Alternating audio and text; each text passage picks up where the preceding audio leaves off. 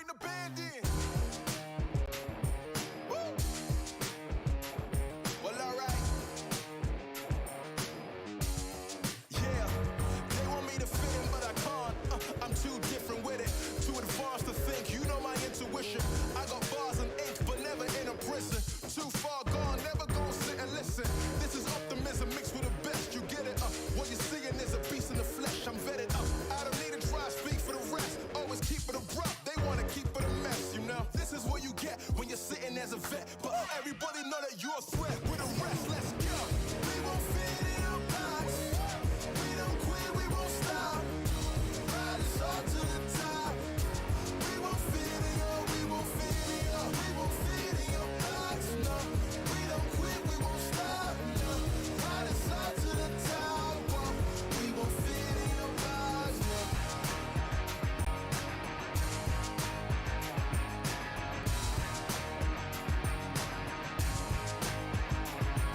Look, I try to tell you we don't fit in your box. Why you try to box me and I got the key to unlock? I know the locksmith, optics, speak of the loss. I'm eating lobster, chopsticks, freaking the boss, you know. I'll never fit in where I go at. Ooh, boss talk like I'm Boaz. Ooh, why fit in when you know you can stand out still? They remember you more when you hand out deals. Let's go. We won't fit in your box. We don't quit, we won't stop. Ride us all to the top. We won't fit in your, we won't fit in your, we won't fit in your box. No, we don't quit, we won't stop. No, ride us all to the top. Whoa. We won't fit in your box. No.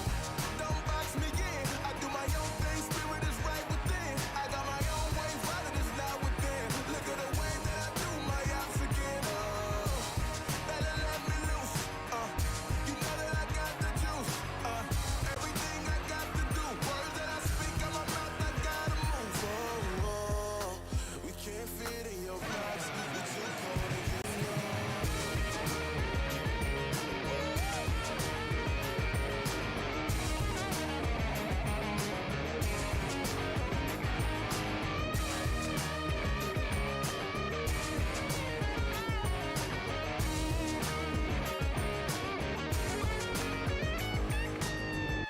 We won't fit in your box. We don't quit, we won't stop. Ride us all to the top. We won't fit in your, we won't fit in your, we won't fit in your box. No, we don't quit, we won't stop. No, ride us all to the top. Whoa. We won't fit in your box. No. Thank you, Ben, for coming out tonight. My name is Son of Augustine. Let's go.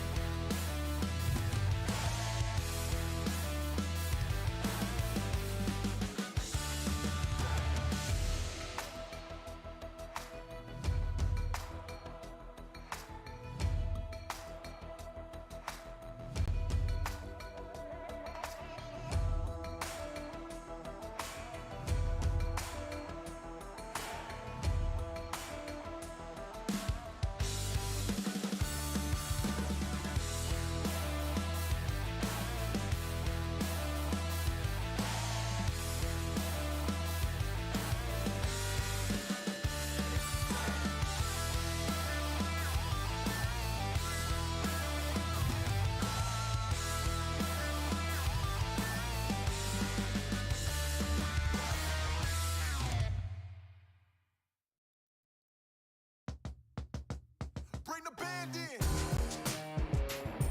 Woo! Well, alright. Yeah, they want me to fit in, but I can't.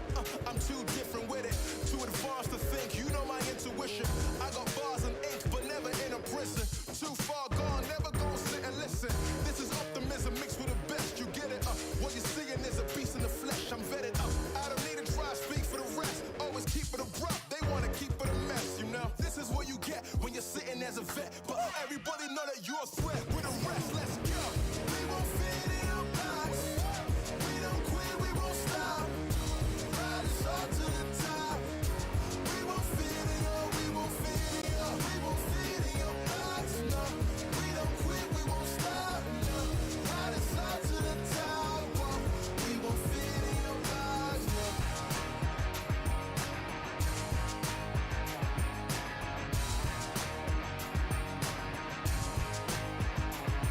Look, I try to tell you we don't fit in your box. Why you try to box me and I got the key to unlock? I know the locksmith, optics, speak of the lots. I'm eating lobster, chopsticks, freaking the boss, you know. I'll never fit in where I go at. Ooh, boss talk like I'm Boaz. Ooh, why fit in when you know you can stand out still? They remember you more when you hand out deals. Let's go. We won't fit in your box. We don't quit, we won't stop. Ride us all to the top. We won't fit in your, we won't fit in your, we won't fit in your box. No, we don't quit, we won't stop. No, ride us all to the top. Whoa. We won't fit in your box. No, don't box me in. I do my own thing. Spirit is right within. I got my own way. Riding is not within. Look at the way that I do my ops again. Oh, better let me loose. You know that I got the juice. Everything I got to do. Words that I speak out my mouth, I gotta move. Oh, oh, we can't fit in your box. You're too cold and you know.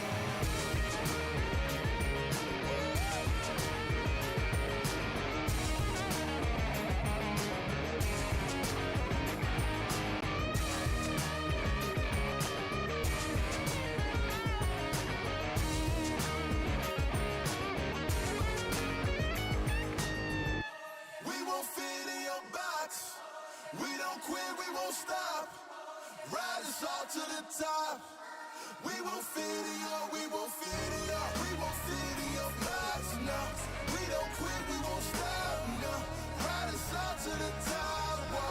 We won't fit in your box. No. Thank you, Ben, for coming out tonight. My name is Son of Augustine. Let's go.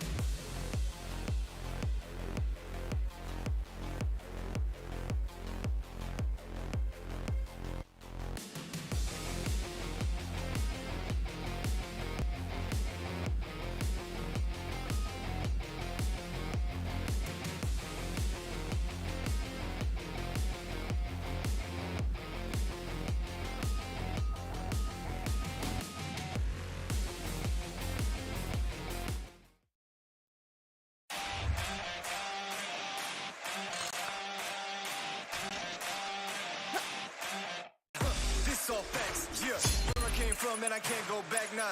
Watch it all go black. Yeah, seen too much, can't forget about all that. It was really all bad. You don't wanna see the things that I see, man. You should know that. And it's all facts.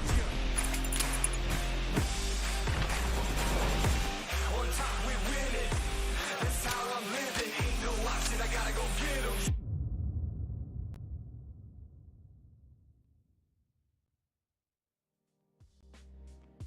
Hello everyone and welcome back to yet another day right here on the MEA Championship for Fall 2023. My name's GEEKAY, I'm joined by Esports. And if you're already joining us on day 3, why?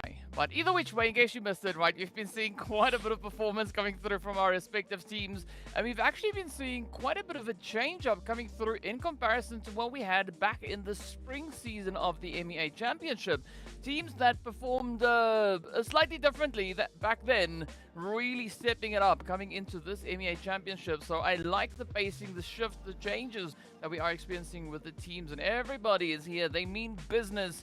And boy, so far, this is being pretty damn contentious. Yeah, I mean, yesterday we were losing our minds. We threw the English dictionary out of the window because at this point it's become so incredibly difficult to predict not only what these teams are going to be bringing to the table, but also just to express how impressed we have been these last few days, these last few matches, at how quickly they have adapted to the landscape. And they still are finding ways and ways to up the ante every single time. Yes, they definitely have done exactly that. But of course, well, before we get into too deep of a look at what we've been experiencing so far with the teams, of course, we've got to give a big shout out going out to Monster Energy, our official energy drink partner for the PUBG Mobile Pro Leagues and Championships. So mad respect, mad love going out to them. But speaking about monsters, right? We've been looking at a few monstrous performances coming through from a few of our teams, right? We are looking at a bit of a trend that is starting to develop as the teams are starting to find their rhythm, find their flow. And I've got to say this is looking very, very exciting. I mean, we've had a very up and down play across just the past 2 days.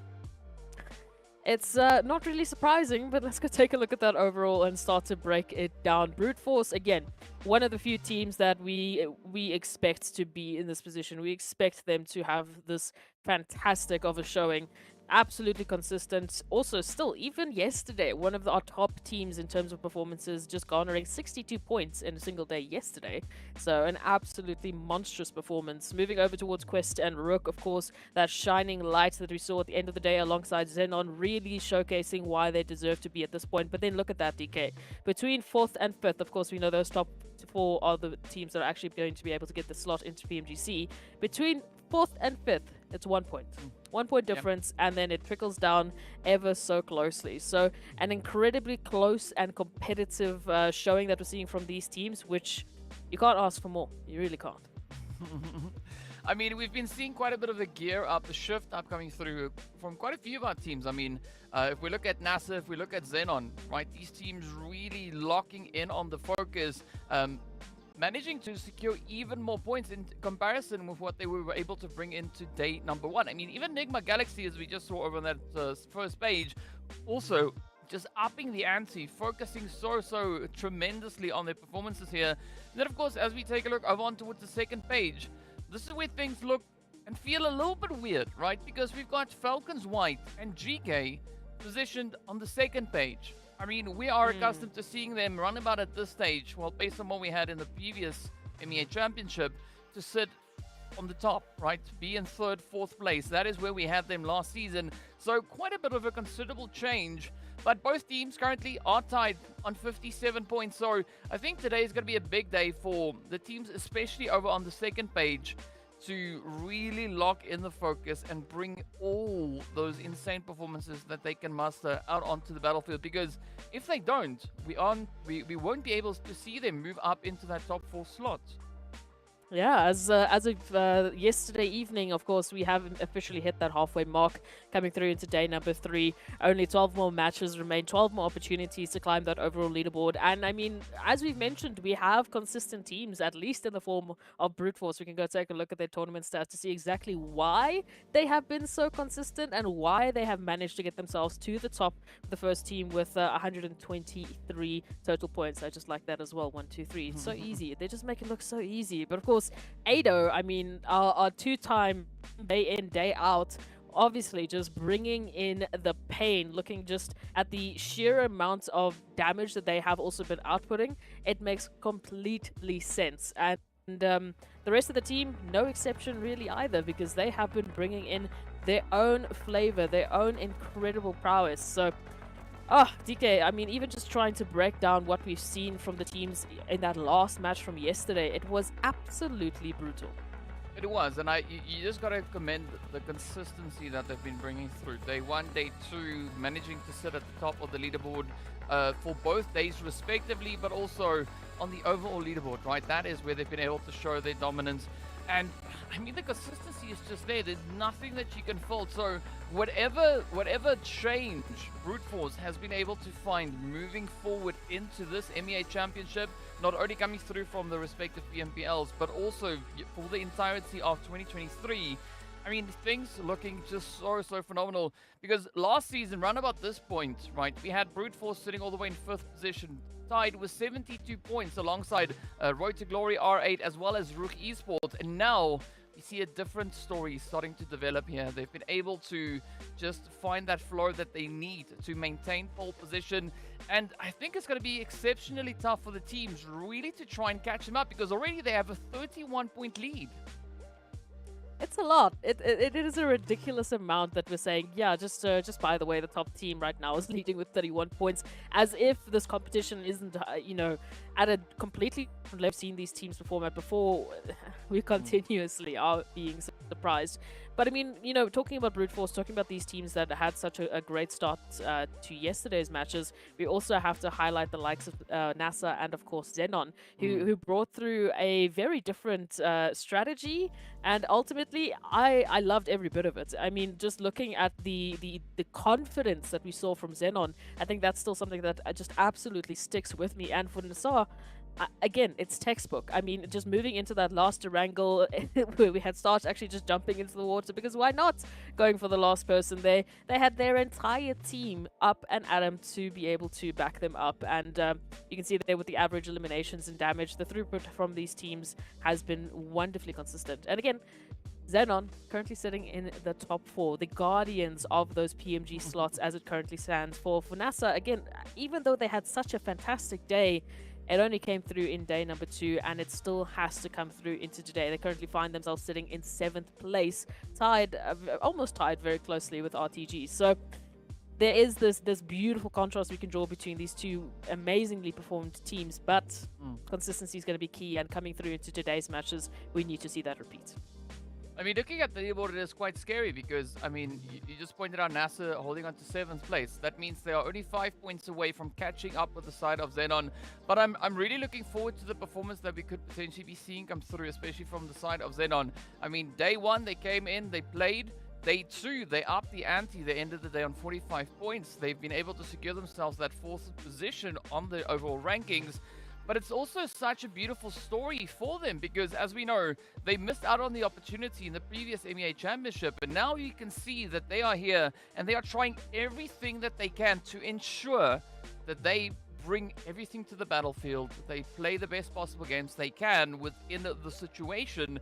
And of course, well, I think it would be an absolutely amazing story if we could potentially see XENON make it all the way through over into the PMGC. Absolutely. It definitely would be a story to be told, and it would prove all of their hard work has finally paid off. I mean, getting themselves to this point and, of course, then sticking to it and getting that slot. Now, let's take a look at today's schedule. Of course, we know we've been talking a lot about Erangel. Well, there's a very good reason. It's exactly 50% of the matches, 50% of the opportunities these teams have to get them that much closer to PMGC is being held on the map of Erangel. And I mean, of course, it is the bread and butter of PUBG, so no surprise to see that being the case here. And again, right, as we've been talking about over the previous 2 days, teams that are feeling very, very confident when it comes to the map of Erangel, this is amazing for them because, as you said, it is half of the matches they play. So it provides a great platform for the teams to try and solidify those points, to keep on pushing, trying to bring in those improvements. But, of course, as we know, a few teams just really cracking it out quite a bit.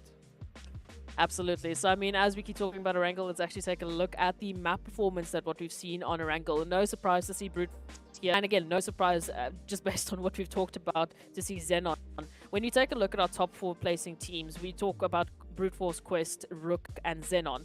RUKH, as you can see, hasn't had quite as much of a successful or dominating a performance as what we would see from Brute Force and XENON, but they are keeping there with the consistency. For teams like R8 Esports and Virtual Gaming, who currently find themselves in 13th and 5th place respectively, there is a lot more that we would expect from these teams. I mean, even just the idea that R8 is one of our top performing teams on Erangel, it's by such a large margin that it hasn't quite actually translated onto the overall standings. So back into today's matches, let's get those eliminations up, let's get those placements up, and let's see how quickly these up that overall leaderboard, because we even saw pretty much every single team on the second page bringing through a whole different performance.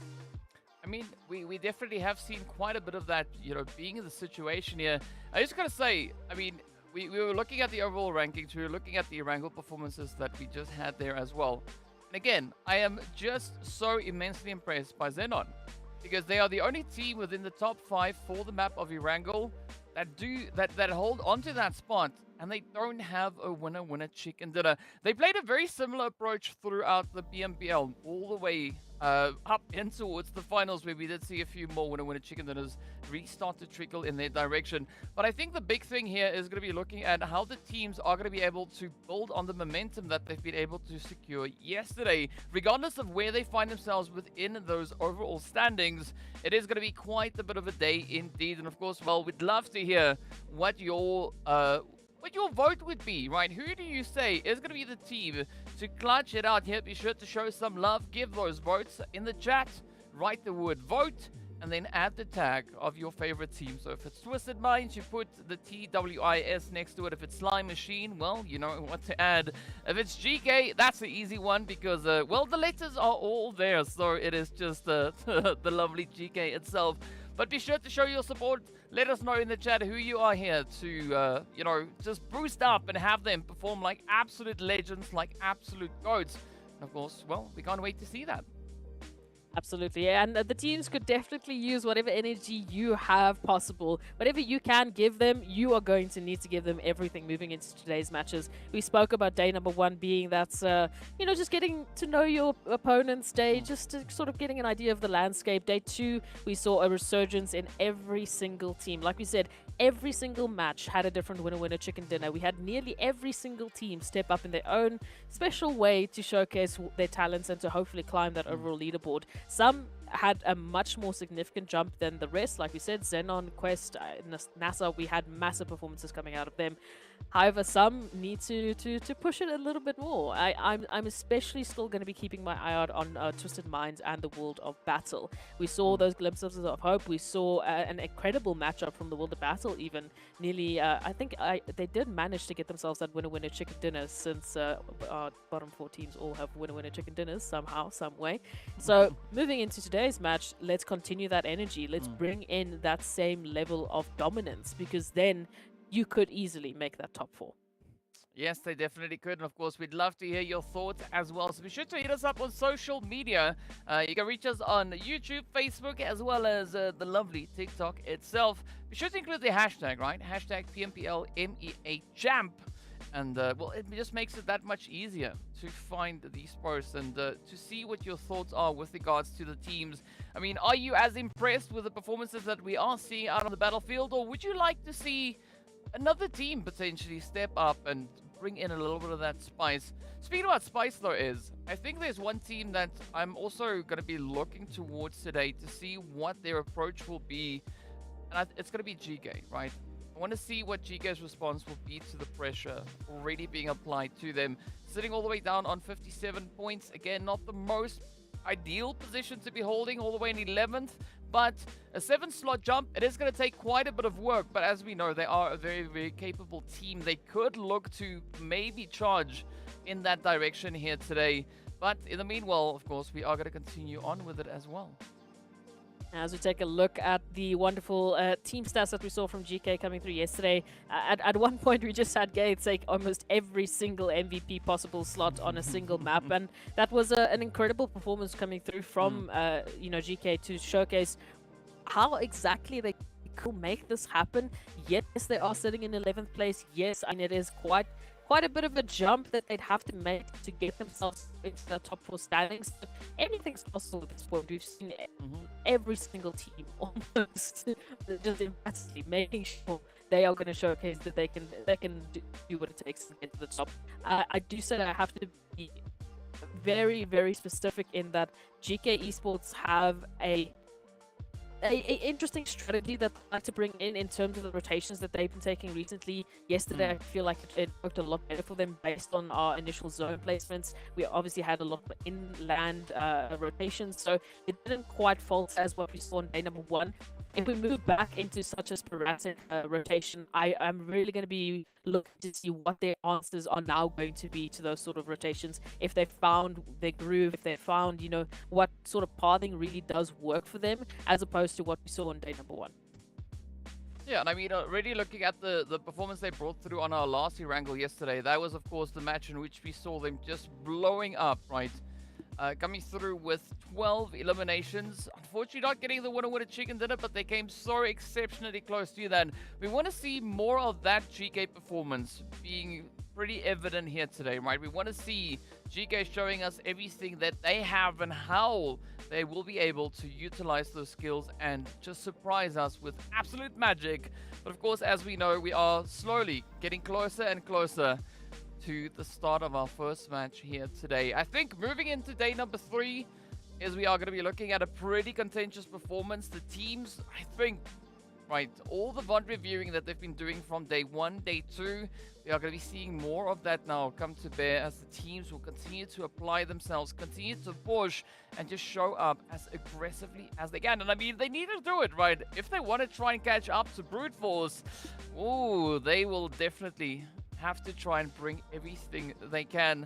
But yes, Erangel is going to be just around the corner. So while we have a few moments left, be sure to let us know in the chat, who do you think is going to be the team to clutch up here? Do you think it is going to be GK looking to capitalize on the momentum that they brought through in game number 5?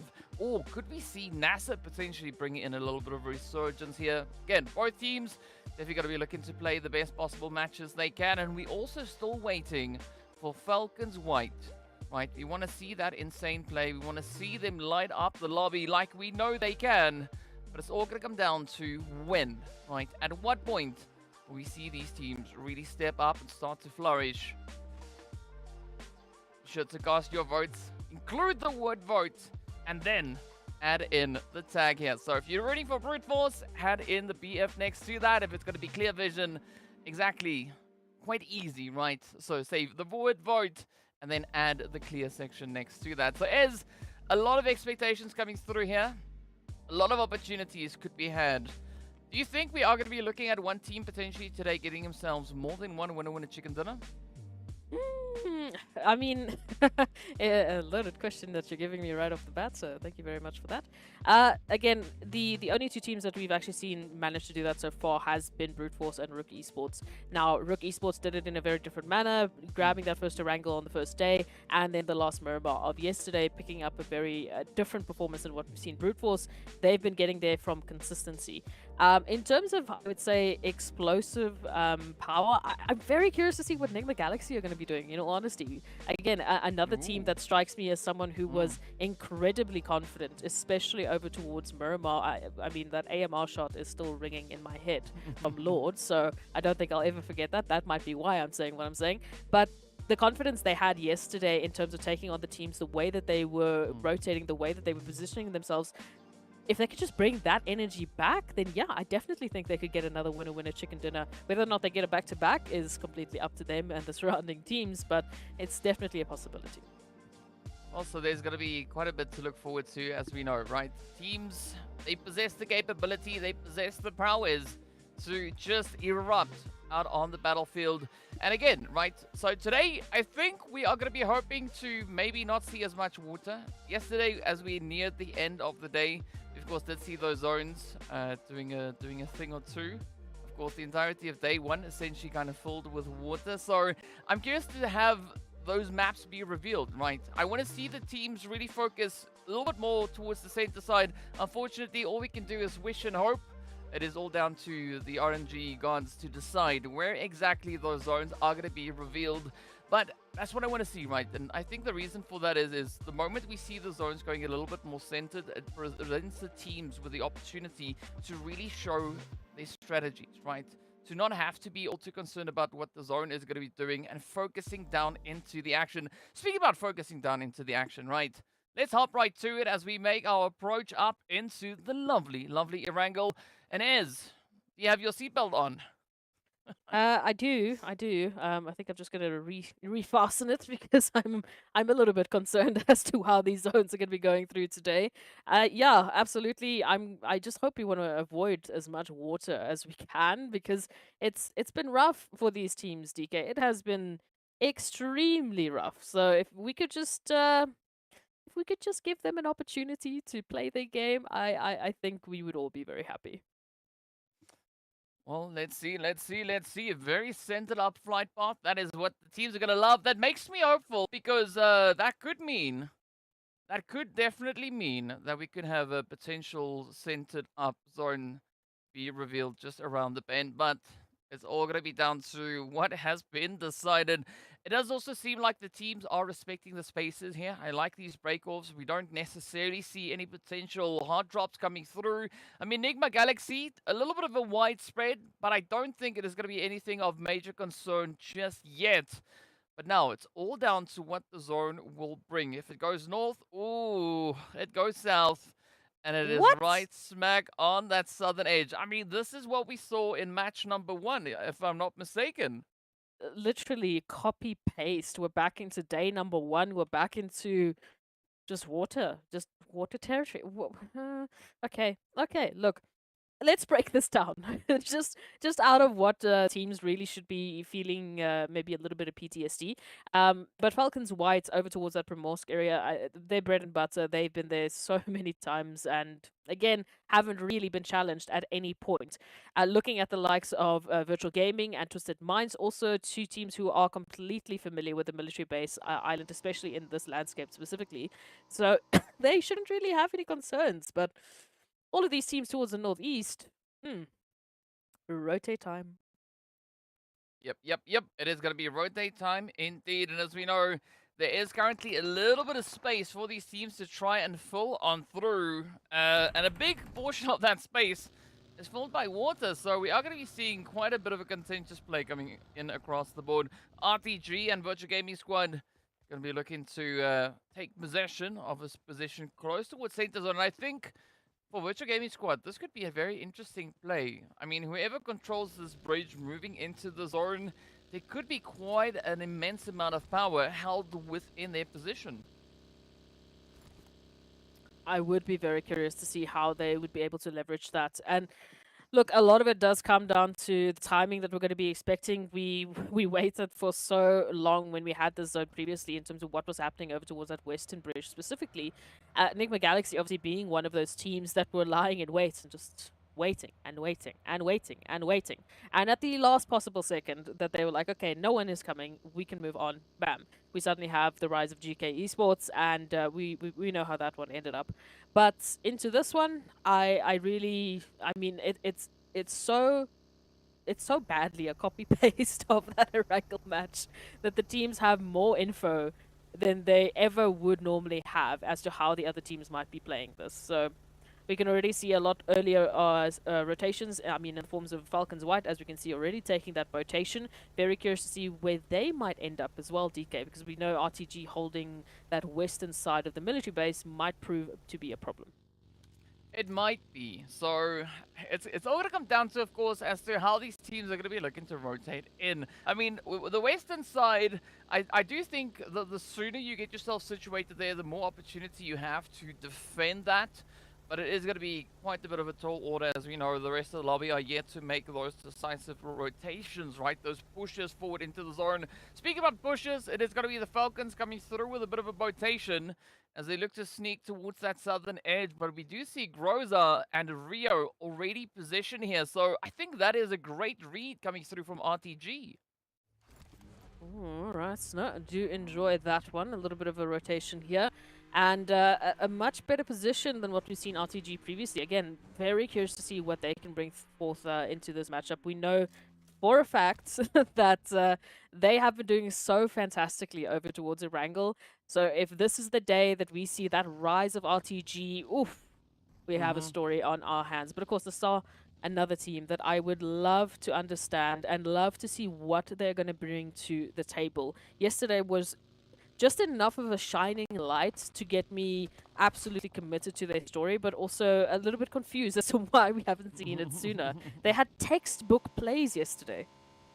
They did, and I mean, we want to see that follow all the way through, right? Ooh, a nice little bit of a spray coming through here from Clear Vision and NASA, but yes, right back to the textbooks. Right, we want to see the textbooks coming through. We want to see the teams just push it as far as they possibly can. I mean, like Clear Vision, they showed a lot of promise. Right, sorry, I was just trying to find the right words. Coming through for the based on how they were playing within their respective PMPL. I mean, Clear Vision, right? They were such a contentious team, and now we move into this into the MEA Championship, right? This is where we have the opportunity to see them now really look to flourish. So I'm hoping for a team like Clear Vision, for instance, that they find that rhythm, right? They find that approach, that everything goes click, and we can see them just potentially look to light up this lobby. Absolutely. So, the zone, I mean, the teams, we have a combination. We have so many beautiful ingredients that are, again, being poised to bring forward a very spicy dish on this first Erangel of the day. Again, another few questions we have to start posing and start wondering is exactly how Brute Force is going to be handling this rotation as well. Heading through all the way from Yasnai Poliana, a much later rotation we should be seeing for them, as well as RUKH, of course. I mean, they're all the way over towards Saverne, currently in the blue zone, as we can see, over towards that right-hand side. So a very few dangerous positions we might see for teams like Brute Force and RUKH. I mean, still the likes of GEEKAY, the World Battle, and of course XENON, who also have to join these teams within the zone. So plenty of teams, not that much space, unfortunately. Still plenty of opportunities towards Pachinki. I mean, Quarry's been opened up. Pretty much all of the positions on the mainland now are being abandoned for the focus over towards that military base island. We can even see what looks like the likes of Clear Vision and Quest making a bit of a dash there for the Western Bridge. So I wonder if they might be clashing earlier on. That could be a potential outcome here, but it's all going to come down to how Quest and Clear Vision look to get themselves positioned and whether or not they are going to decide to get right down to business.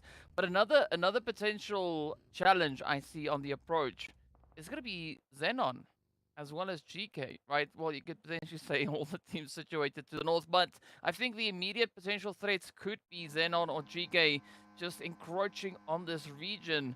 And that with it could bring quite a bit of pressure. So if Quest, Clear Vision are deciding to say there is, I'm not quite sure how the other teams are really going to feel about that. Yeah, it's going to be a bit of a question mark. I mean, especially just looking at the sheer time that we might have here. Look, the zone rotation could completely change it up, right? We're looking and we're pandering towards a rotation towards the military base island just purely because of that split. But there we go. Thank you for my answer. I was going to say, if it doesn't go, it's a whole different story. But moving to the military base island, Clear Vision now the first team to grab that western bridge line. So Quest will have to compete for that position if they do want to make use of it. And I mean, speaking about making use of a wonderful positions, we've got our Sly machine, the silent assassins, as we like to call them, up against the likes of Virtual Gaming, one of our leaders over towards Erangel. So great opportunity here to start getting some momentum. Yeah, and this is going to be of the utmost importance for Sly if they want to capitalize on the opportunity and potentially even bounce back. But you could even say the same about Virtual Gaming Squad. They are so close to catch up and maybe make a push for that top 4. Meanwhile, things are not looking all too great over on towards that far eastern side. As you can see, Twisted Minds, NASR, and a potential addition of Vision just creeping up on them as well. But XENON's now trying to find a bit of a spray up onto AZ. A nice, beautiful hit coming through then from Starch. The teamwork making the dream work as NASR deal their deeds all the way through this bridge. Well, let's take a look at this one. I mean, this is a very similar situation than what we saw with NIGMA Galaxy and GEEKAY. However, this time there is much more escapability. NASR already an opportunity for them to rotate across that coastal line. Twisted Minds, same situation. They've picked up that elimination. They've done what they needed to do. Now they can back off. So ultimately, a 1-for-1 trade would be a very, very safe way and a very relaxed way of getting out of an altercation like that. So, I mean, kudos to both of these teams for being able to still disengage at that point. I mean, it really does bode well for both of them. One player loss with the trade in terms of an elimination, not too bad. It could have gone so much worse. So thankfully for that. Do still have to question, though, how Vision will now rotate, because they have just been relaxing in the blue zone, waiting for this altercation to finish. And I think rightly so. They don't necessarily want to put themselves at danger, you know, running the threat of losing a player along the way. But speaking about threats, look at what we have up towards the north of zone. It's going to be XENON, the World of Battle, and NIGMA Galaxy now prepping for a little bit of a showdown. They are going to be contesting for that last little piece of dry land, at least on the northern side of zone. Marshall coming through with a beautiful bolty hit. And could we see even more of that comes through now? Marshall also one of those extremely capable players. But the zone just bringing so much challenge alongside with it here. Now the World of Battle trying to get themselves matched up. I mean, all three teams that we see getting caught up in this fight, everyone wants to try and survive as best they possibly can, but the blue zone is not going to be all too kind to them, as we will continue to take a look to see where our next zone shift is going to be taking us. And of course, it is going to be centering up really close to that military base itself. That is so rough. Okay, so look, it is a very close twin than what we saw in that first couple of days of matches, but this is a completely crazy switch up. And now the World of Battle, oh lord, this is that confidence I was talking about. Great spray down over towards the World of Battle, at least managing to pick up another. So already NIGMA Galaxy down with 2 eliminations. Ooh, a second might be around the corner here as Hazem steps up, and weren't quite expecting that angle from Lord. I mean, why would you go back to the same angle? But hey, fantastic work here from Lord. Just hope they'll be able to get themselves out of the situation relatively unscathed, as we can see XENON and the rest of the World Battle still up ahead. Yeah, well, I mean, that Kar 98, not exactly the AMR like we saw yesterday, and this also is not exactly Miramar, but either which way, it's close enough. It is close enough. So NIGMA Galaxy now really going to be put on quite a bit of a defensive play, as we do see RUKH now trying to catch up with the zone itself. And this is where the pressure comes through yet again, because somehow these teams will need to find a way to get themselves not only out of the blue zone, but also successfully and safely rotated up into the next zone. And this is, of course, going to result in quite a bit of potential fighting yet to come through. As you can see, XENON also now starting to break off. The World of Battle still hanging in there as well. And this is a 3-way fight for everyone's share of a little bit of the blue juice. Oh, everyone gets a bit of a sip of the blue juice. I wonder what flavor it is. Maybe blueberry? Something around that line. So we're not sure.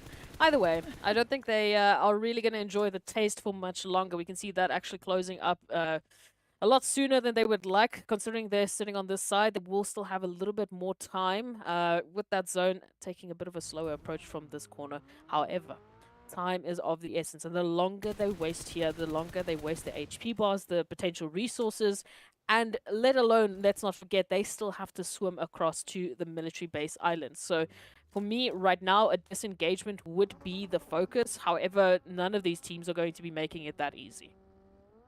Yeah, well, we're not expecting anything to be easy at this point. And I mean, this engagement is not the only one that has been extended out in the blue. We do, however, need to say goodbye to the players from World of Battle. They do pack their bags with 2 eliminations to their name, but now they got to find a way to get themselves back up into the lobby. By them, I of course refer to the players here from NIGMA Galaxy and XENON. As you can see, things looking pretty grim. They are quite some distance away from zone.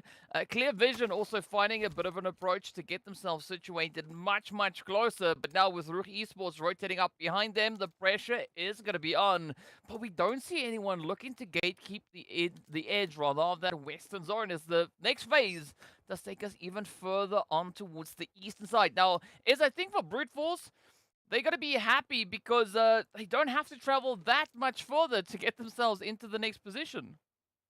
Not much further indeed. So nice little bit of a rotation opportunity there for them. Oh, back up here with Clear Vision and RUKH. I mean, this western bridge, it was about to go down. So let's take a look at it. RUKH, unfortunately, relegated down to only Eugene. And I mean, looking at the meds that they have available, time is of the absolute essence. I'm not even sure if they'll be able to get through. Maybe with a bit of looting along the way, they can make it happen.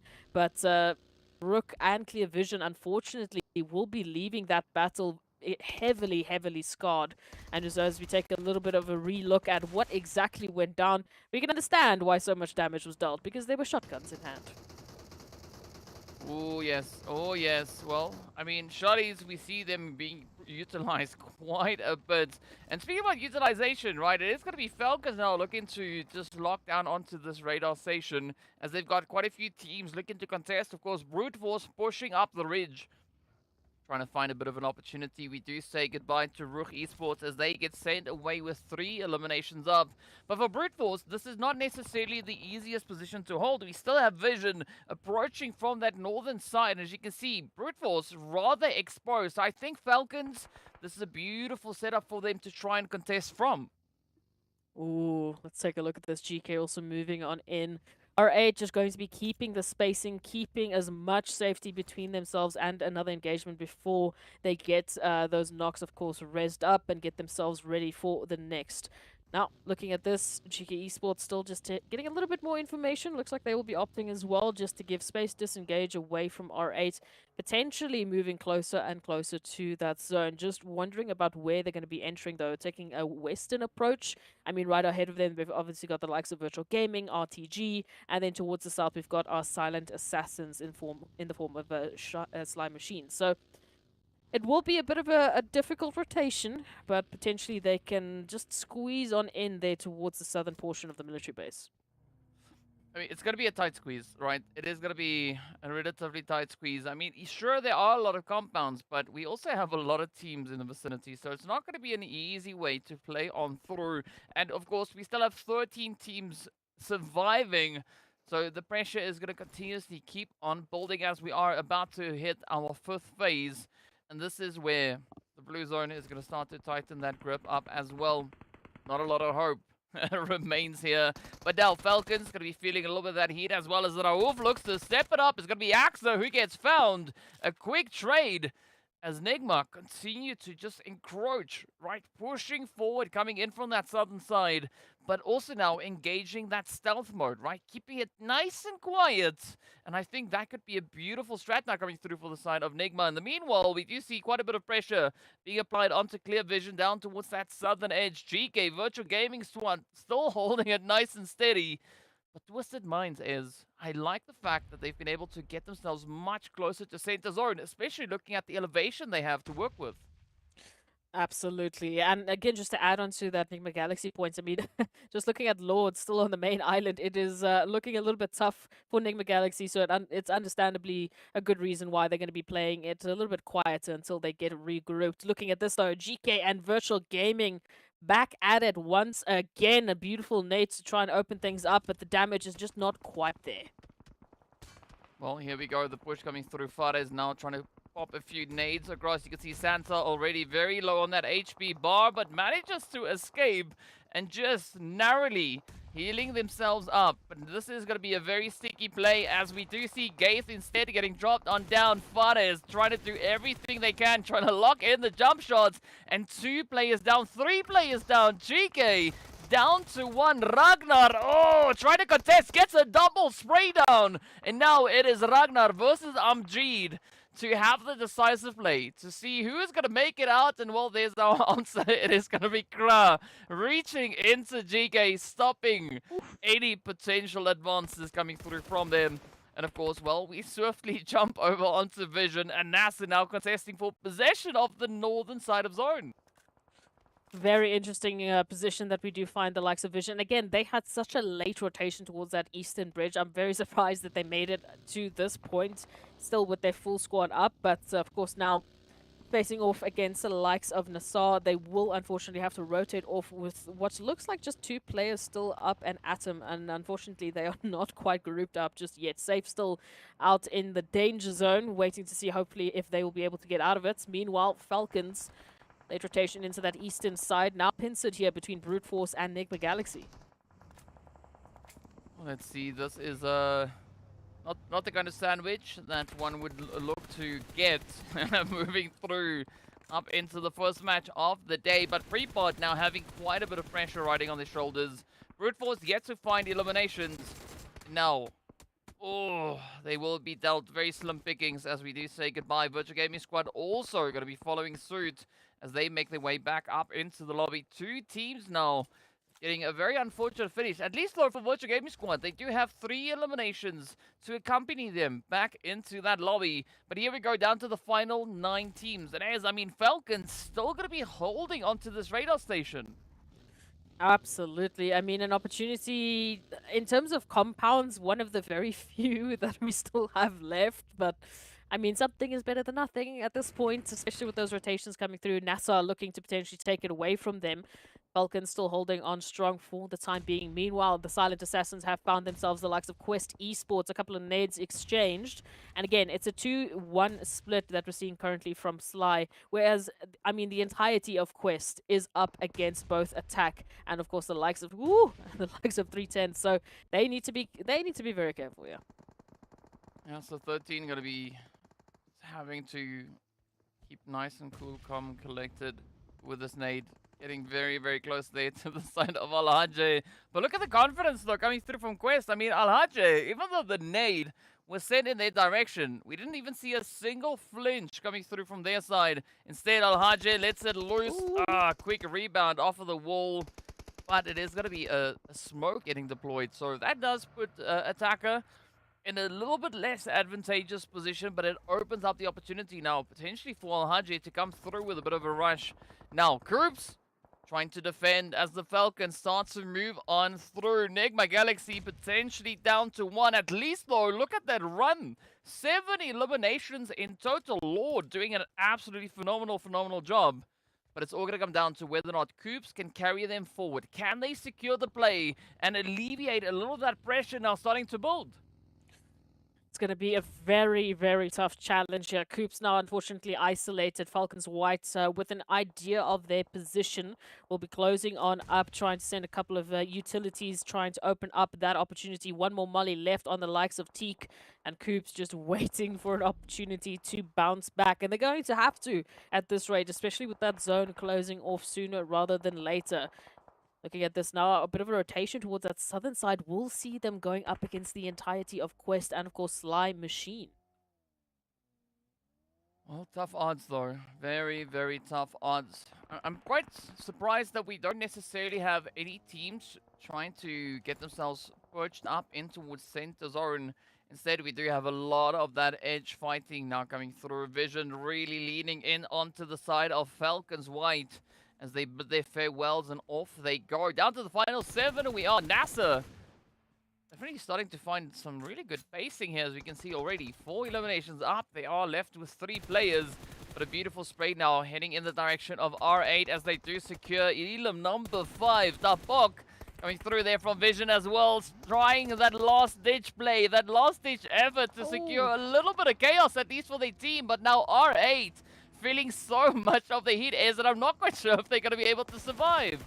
This zone is terrible. Oh, great spray down at the very least to find XENOX. And XENOX was one of the heavy hitters yesterday, especially for the likes of NASR. So maybe that is just enough to get them over the line. But it is still going to be a 1v2 scenario. We already see those nades flying through, trying to get those connections.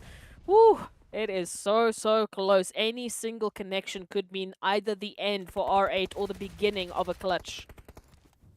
It definitely could, but let's see now. Kra now just dropping down, trying to utilize the living heck out of that vehicle. As you can see, NASR trying to spread it out, and they do succeed. A Starch lands the finishing blow, but now it is going to be Quest feeling all the heat as Tapok, with a very low HP bar, manages to land quite a bit of damage over onto the side of them. As you can see, the contention still going to be holding true over on towards that western side of the zone. And again, this would be a great opportunity for any of our remaining teams to try and get themselves situated up on the high ground, right? Twisted, this is their chance. Maybe sneak around, coming through from that northwestern side, getting themselves perched on high, and that will give them such a vantage point to play off of. Well, let's take a look at this. If they could get themselves into that vantage, and hopefully the zone play is nice, then definitely there is a potential win condition for them. But Quest Esports holding on still nice and strong. The rest of the teams now, of course, having to make them move into safety. In curious position here for Twisted Minds. I mean, just look at them surrounded by care package, firstly.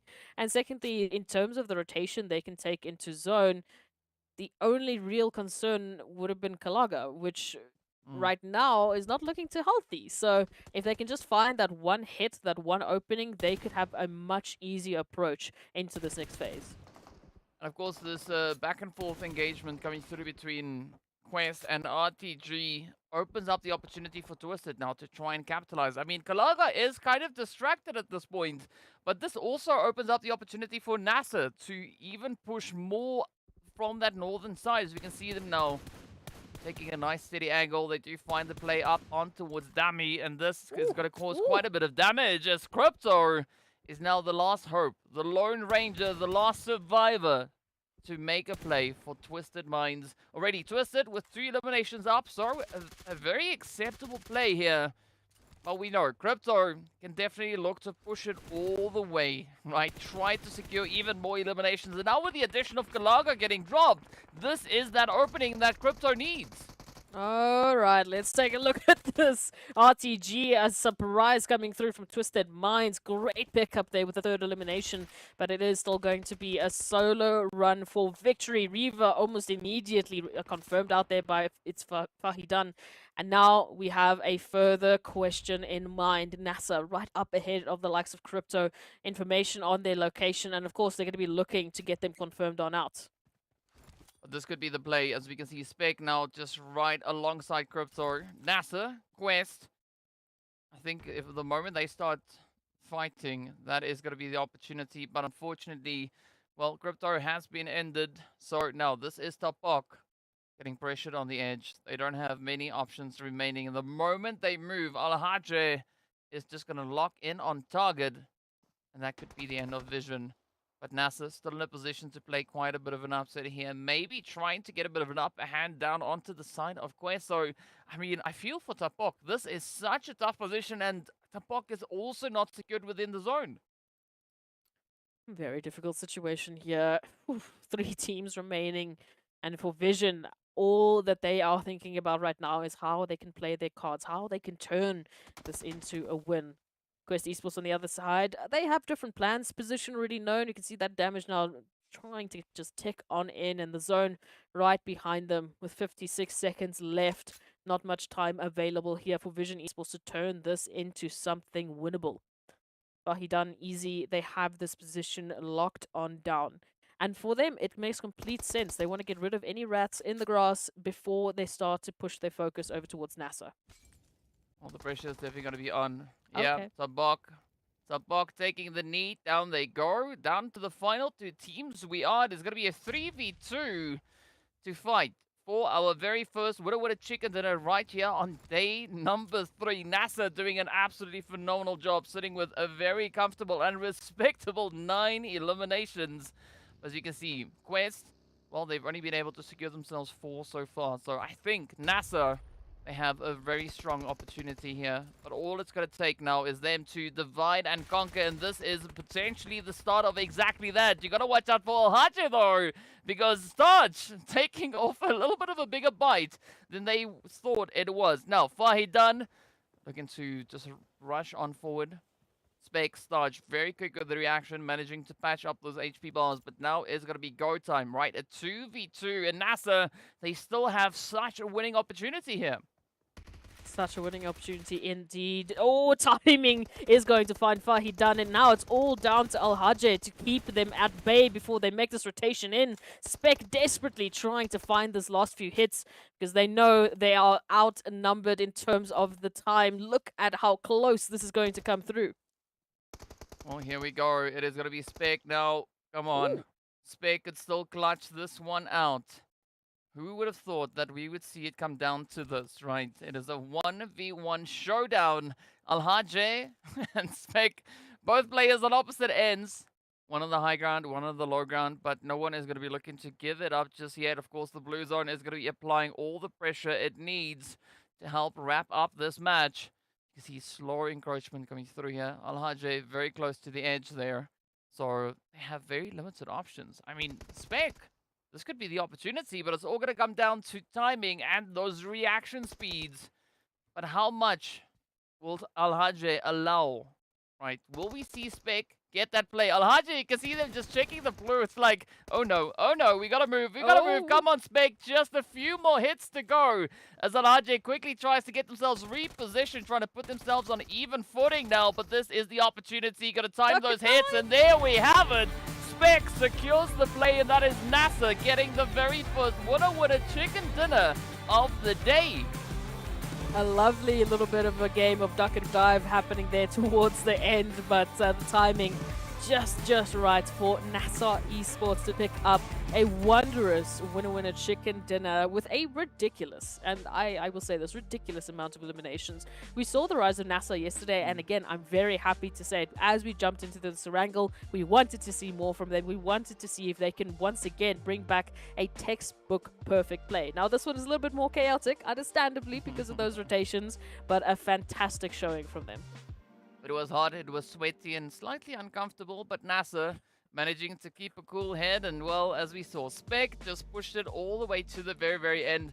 Let's take a quick look at our, top damage dealers. NASR, no surprise, right? 12 eliminations with 2100 damage dealt. Very impressive. Absolutely. I mean, just looking at the sheer number of damage they were able to do just before even getting into that final engagement, you can definitely see they were hunting, looking for any opportunities whatsoever. And I mean, unfortunately, Quest are doing a very similar thing. 1.4 thousand damage and only being able to convert 5 eliminations out of that. They had a much more difficult time, but at least we can see these teams, they are hunting for those opportunities and they are hungry for some points. Yeah, I mean, NASR yesterday got the boost they needed. We did see them climb up quite high with regards to just the day's performance. So, a phenomenal start, but now comes the question, right? Is this but a taste of what we are yet to expect to see come through from the side of NASR? Or will we have another team come through with a bit of a surprise? Of course, we did see NASR secure themselves a winner chicken dinner yesterday. They do it right here in the first match of the day. So much that is yet to come on through. And of course, well, let's take a look at the match rankings to see exactly what these teams did. NASR, 22-point finish. Whew, I mean, what a statement to make, just moving on into this matchup. Again, it's difficult for me to put into words how incredible this has been for NASR, considering what a wild rotation we had to look at. I mean, we had to jump straight into the military base as soon as humanly possible. We had all of that action happened on the bridge, and then still moving into those final moments. The terrain was horrible. They were still looking at a 2v3 scenario, turning this into a beautiful win. I mean, just perfection. Unfortunately, interestingly enough, actually, Brute Force and XENON being our two teams that had the toughest time on Erangel, after we literally only have stats to say that they should have had the best time. It is what it is. right? It is what it is. I mean, you can't win all of them. You can definitely try. You can definitely try, but unfortunately, you cannot win all the matches that you want. Very unfortunate finish, though, for XENON and Brute Force to come through. Of course, well, as we know, we still have 5 additional matches for the teams to try and make up for that. But again, right, based on the pacing that we are seeing come through just in this first match, I think today is going to be an exceptionally tough day. Absolutely. I mean, if we're starting off with just the sheer veracity that we saw in this first Erangel and the wild zones, I don't know who paid off the gods, the zone gods, but they definitely are on something else today. But let's take a look at those wonderful highlights, and especially in towards this final moments, we have to keep our focus on the sheer troubles NASR had to get them to this point. Again, the reminder of this zone. Look at where NASR started, all the way from that eastern bridge with that contention up against Twisted Minds. Of course, Vision with that rotation into the zone as well. It was not at all an easy game for them, and yet they still turned it into an absolutely almost record-breaking match for them. Yeah, I mean, and it's all down to how just insane all these rotations and pushes were to come through. I mean, looking at what the zone did, even NIGMA Galaxy had quite a bit of a tough run to get themselves, secured, moving forward into a safe position. But the contention is live. The teams, seems like they just love to utilize all the edge positions they can possibly find. Absolutely. No one really wants to jump into the center because of the terrain specifically. And again, just the sheer stack of teams we had. It was a very, very, very difficult opportunity for them. But we have to give it up once again. NASR, just textbook perfection. They absolutely deserve that win. And it really starts to pose a little bit of a question as to what that overall rankings is going to look like today if we are seeing teams like NASR taking down the likes of Brute Force and FALCONS. Well, I mean, all will be revealed, right, as we progress through our remaining matches of the day. So on that one, well, we are going to be taking a very quick break, and we'll be returning with match number 2. So be sure to stay tuned, and we'll be back in a very short few moments. It's time to upgrade your PUBG mobile outfits. Join free daily cups for solo, duo or squads. Win Faceit points. Exchange for PUBG Mobile UC. Customize your account. Join Faceit today and earn rewards. Try for free at faceit.com/PUBG Mobile.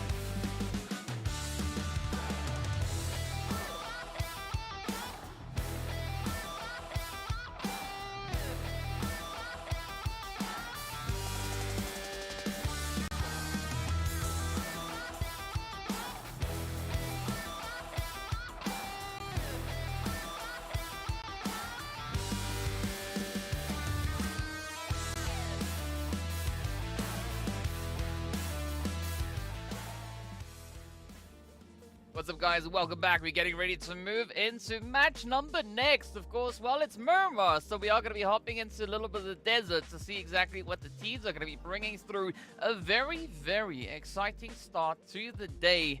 NASR coming through with a beautiful winner chicken dinner. You gotta love it. You gotta love it. And of course, well, looking at their team stats, no surprise to see that be the result. Absolutely, and we did see, unfortunately, Xenox going down a lot sooner than what obviously they would have liked. But I mean, for Starch to once again just step up to the plate, bringing home those eliminations, and I mean, especially into those final moments where we saw Spec absolutely just gunning it down. Every single member of this team needs to be proud of their previous performance, and hopefully they are carrying through that momentum, absolutely just celebrating this next matchup, and again just keeping it going, because this is the main strat that we need these teams to employ. As much as it is so difficult to say, you have to be consistent. And again, it's so much easier to say, oh, just be consistent, you know, just go 20 bomb every single match, easy. So easy, let's be honest. But the competition has really been constantly changing, and that's what makes it so incredibly interesting. We've already seen teams, especially into that matchup, I mean, we had a copy-paste Erangel, and yet we still saw teams completely change up their playstyle, completely fix any possible mistake. And I mean, that is just, you know, what these teams are capable of, right? Being able to navigate all the challenges that we see erupting out on the battlefield. But speaking about challenges and navigation, we are going to be hopping straight onto the plane to see what map number next is going to be bringing us as we do venture into the luscious desert.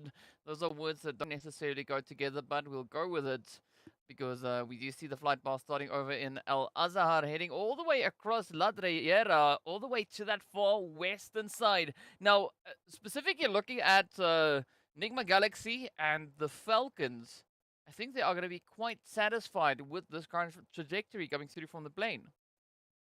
Absolutely. So it's interesting to note, if we've had a repeat of Erangel, I worry that we'll have a potential repeat of Miramar. At least those final shifts did provide a very different outlook.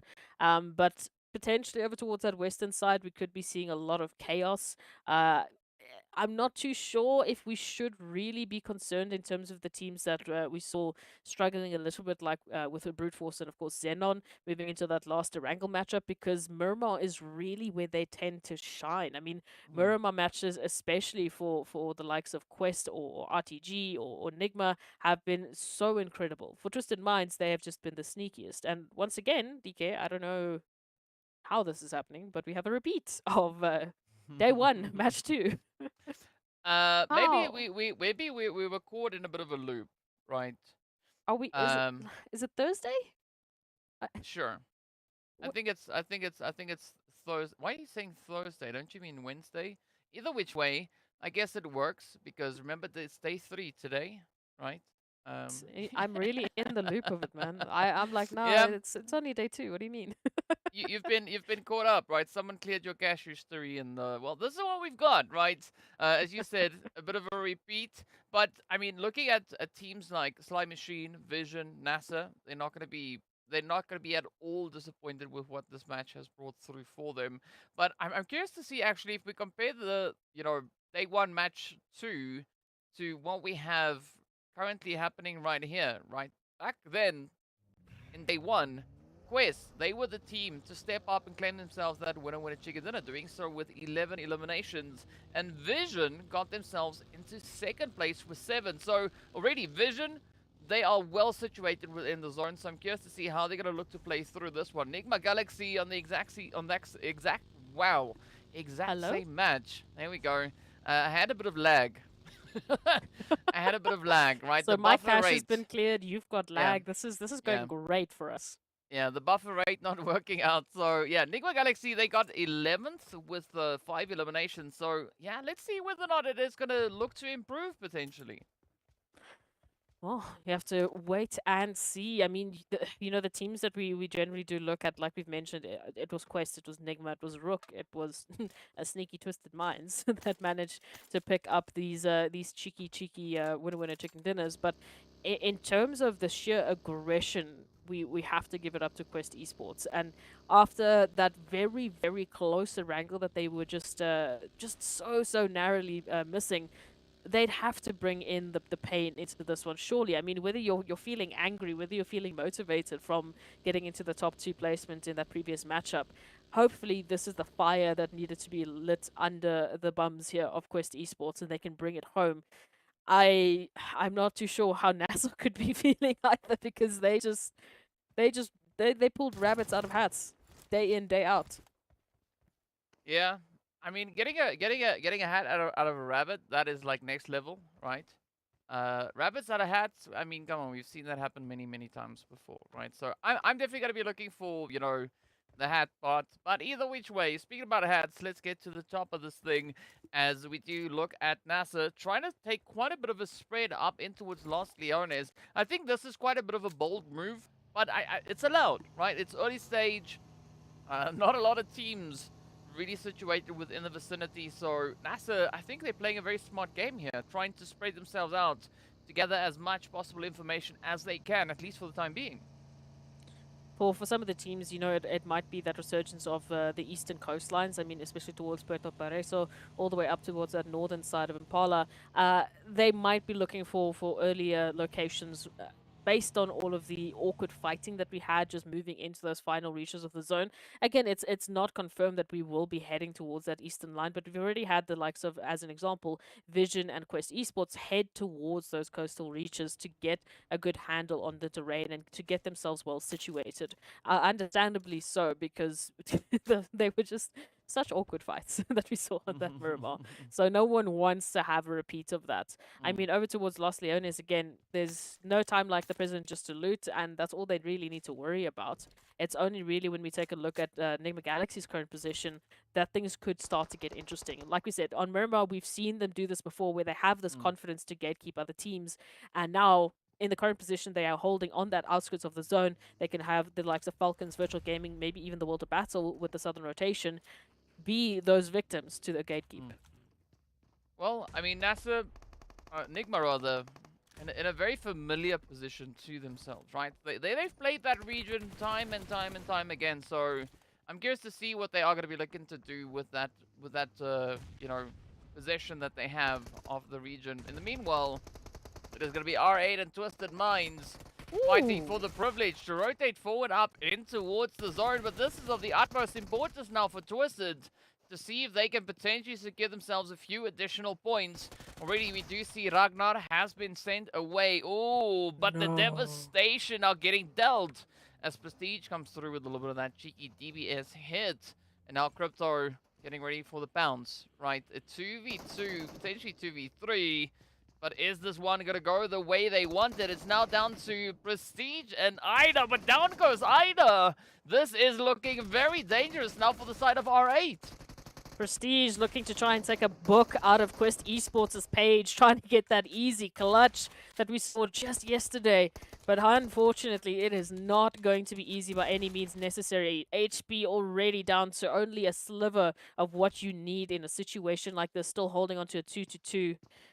And as we take a look at it, AZ just trying to hold the door line. A nice little bit of an angle there. Not quite the connection. But, I mean, at this point, you are just playing for eliminations, trying to get a little bit of revenge for your teammates. Ooh, look at that. Dami is like, you know what, it's fine. Hold on to your DBS. I'll just rock up with my lovely UMP and drop you right on down, right? They don't need anything else. I mean, it's not often that we see SMGs trumping the lovely shotties, but it's always so satisfying when that is the situation and when that is the case. In the meanwhile, we do jump over to the side here of NASR, who are situated smack dab center zone, and they have quite a few visitors holding in the vicinity. Quite a few indeed, understandably so, as these rotations now need to move on in. Everyone rushing to that center. A little bit of a stretch towards the eastern side still, as you can see. As you can imagine, they are traumatized from that one Miramar we had. They do not want to have a repeat. So, taking a look at this now, RUKH Esports coming through from that northern side. Brute Force also a little bit of a later rotation. Again, this is not something that we are unfamiliar with. This is just the playstyle that they enjoy. The real question is where that zone is going to center up. And as we take a look at it, ooh, a little bit of a wrench in the works. Once again, very similar starting zone, but we shift almost to the complete opposite side. Yeah, almost all the way there. But this is, I think, actually looking quite interesting now for RUKH Esports because you remember back to the last Miramar from yesterday, they were able to secure themselves the winner chicken dinner with 15 eliminations, and they were again coming through with a northern rotation approaching that zone. So I'm curious to see what RUKH Esports are going to be looking to do right here, whether or not they are going to be able to find the success they are looking for, because I mean they have such an opportunity. Not a lot of teams are going to be looking to contest towards the northern side, right? Instead, we have a big concentration of teams holding towards that more southern edge, and the rotations are going to continue to push on through as NASR continue to build on the momentum they found coming off of match number 1. But they need to be careful because they can't get overconfident at this point. Absolutely not. I mean, oof, anything can happen at this moment in time. Again, just purely based off all of these wild rotations we should be seeing in a moment's notice. We could definitely very quickly change the landscape. But let's try and break it down here at the moment. Sly Esports, of course, here towards that southern side. GEEKAY just taking a bit of a slower rotation, maybe wrapping even all the way to that eastern side. But for the time being, they're going to hunker on down because Sly Machine has moved on into the parking lot looking for a few eliminations. Ooh, come on. What is the response going to be now from GEEKAY? They know, right? They can't have the silent assassins hit them up here. Ooh, but hope has been restored as they do find the sprays and the hits up into 13. Now comes the quick response. It's going to be CZ down. Down goes attacker GEEKAY holding on to the compound, and that is exactly the kind of play that they need to bring on through. But GEEKAY, they're going to have to work so much harder if they're going to be looking to bring that in, that resurgence to the foreground. Absolutely. And again, this is a great start for GEEKAY. I mean, they've been gifted basically on a silver platter, almost. 2 eliminations that they can use to bolster themselves into the rest of this matchup. They've got a great position within zone. They have hard cover. They've just been awarded a nice little bit of extra loot. So hopefully this is the match. This is the win condition needed for GEEKAY to start building up the momentum. As for the likes of the rest of our teams, especially towards the outskirts, we still have the likes of NASR and NIGMA Galaxy. As you can see, FALCONS just moving outside of Los Leones, and Brute Force finally joining the party alongside RUKH as we wait to see where this bend might take us. Again, some interesting positions within the zone. I mean, DK, for you, where are we feeling a shift? Just a quick guess. You've got 5 seconds. Right there. You too slow. Right there. No. Like I just linked up with the you know the PUBG gods. I linked up. We had a quick discussion, and that is exactly where we decided to have the zone go. Not really, but sure. I mean, that is gonna be a good shift, though. I mean, Twisted XENON, they're gonna be quite happy about what they have been given here. But I think the team that is going to be smiling the most is going to be Virtual Gaming Squad, right? Phenomenal position coming over on towards that western side. It is open, it is quiet, they don't have anyone looking to bug them just yet. And I think this would allow them a phenomenal opportunity to get a great setup to build a bit of fortification around. Ooh, it would be pretty interesting. I mean, just looking at the positioning with the teams rotating in, they're definitely going to have a lot of access to rotations. Maybe a few, potential rotation eliminations they can pick up there just to get themselves started, and then they can start to hunker it down. But let's take a look at this NIGMA Galaxy moving on into that eastern side. RTG trying to delay them as much as they possibly can, because again, they are unfortunately very, very exposed. If they can potentially back on off into that crater, but then they might be giving themselves more pain than it's really worth in terms of the rotations. We do have a nice little care package, though, that they could be going for. We can see it there off in the distance. Maybe they do need to go for it and make sure that Lord doesn't get an AMR. I'm just saying. It might be a good strategy.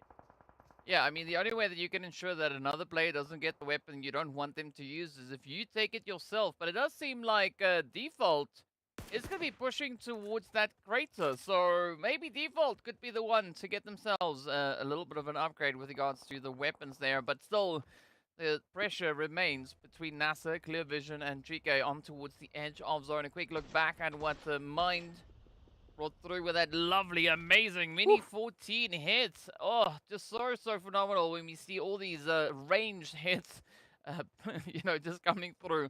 It's so magic. I love it. Pixel perfect. Like, Yeah. aim off for who? We can just do Yeah. it with a mini 14. Easy. It's fine. It's easy. But let's take a look at it. So towards that northern side, we do have Vision actually just scouting out the crater right in front of them, just trying to see if there might be a few teams straggling along the way. But they have spotted out the likes of RUKH Esports there, closer to the likes of Brute Force, who's pulling into a similar territory. They're not quite pushing for any real estate at the moment, so we shouldn't yet see that contention, but it is potentially around the corner. NASR and Clear Vision once again finding one another, just sussing things out before we wait for that next zone shift. No one really wants to be making a move just yet because we don't know where they're going to end up. And taking a look at this now, we should be seeing an advantage for the likes of XENON, actually, and Twisted Minds. Yeah, for XENON, that's still going to be a little bit of a tough position to try and play through. But,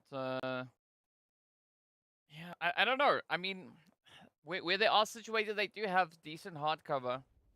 But it is a pretty flat piece of land. So, you know, maybe you could see a few ranged attempts coming in their direction. Or maybe a very strong defense coming through as a response to that. But in the meanwhile, we are going to be focusing back on towards that southeastern side. Gate now trying to dance around the lead, but unfortunately Sarge has other plans for them. Now GEEKAY going to be feeling a little bit of the heat here as NASR look to find a way to get themselves resituated back into a little bit more of an opportune play, right? Get themselves in a better position with regards to the zone, but up comes the push. NASR now taking a very emboldened approach. I like the fact that they are leaving one player out on the edge to provide a little bit of that overwatch. But now, as you can see, GEEKAY, they are here. They mean business, and they will try to stop NASR as best they can. Absolutely. They could massively put a stop into the momentum here. And this is maybe exactly what they need to do. Stop your competitors from doing anything too crazy, please. NASR already picked up a wonderful Erangel matchup. If they continue that here on Miramar, we could be saying goodbye to anyone else's opportunities. But of course, GEEKAY also going to be feeling the brunt of the action as Vito steps on in once again. That mini 14 reigning true. Trying to find a few connections, even a great elimination to boot as Clear Vision hold on off one shot. Sudden surprise. Oh, a little bit of a cheeky play there from one shot. But at least the rest of the Clear Vision team are going to be looking to hold on to the edge. So still a great gatekeeping opportunity available for them. But it's going to be a tough one because, as you can see, GEEKAY, they have a lot of ridge cover to try and utilize. And, well, if you make it past the initial threat, which is Clear Vision, NIGMA Galaxy, they are going to be lying in wait. So it is a tough play, whichever way they look to take it. Now Clear Vision, are they going to make the play for zone? No, instead they are going to be doing a little bit of parkour here as Focus now finds a rather creative way to get themselves positioned back up into the vehicle. But again, Clear Vision not getting themselves situated into the zone. Instead, I don't know what they're doing up there with the vehicle, but it is, you know, they are missing out on opportunities. Missing it. Ooh, please just miss those tires.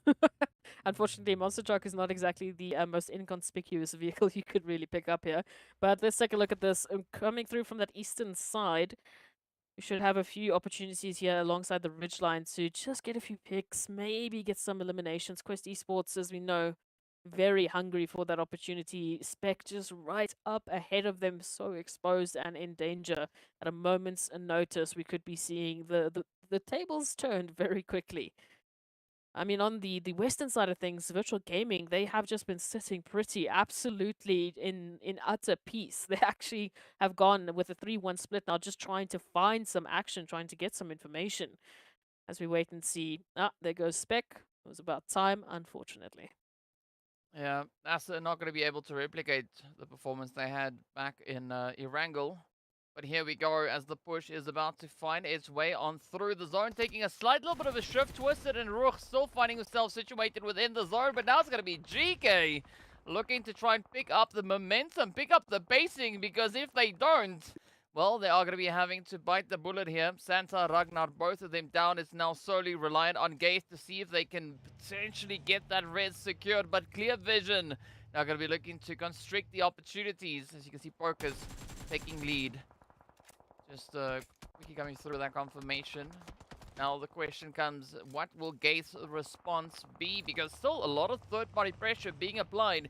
We still have Quest holding in the vicinity, and I mean, so far it seems like Quest are trying to pick up a bit of that bulldoze momentum. Now comes the push here for Clear Vision. Ooh. Get the play, and that is Gate accompanying the rest of the team back into the lobby. At least though, 6 eliminations going along with that. Yeah, look, at this point, anything is worth a little bit more, but I was really hoping GK could have turned this into something so much more dominating, just to get themselves a nice bit of a boost. But, oh, talking about that, the World Battle stepping on up to the plate, finding Teak, already looking to send Falcons back into the lobby, just packing. Meanwhile, NIGMA Galaxy finding Quest, and the action continues as Falcons are dropping one by one. Very, very tough play. Very tough play here for the side of the Falcons. Now relying solely on Puncher King, who we can't exactly quite see because they're a little bit more towards that western side. But now it's going to be the opportunity for NIGMA Galaxy to see what they can muster as we do say goodbye to Quest, as they will get battered and bruised. Now the pressure shifts slightly, right? Clear Vision having to try and defend, but Vito is going to get hit. And now Vankid getting stuck in a very sweaty position. But Enigma, look at this play. Starting to expand, trying to get as much of a reach as they can onto the edge of the zone. Let's take a look at this one. NIGMA Galaxy stepping on up. As we know, they don't really have to worry about that PMGC slot. They are just playing for the money right now. But it would be great just to throw a wrench in the works for the rest of these teams. RTG, though, stepping up as the World of Battle and RTG are simultaneously just taking NIGMA Galaxy out bit by bit. They do not have any edge of hard cover to even work with. Oh, but RTG's Rio, great play there onto groups. Now, the rest of the team got a feeling that heat as they, again, try to just reposition themselves back into a little bit of safety. But up comes Lord. Oh, down goes Lord. And that is an absolute disastrous play as we do say goodbye to NIGMA Galaxy, the World of Battle, and RTG looking to bounce back. Both teams looking quite decent with regards to those eliminations. But now, well, they're going to have to decide between them who will be the team allowed to move forward into this next potential phase. As we take a look at it, bit of a rotation in that zone is also going to be moving in, and we center on up to the likes of Twisted Minds and, of course, RUKH holding on, just trying to find an opportunity here. The World of Battle managing to keep their numbers in check. RTG narrowly made it out as well. I mean, with that altercation that they had there with NIGMA, that was the only thing standing in their way from turning their attention to one another. And now with the zone rotating on through, they need to get a move on. Brute Force as well, from a northern side. Virtual Gaming just peering down on their position. As soon as those rotations are going to be made, it is going to be all-out war. Oh.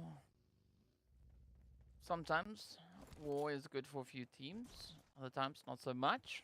But let's see who's going to be the ones to be smiling at the end. Twisted starting to improve their positioning here.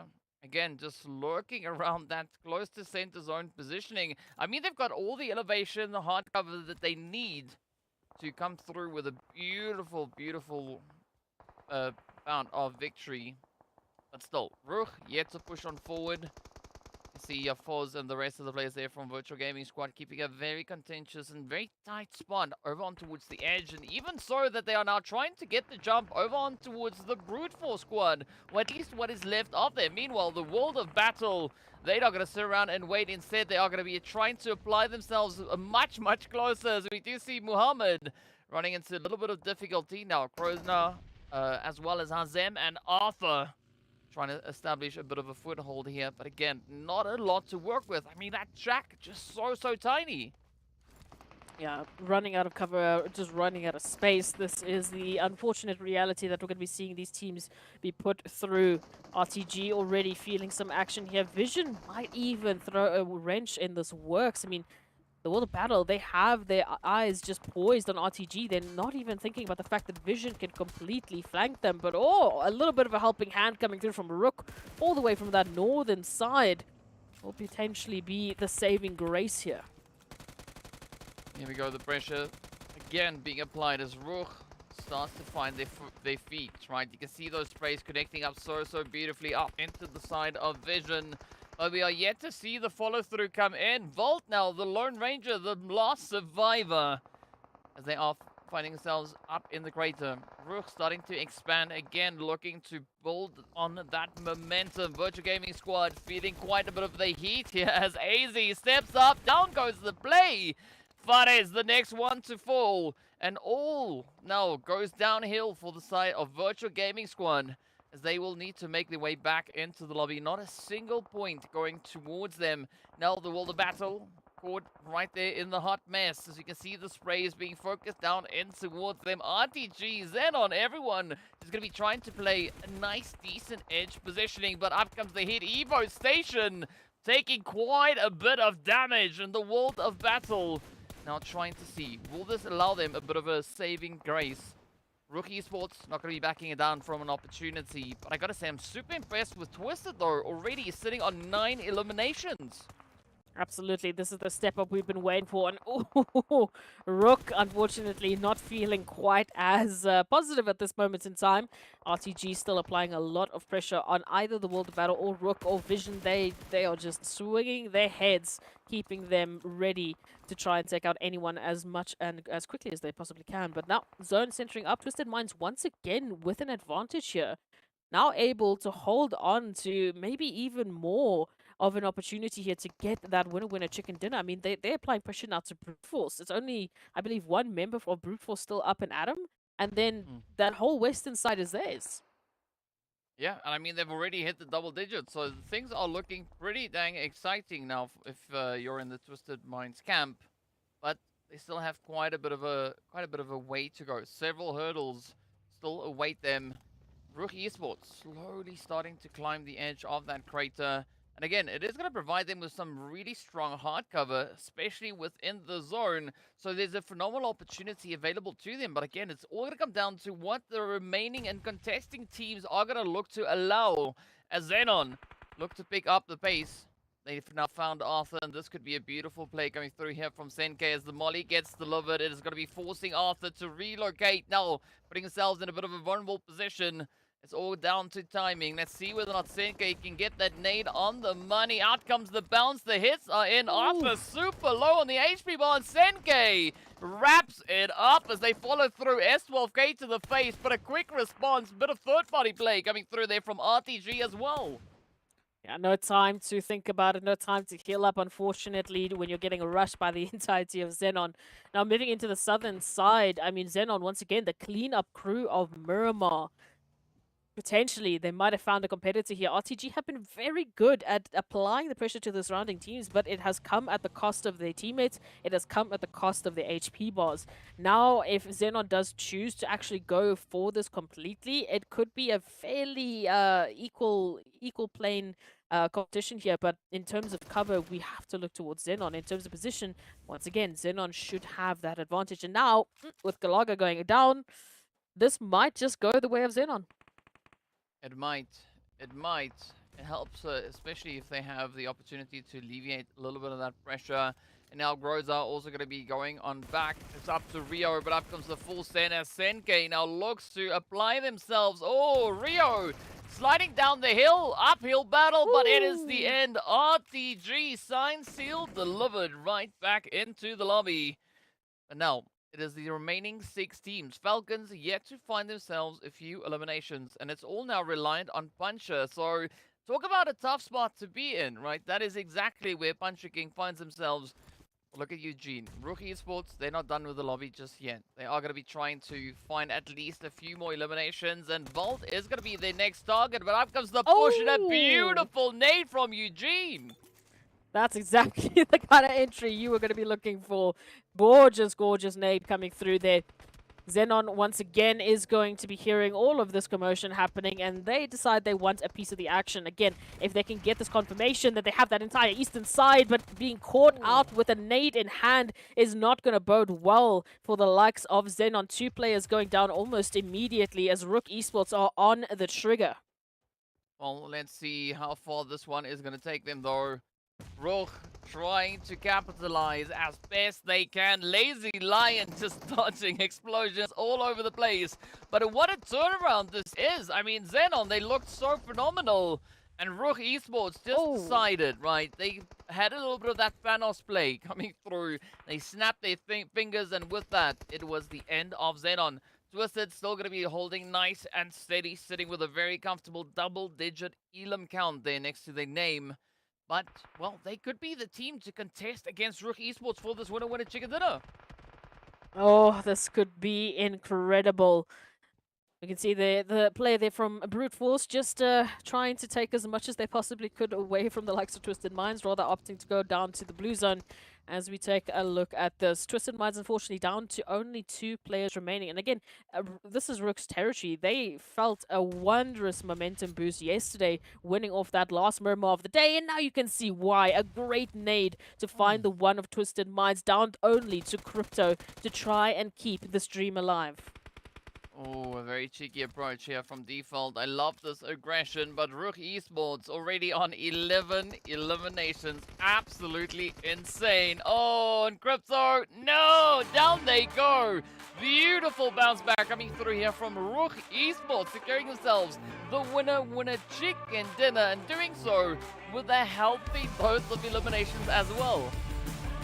Absolutely. And again, this is very reminiscent in what we saw in the last match coming through from yesterday, where they just picked up steam. Again, I don't know if they just had the right combination of sugar, milk, and coffee, but they definitely brought in a perfect recipe moving into that last Miramar. And this is very similar to what we saw.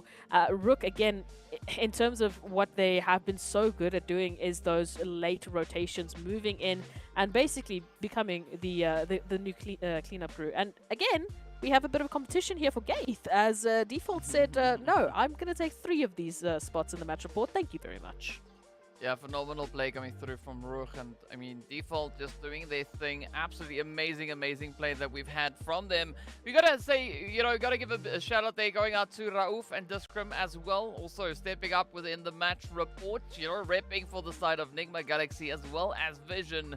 But RUKH Esports, absolutely amazing stuff. This is the kind of performances that we want to see, right? This is the play that we have grown to come so accustomed with from the RUKH side themselves. So, phenomenal gameplay. This is exactly what we want to have. And as I said, right, looking at that northern rotation that they were bringing up in towards the zone yesterday, they found a lot of success in doing that.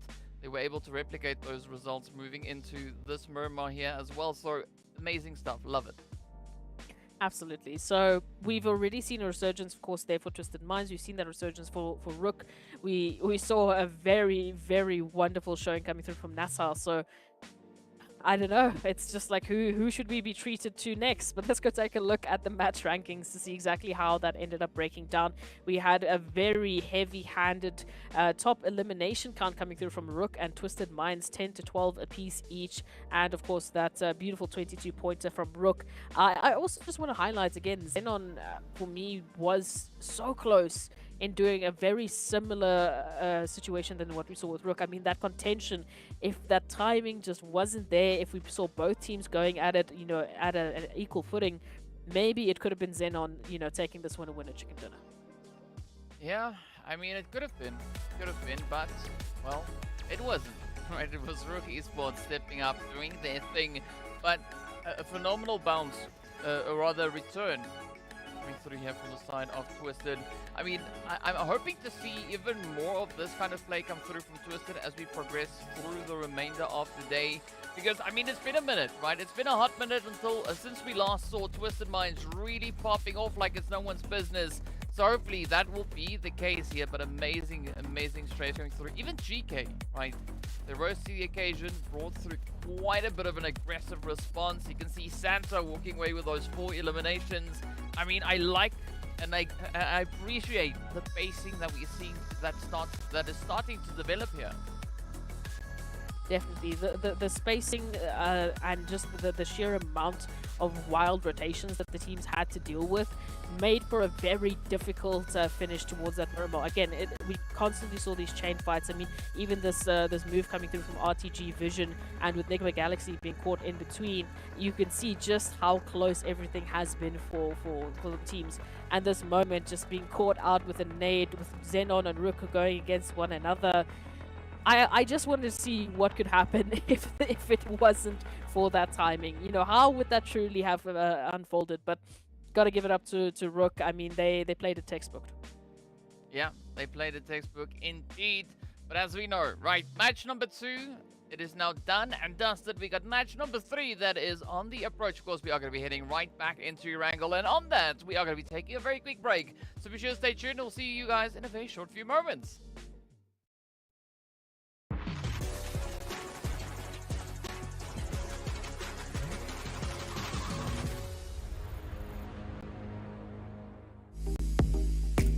Default, first of all, congratulations on securing second place and qualifying to PMPL MEA Championship. How does it feel? Во-первых, спасибо за поздравления. Очень приятно. Мои ощущения по ПМПЛу прошло успешно. Я надеялся на такой результат. So, Default, tell me, what's going to be your goal for this MEA Championship? Наша задача выйти на ПМГЦ, показать хороший уровень. So when it comes to RUKH Esports, last time you qualified to the MEA Championship, you only managed to secure 13th place. So what are you guys going to do differently, or how are you going to avoid making the same mistakes that you made last time? Тактика будет проста. Добавился новый игрок команды Фрагер, который настрелили достойный результат. Мы надеемся, что зоны будут прокать намного лучше. И надеемся показать хороший результат. Now, when we're talking about PMPL Africa, you guys have consistently managed to secure second place throughout the majority, if not the entire tournament. Can we expect the same performance when it comes to the MEA Championship as well? Наша команда постоянно тренируется, чтобы показать хороший результат. Ведь от этого зависит наше будущее. I want to ask you actually, when it comes to the PMRC EU versus Africa, you guys managed to get first place in that tournament. So how did it feel for the team to get your first official win in PUBG Mobile tournaments? Для меня это был первый опыт. Я немного чувствовал волнение, но в будущем оно помогло мне стать лучше. Finally, Default, I just want to give you the opportunity to say anything that you want to your fans, to your supporters, anything you want to say. The floor is yours. Спасибо организаторам и стафам за быстрые ответы с решением проблем. Спасибо фанатам за их поддержку. Мы стараемся быть лучшими для вас и надеемся показать хороший результат на MEA Championship.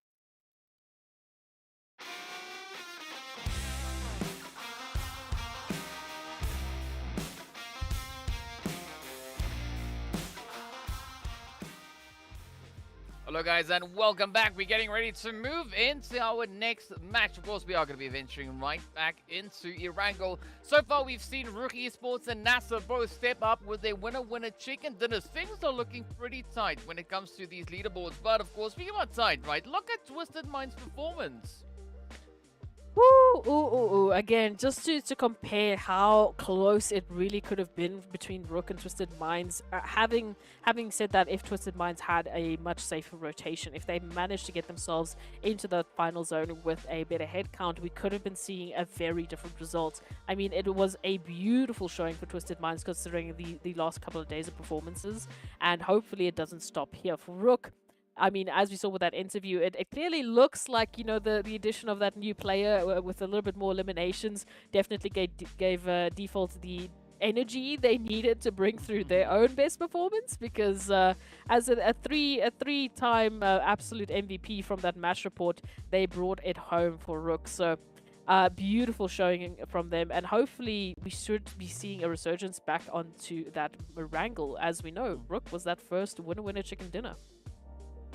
Well, I mean, you probably mean, well, yeah, back on day one, because for a second they was like, well, I saw NASR take the winner chicken dinner for today, so yeah, but yes, in the Beninging indeed, but of course, well, as we get ready to move into Erangel yet again, we are going to be pretty sealed to or glued to our monitors, right, to see exactly who are going to be the team to step up and claim themselves that winner chicken dinner come the next round. Because, I mean, Brute Force, they have one. NASR, they actually have two winner chicken dinners on Erangel, right? They are the only team with two winner chicken dinners so far. So NASR starting to slowly create a bit of a trend. We've also seen them secure at least 26 placement points come through here. But of course, we'd love to hear what your opinion is, right? Be sure to give your votes in the chat as well. First type the word vote and then the tag of the team. So for Twisted Minds, for instance, it would be TWIS, and you can see the rest of the teams there as well. But be sure to show your love, and well, give us your predictions in the chat, right? Tell us who do you think is going to be the team to get the next winner chicken dinner, and also you can just tell us who your favorite team is, right? So either which way, just light it up in the chat. Let's see who's going to be the team to walk away with the most support. But now, as we are approaching match number 3, is there anything in particular that you are going to be looking to see happen here? Absolutely. Brute Force is a massive question mark for me right now. I mean, they coming into today, they were our leaders with that, what was it, 31+ point difference in terms of their current position and second place. In today's matches alone, I know it's only been 2 matches, but in these 2 matches, they've only managed to pick up 5 points. That is a stark difference compared to the 62 that they picked up yesterday. So in terms of momentum, I think Brute Force is definitely a team that is looking to hopefully spice things up if they want to keep their current positioning. And as we know, we are completely at that halfway point. We've already passed it. We're into day number 3, match number 3, and this is where we're starting to see a little bit of a slowdown from our leaders, from Brute Force, from XENON. I mean, Twisted Minds nearly taking that winner chicken dinner. Again, going into today, they were sitting on the second page at the bottom, and they are back with a vengeance. Yeah, and I mean, they're going to have to keep that consistency to push all the way through. Speaking about Twisted, we did see them actually move up a slot, but we actually have quite a few ties currently present within those overall rankings. So I think this match is going to be an interesting one to see a lot of those tiebreakers come through. I mean, we've got Virtual Gaming and Vision having themselves a bit of a tie there. We've got R8 and Sly. We've got Twisted and the World of Battle. So quite a bit of contention coming through, but we also now have 3 teams sat within the century, right? 3 teams with triple digits next to their name. So there is going to be a pretty exciting game yet to come on through. And of course, well, we have also had quite a bit of a change then with regards to our top 4. So a little bit of an upshift. So tell us, DK, who is going to be the teams that you're going to be looking at into this matchup before we spoil the top 4 for our viewers? Well, the teams that I'm going to be looking for in this match, points-wise, definitely going to be looking at XENON, right? XENON, they're going to have to try and defend as best they can. As we can see over on that left-hand side, they have now moved down into 6th position.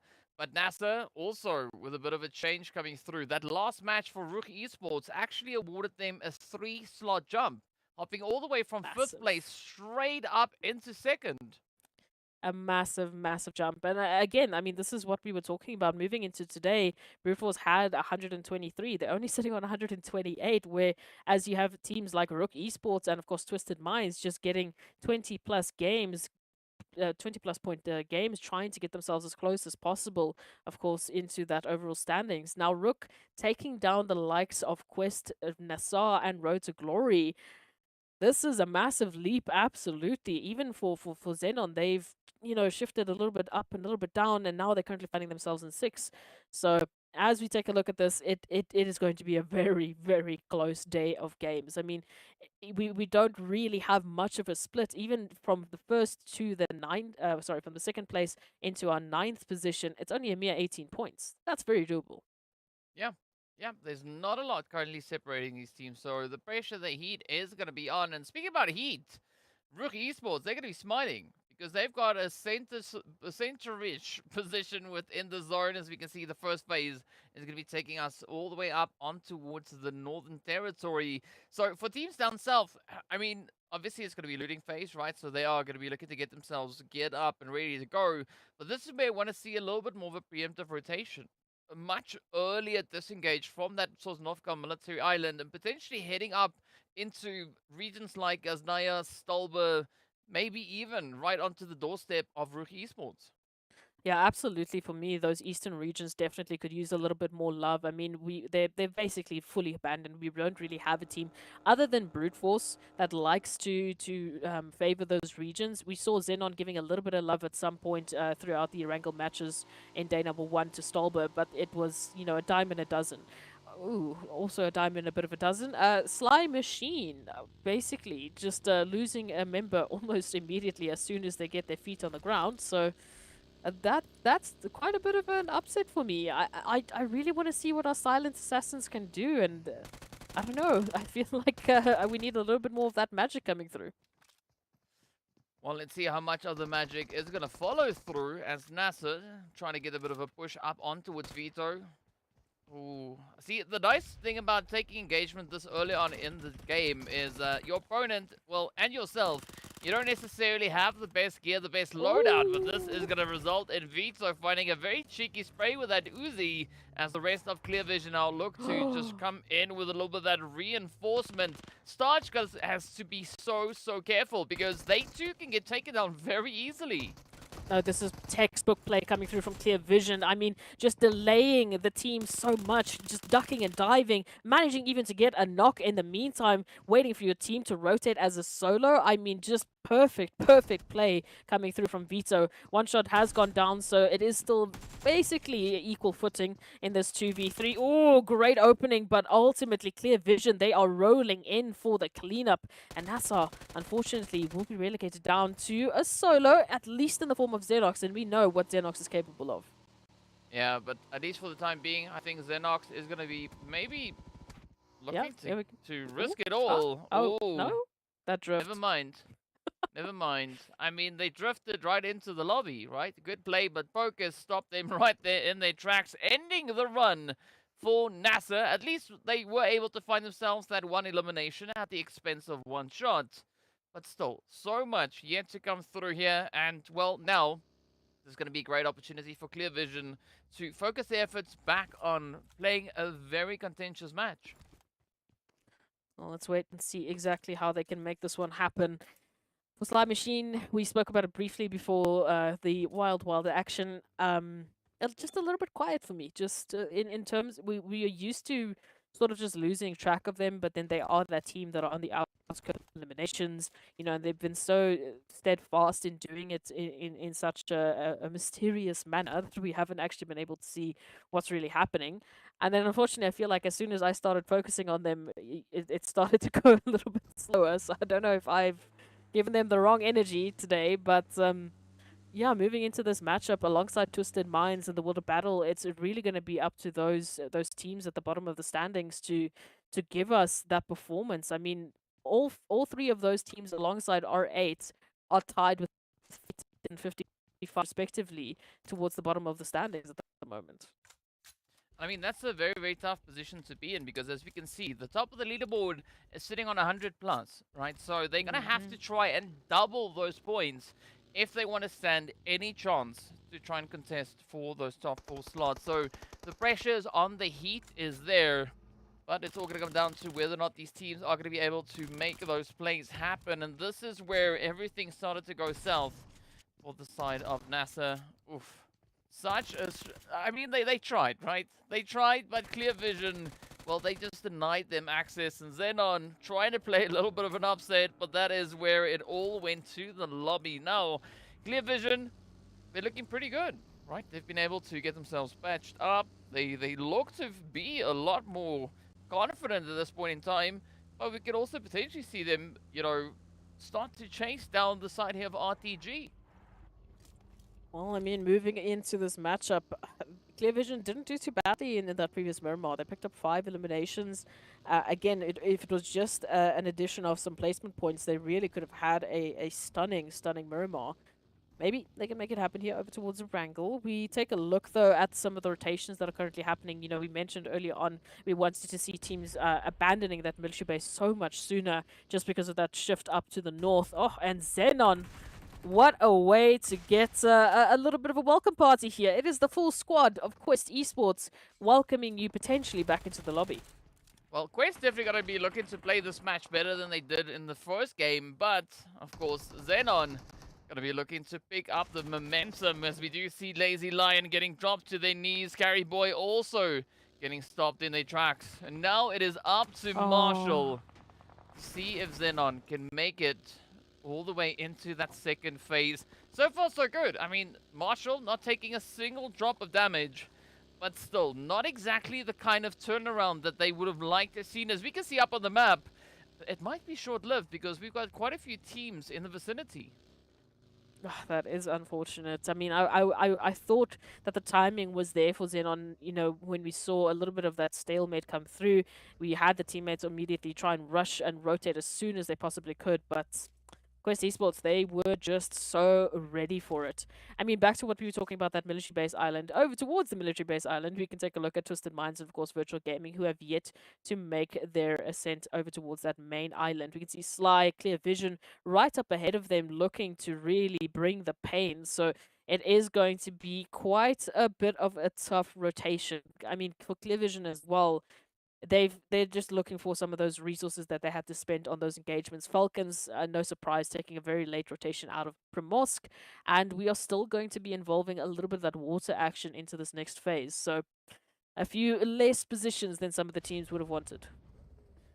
It's tough. It's tough, and as we know, the blue zone is no one's friend. It might look all warm and fuzzy and welcoming, but it is anything but. In the meanwhile, Virtual Gaming Squad just trying to survive the onslaught coming through here from Twisted, but we do see Amjid getting taken down. It's now up to Fares and Yafoz. Oh, down goes the hits though, as Mostar will get confirmed, and Yafoz and Fares now going to be finding themselves in a very, very difficult spot. AZ also yet to make a decisive push, but up comes Dami looking to see if they can reach back onto that bridge, and in doing so, potentially helping clear up the entirety here of Virtual Gaming Squad.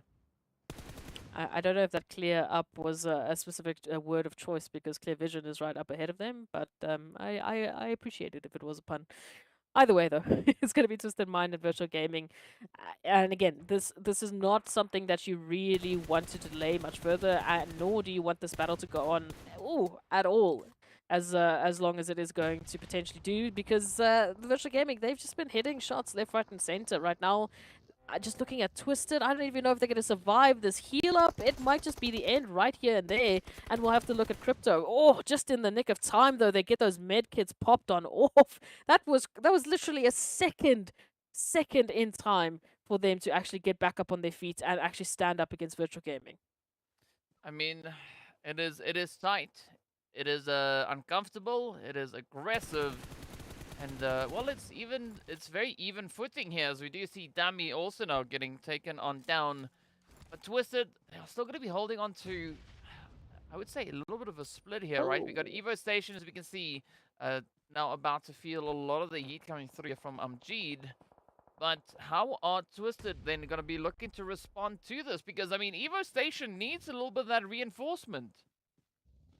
Absolutely. They would love to have their teammates join them up here. But as you take a look at Crypto trying to go for a bit of a bumper bash at this moment in time, they don't have a lot of cover to work with. Amjid now jumping on into the action, but Evo Station here with the backup to ensure the Crypto will not be going down in vain. Confirmation quickly in place. I haven't seen many medkits though. I don't know if you saw it, DK, but I didn't see one on Evo Station. Hopefully, I mean, that knock from Amjid would give them the resources they need. But even for Rez, I mean, just looking at the HP, looking at the resources, are they just going now for a wild elimination count just to see if they can get something before they go down? Well, we don't know. We don't know. It could be all of that, or it could be none of it. But either No which way, they're mids. gonna have to decide on something. As far as is about to, well, have the unfortunate and the inevitable happen to them. Yeah, Fares signing off, and there we have it. Virtual Gaming Squad are going to be our team to get sent back in 15th. Now, Twisted in a very tough position because they have an immense amount of ground to cover to get themselves all the way back up to the north of the map. I really hope for Twisted Mind's sake that they're going to find some meds along the way. Otherwise, they might not survive the trip. I saw at least 2 energy drinks. That's about it. We know Fares went down with no meds, so loot might be a bit of a problem, but we'll have to wait and see. Twisted Minds in the meantime, while we turn our attention over towards the rest of the lobby. We have shifted all the way up towards shooting range here, now really bringing in a bit of an interesting terrain here. Of course, we know R8's taking hold of a lovely little bit of a center zone position, and they're just waiting for teams to rotate on in to see what they can do. Well, this could be a beautiful setup for R8. As we know, there are also no strangers to the challenges that Erangel could be throwing at them. But let's see whether or not they can actually push all the way through. I mean, so far, we know that they've been able to secure themselves that winner chicken dinner right here on Erangel. So they've shown their capabilities. But now they're going to have to follow through. Speaking about follow through, it is going to be Pusher looking to close it up here with Brute Force as we do say goodbye to Neos. The Broody Fruity is now down to a 3-piece, and it's not going to be the easiest entry to gain up in towards this next zone. Not at all. You can take a look at Brute Force here, just finding a bit of an opportunity towards that eastern side, just north of GEEKAY. Unfortunately, it I don't know how, but Twisted Minds are still alive. I thought I was going to have a completely different sentence, but they're still kicking. They're still rotating on in. Taking a look at a little bit of that replay. Yeah, this attrition here between Virtual Gaming and Twisted Minds, as I was trying to allude to, I really didn't want it to go on long, just purely based on the resources they had at the time, unfortunately. So, again, this could have tipped either way. Whoever had more meds at the time were going to be the team to survive it. Yeah, but I don't fully understand why they would expend so much HP for just a few points, a potential few points, right? There was also, again, no guarantee on them even succeeding or even surviving it. But, you know, well, the teams make decisions based on criteria that they deem, you know, viable to make those calls. In the meanwhile, we are going to be looking at RTG trying to get themselves secured back up into the zone. And, of course, they are going to be rotating in right behind the team from RUKH. So this is, again, a very contentious position for RTG to try and get themselves situated. But if they don't decide to push straight forward through the side there of RUKH Esports, they might be delivering themselves on a bit of a plateau over to the side of Vision. Absolutely. Yeah, this is a very difficult situation. Now, once again, that that zone is just centering up on the plane crash, and that just means that R8 have the only real ridge line that they can sort of make use of within center, so they're going to be sitting pretty, just waiting for the teams to move on in. You can see everyone is very hesitant. No one really wants to make a move first because they're all so exposed into this next phase. Oh, Twisted. Oh, did you see how close they got? They were just nearly within the zone, and then they had to run head first into GEEKAY Esports. So unfortunately, they'll be going back into the lobby with those 4 eliminations, just shy of that zone. Again, you're right, that whole costly thing that we were talking about just a few moments ago. But in the meanwhile, of course, the zone still going to be favoring the players there from R8. As we can see, the zone now centered up over onto the crash site. In the meanwhile, Sly and Quest getting into a little bit of a showdown, but it does seem like our silent assassins have bitten off a little bit more than they can chew as they've been reduced down to Steezy. NIGMA Galaxy, though, still going to be running rampant down on towards the southern side as Koops locks it in on Vankid. Does get the finisher, and now it is down to Vito to try and survive for clear vision. Oh my god. Look, Vito has been doing a fantastic job today. I mean, just based off of that wonderful delay that we saw there within the compound, just trying to keep alive earlier on. But This is a very, very difficult zone to try and sneak on into victory. We know it's extremely open.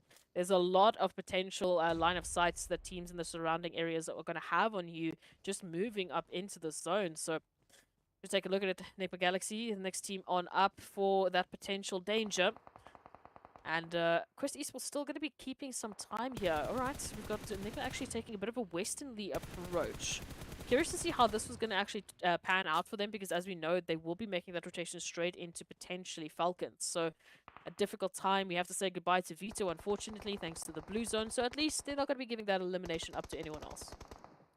Well, let's see if that is going to be the play, though. In the meanwhile, Brute Force trying to push through shooting range. You can see a lot of targets for them to aim at. But, well, as we know, these targets, they tend to react. Right, it's not like a normal shooting range where the targets are stationary and that's about it. Right, so you got to be very, very careful as to how you play through this one. Meanwhile, Vision also going to be starting to slowly ascend the hilltop as they are pushing further and further up in towards the zone. But now, this is the opportunity for Rami to bring something to the foreground, because RUKH Esports, only one elimination, and Rami themselves yet to find an elimination. Well, let's take a look at this now. Difficult situation all around. I do like what I'm seeing from Quest Esports, though. Again, I mean, a massive opportunity coming through from that southern side, already up with 5 eliminations. They are left completely to themselves. They can take a pick, pretty much any sort of choice who they really want to go up against. Does look like there's a bit of a bumper bash up against GEEKAY. Not sure if Quest is actually going to push that, or if they would rather just opt for a bit of a zone rotation. Because at the moment, we can see that zone shifting just all the more towards the western side. NIGMA Galaxy actually going to be rewarded for that early western push that they had to make at the result of Quest, you know, just pushing them back. So, hey, it all worked out for NIGMA. Let's see what the other teams can make happen of this. Well, I'm actually excited about NIGMA's position over on towards that southwestern side. I mean, so far, it is looking pretty dang great. But, well, we'll see what they get to make with that. In the meanwhile, it is going to be GEEKAY looking to play a little bit of an upset down towards that northern side, all the way back in towards shooting range. I mean, Brute Force, RTG yet to rotate out. And if it's up to Gaze, they will get denied access, right? They won't be able to make it any further than that. But here we go. The push is about to come through as RTG hop in their vehicles, ready to make, well, their big rotation. A very, very tough one to try and pull off. At least they have sent Rio out to set up a bit of an anchor. So let's see whether or not that is going to work out for them. Now comes the response. Brute Force also rotating up with them, jumping on the wagon here. But who will be the one to hold on? Because again, right, such a difficult play onto the edge of zone. Very difficult. Very, very difficult. I mean, just, again, so many teams that we have clustered within these sections. Now, adding on top of that, the terrain, the openness, the lack of cover, the lack of resources. As we can see, everyone just fighting on fumes at this moment in time as Rio steps on up and finds a hit into Brute Force. This is not looking great for them. As we know, Brute Force is a team that we need stepping up to the plate. They've only picked up 5 points today as our leaders on the overall rankings. That cannot be sustainable. That cannot be allowed to happen when we have teams stepping up so quickly. XENON even now going out. Again, what's happening to our top 4 teams? Yeah, I don't know. I don't know. Maybe it's just a bit of a breath of some air, right? I don't know if it's fresh air or something that's coming through here, but either which way, teams are going to be looking to make that play. RTG looking to lock it down, waiting in the wing, good position down on towards Rami, as well as the side of the Broody Fruities. So the road to glory to get it paved. But where will this take them? GEEKAY also with a very, very cautious play, waiting for the opportunity, trying to time those shots to perfection, as Gaze now reaches in and finds themselves a little bit of Ado. Great opportunity here. A few more utilities being sent on out, waiting for those returns. I mean, look at Ragnar just sending it absolutely into Brute Force territory. Prepod going to be very happy with that one. A great pickup for them. Gaith now still remaining, going to be sending it alongside the likes of Hope. Prepod still standing in the way of their victory. DBS on out. Great opportunity. Hope a little bit too late for that trigger, unfortunately. Now we sit with a 1v1 scenario, and Prepod now I mean, all they want is to get that res onto Ado. Those nades now are going to be making it so difficult. Yeah, people are definitely not in the best position here, but maybe. Oh, yeah, never mind. It is going to be Hope stopping them, but Hope themselves gets crushed as the sprays continue to rain on down. Groza landing the final nail in the coffin. In the meanwhile, down on towards the western side of zone, it is going to be Falcons and NIGMA getting ready for a little bit of a showdown here. NIGMA with a 3-piece. And of course, we can see the Falcons still holding on to a full 4-piece, but the numbers, right, they are leaning a little bit more on towards the side here of the Falcons. So they're going to have to try and utilize all the available space here. Let's see what happens here. Falcons have also just been looking for a better showing, just been looking for that opportunity to make a map their own. And ooh, now we are definitely in the thick of it. Enigma Galaxy moving on in. Again, a very good opportunity for them having to make this western approach earlier on thanks to the likes of Quest, but now it's been a bit quiet. Now they have to just snake it up into the grasses, trying to take stock of what's happening in their surroundings. As a 3-piece, Quest Esports still just applying the pressure. We've got Falcons from the west now as well. So for Nigma, all that is in their future right now is a sandwich, and I'm not sure if they're happy with that kind of menu. Yeah, there's a lot of grass in the sandwich here, so I mean, if it's your thing, then sure. But let's see how this one is gonna play out, though. Nigma starting with a bit of a push, a bit of a strafe. Vision, I don't see them necessarily looking to get all too aggressive. They have decided to mobilize themselves, but I don't think those vehicles are going to be looking to go anywhere just yet. I think they are waiting in anticipation to see what the Zord is going to be looking to bring on through. But for the Falcons, they have a great opportunity, seeing that the Nigma is pretty much on even ground with him, right? Both teams can look to just capitalize on these ridgeline covers that they have. But again, it is going to result in a very challenging engagement between both of them. Yeah, so the only thing that I'm really curious about is exactly what R8 is also planning. They've been in this position for so long, right? They have been sitting here waiting for the teams to push into them. They've been sitting in the prime location waiting for an opportunity just to pick up eliminations, yet all this action is happening to the outskirts and they're not taking part in any of it. Only 2 eliminations to the count, and now, well, the teams might take themselves out for them. Take a look at this now. Falcons still applying that pressure over to Enigma Galaxy, and it is all too much to handle as we say goodbye, unfortunately, to the likes of Enigma, as Falcons are reining it in with 4 eliminations. Well, it seems like the Falcons came in here with sharpened beaks and sharpened talons, but now the big challenge is going to come on through. We can see Quest, Fahidan, right there alongside them, waiting patiently for a bit of an opportunity, going on all the audio cues available to them. You can hear the buggy here. Puncher King just looking to lurk, looking to maybe even taunt Easy into a bit of an approach. But Quest, they know better. They are going to keep their distance, and they actually start to encircle the Falcons. But again, this could go 2 ways. It could go amazingly for Quest, but we could also see an immense response potentially coming through from the side there of R8 as well. Well, definitely with that zone now centering up, it's still keeping R8 in the conversation for the time being. Though the pressure is building here towards that southwesternly side, and again, we can't really forget about Vision moving in with their full force, but let's focus on what's happening here. P6, a lot of damage now dealt onto the side of Easy. Going down for a knock. Puncher, you can see, so keen to just move on in for the finish with that buggy and potentially get that final knock onto Fahidan, but let's take just a moment to breathe. They can't be too hasty with this, especially with Vision now wrapping their focus over towards the Falcons. Suddenly, they are in the exact same boat as what we saw with Nigma. But this is where the difficulty comes in, is because if you delay the opportunity, if you delay that play, you open up quite a bit of a can of worms, as we have so many other teams eager to jump at the opportunity. So however Falcons are going to be looking to play this one, they have to be very decisive about it. If they are going to be looking to push back in towards the zone, they need to do so, and they need to do it with absolute force, because Vision, they are going to be looking to capitalize. We can see them now prepping for a bit of a setup, but it does seem like the Falcons are going to be pursuing Quest, trying to get themselves just ever so slightly more favorably situated within the zone. But a team here that I'm actually quite curious to see what their response will be is going to be R8, because I mean, they've just been quiet. They've not been doing all that much. Yeah, that's we've just been saying the same question over and over. What's RA doing?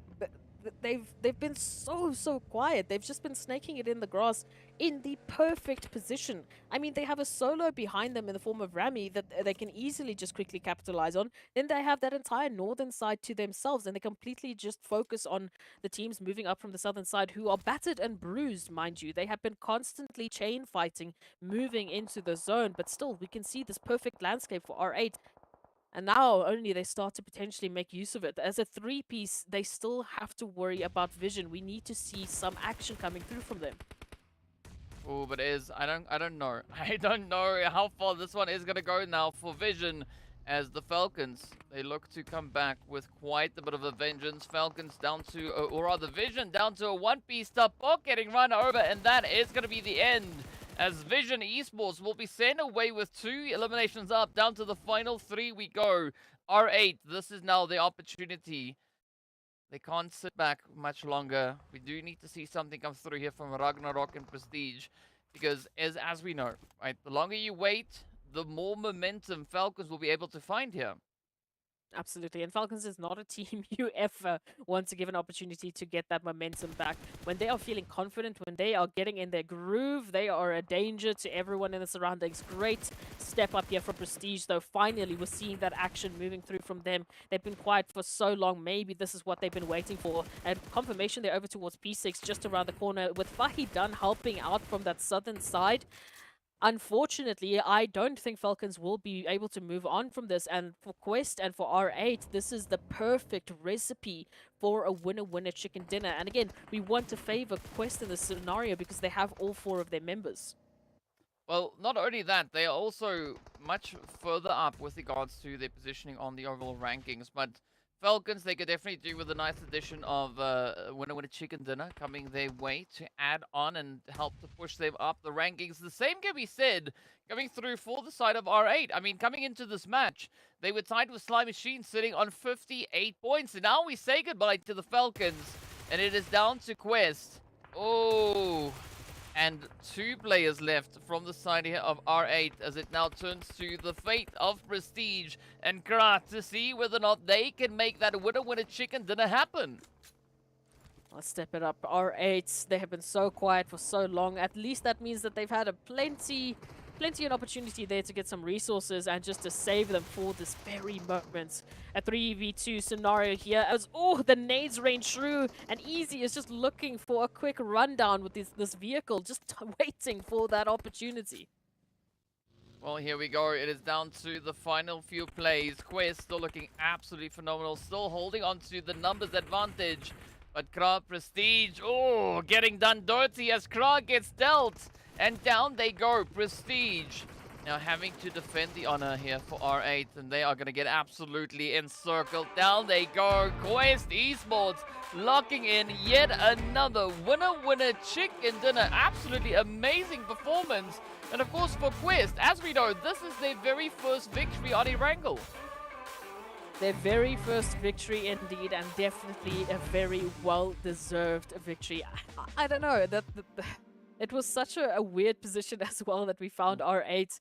They were in the prime spot for so long to at least get information, and I thought they would have wanted to move out of it much sooner due to basically just being a valley. I mean, an easy couple of nades, and you could have been sending R8 sooner rather than later, but there it is. Quest Esports, ultimately, they were the ones who made the most of everything, taking on the likes of NIGMA, taking on the likes of Falcons, even taking on the likes of Vision, just to get to this point.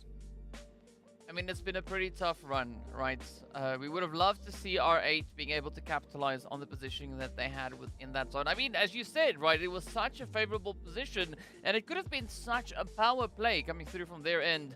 But Quest, well, they were determined to get themselves that winner chicken dinner, and what a step up it has been coming through from Quest. I mean, looking at the performances in the previous Erangels up to this point, Quest, they had only been able to acquire themselves 30 points, right? 18 eliminations and 12 elims, but now stepping it up that extra level. The World of Battle, though, and Sly Machine, you know, teams that we were hoping also could step it up. As we know, the World of Battle, they were able to secure themselves a winner-winner chicken dinner in the previous matches. And I'm not quite sure what was the situation here, right? I mean, it looked promising, but unfortunately, the World of Battle just couldn't make it happen. There's been that situation, that question for a few teams today, especially when we compare it to day one performance. And again, unfortunately, day one is a little bit of a fluke. It's not quite the descriptor that we would look at for the rest of the matchups, but hey, if there's an opportunity, hopefully they can bring it back. Just looking at the map performance that we've been seeing, we're starting to really see a bit of a change into this top 5, and it's been the same top 5 for the longest of time. That it's great that we're finally seeing some new names. I mean, NASR making an appearance, of course, XENON moving in back and forth between this action, and R8.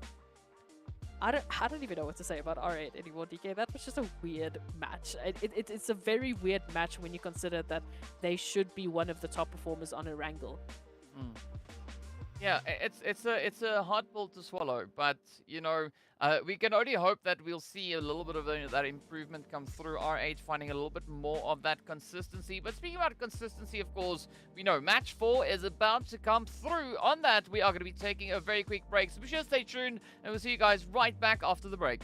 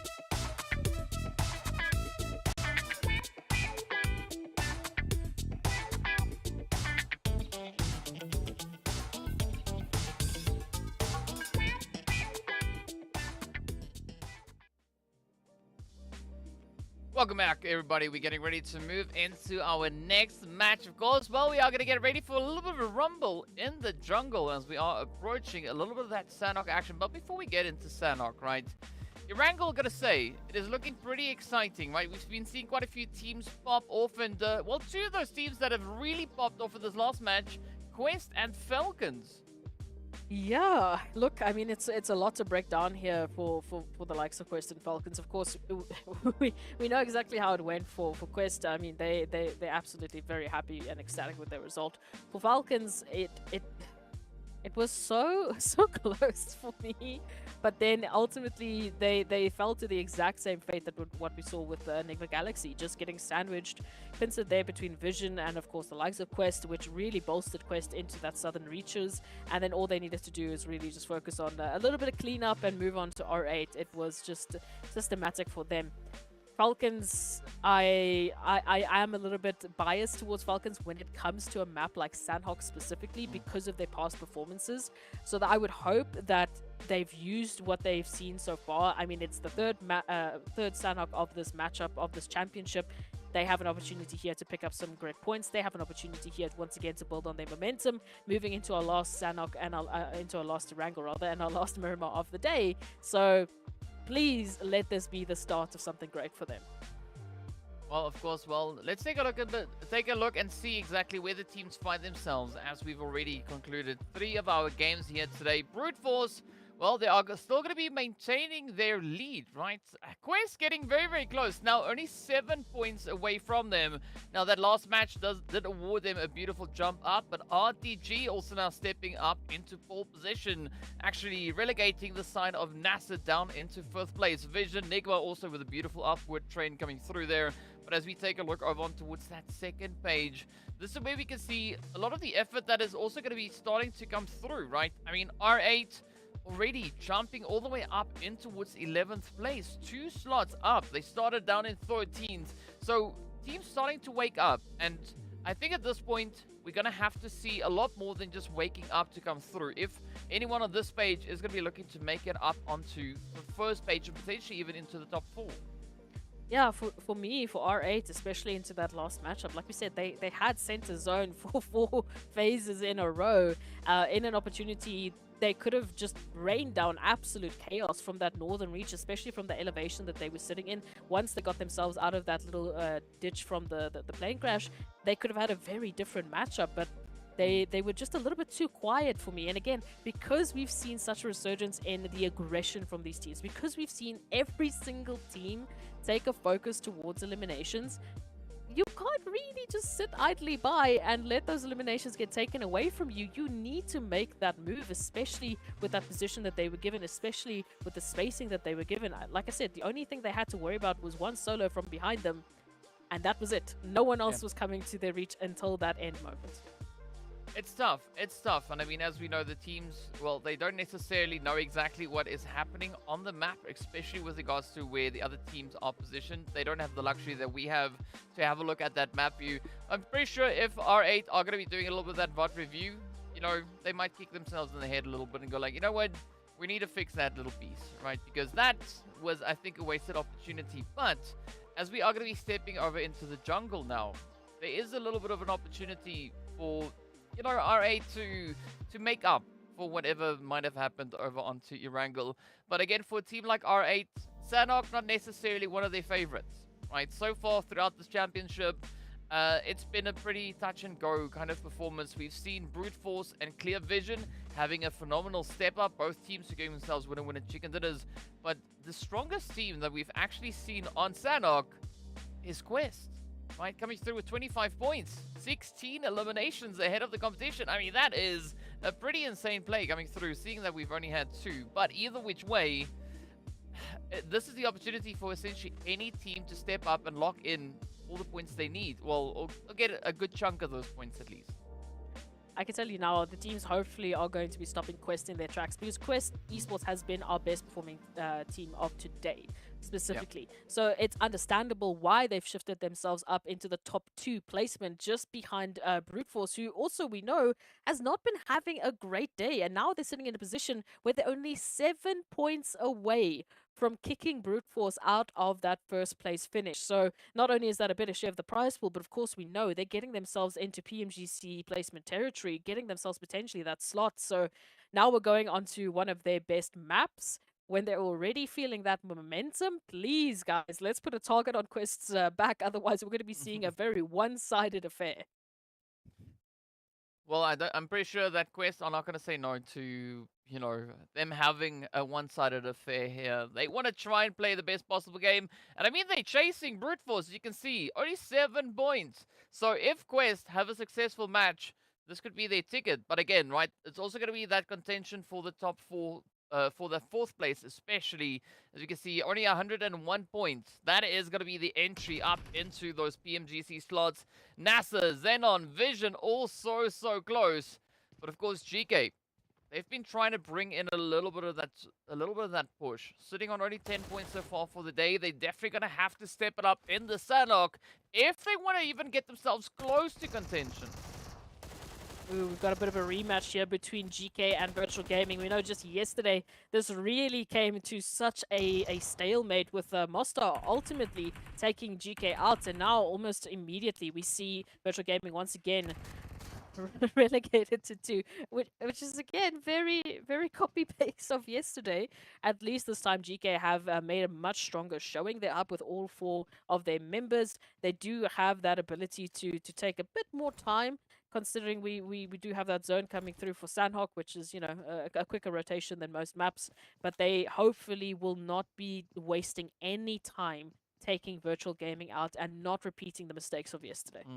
Yeah, because also yesterday they left here with only 1 player up. So they're going to have to finish much stronger here. And so far, as you've said, it is looking much more improved on the side of GEEKAY. But Fares, Yafoz could maybe look to play a bit of an upset here. Unfortunately, Virtual Gaming not having any points to their name just yet. Ooh, but here we go, Yafoz now looking to get down to business as GEEKAY are going to be clearing it out, building by building. They already know that there's nobody left in Lobster, so all they can do now is focus their efforts. But look at Gaze coming through with the upset. And now Yafoz signs out, and that is it. GEEKAY not losing everybody this time around, or close to everybody. They just lost Santa. Unfortunately, no milk and cookies this time around, but a much better showing from GEEKAY. We can see that's an immediate improvement from yesterday's Sanhok matchup. They've learned from their mistake. They've immediately employed the fixes that they needed to, and unfortunately, Virtual Gaming is going to be the victim to that great resurgence and adaptation. I mean, with Sly Machine just out on the reaches, just taking a look at what's happening over here, you can see Gaith already reaching out in the open. Ooh, such an opportunity here for 13 now. Just step up and get that elimination. Come on, please. Let's have it happen here. Silent Assassins, do what you do best and get 1. Now the potential there is, of course, towards Hope and Ragnar. And this would be a great start for Sly Machine, the Sly Machine that we know and love. Yeah, and of course, a great opportunity to engage that stealth mode again. But so far, I like what they're doing. You know, not going to be looking to get all too engaged, not all too aggressive. Instead, going to be just testing the waters from far away. I think that might be the more opportune approach, but y'all, you still got to watch it, as we do have Ragnar and the rest of R8 also looking to do a very similar thing, looking to capitalize on all the opportunities presented to them. At least for Sly, they've not lost 13. 13 is still there, and a quicker res could definitely help them bounce back and maybe contest against the side now of R8. Very interesting indeed. But again, I really have to reiterate, I do want every single team to showcase their best performances. I am not partial to any single team, but from what we've seen today with R8, I really want them to be more aggressive, just because of the positions that they've been able to garner. The rotations that they've been taking have been very good, and if they can just add a little bit more aggression, we could be seeing a winning formula here. So as we take a look at that, though, RUKH might be having something else to say. We know they're currently jumping into this matchup, sitting in 3rd place, as you can see at the top of your screens right now. 1-1-1-1, a great score, but can they make it even better? XENON just going to be lying absolutely low, as they just took a bit of a flyby there. Lazy Lion immediately said, no, DK, I don't want to go there. I'm going to go back to my team. I think that was a good call, a good decision to make. There's, as we know, obviously safety in numbers, and it will help if they have four weapons pointing in one particular direction. We've seen absolute devastation being dealt when a team rather looks to adopt that approach.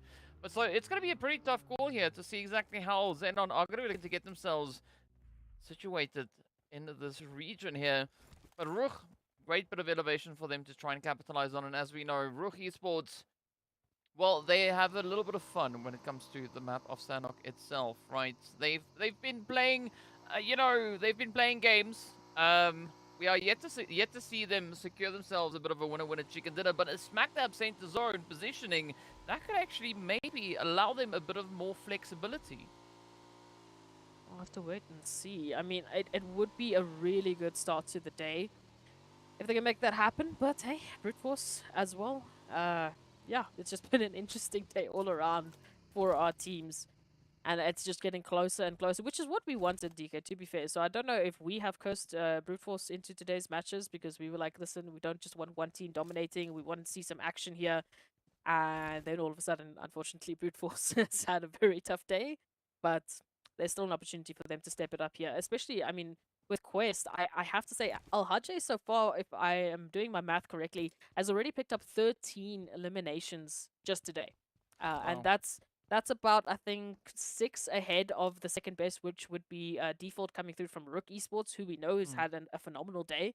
So they have definitely been stepping up in a whole different way, which again is why I'm talking to that momentum. Moving now into what is arguably their best map, just based on stats. Obviously, we've only had 2 other Sanhok, so take that with a pinch of salt. This is a very scary formula for Quest now, especially considering they're only 7 points away from taking the first spot.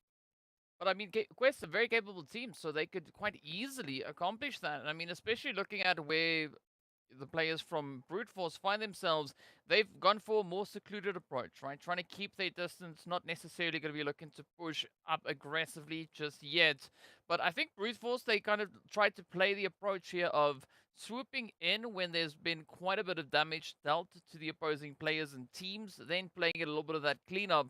And that approach could actually serve them quite well pushing through this. But in the meanwhile, as you can see, things are looking to tighten up quite considerably up into what center zone as Quest now start to face off against the side of Slime Machine. The first blow has already been dealt, and Quest quickly managing to patch themselves back up.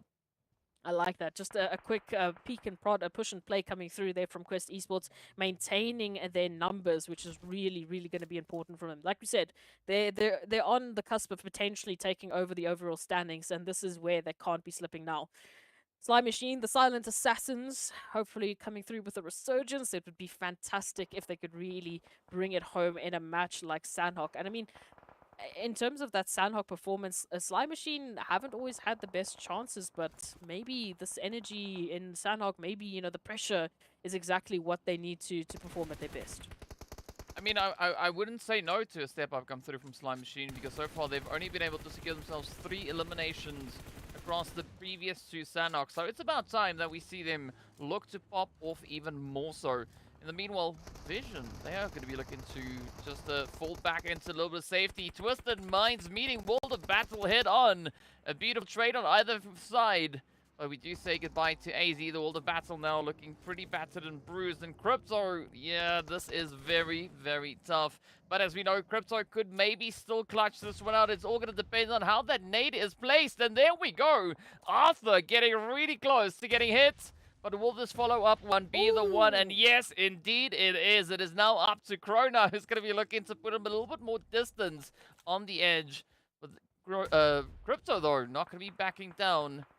You got to watch out for Mohammed, though. We did see what Mohammed is capable of. And, I mean, definitely got to watch out for those plays. So Crypto needs to be very cautious as to how they look to aggress onto the World of Battle here. All right, let's take a look at this Vita.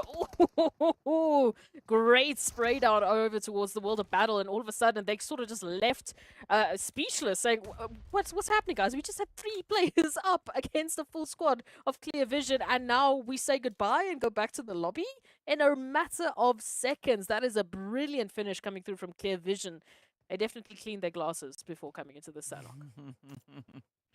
Yeah, I would say that too. But, you know, I think Crypto is going to be feeling very, very happy with a bit of a save come through on that approach.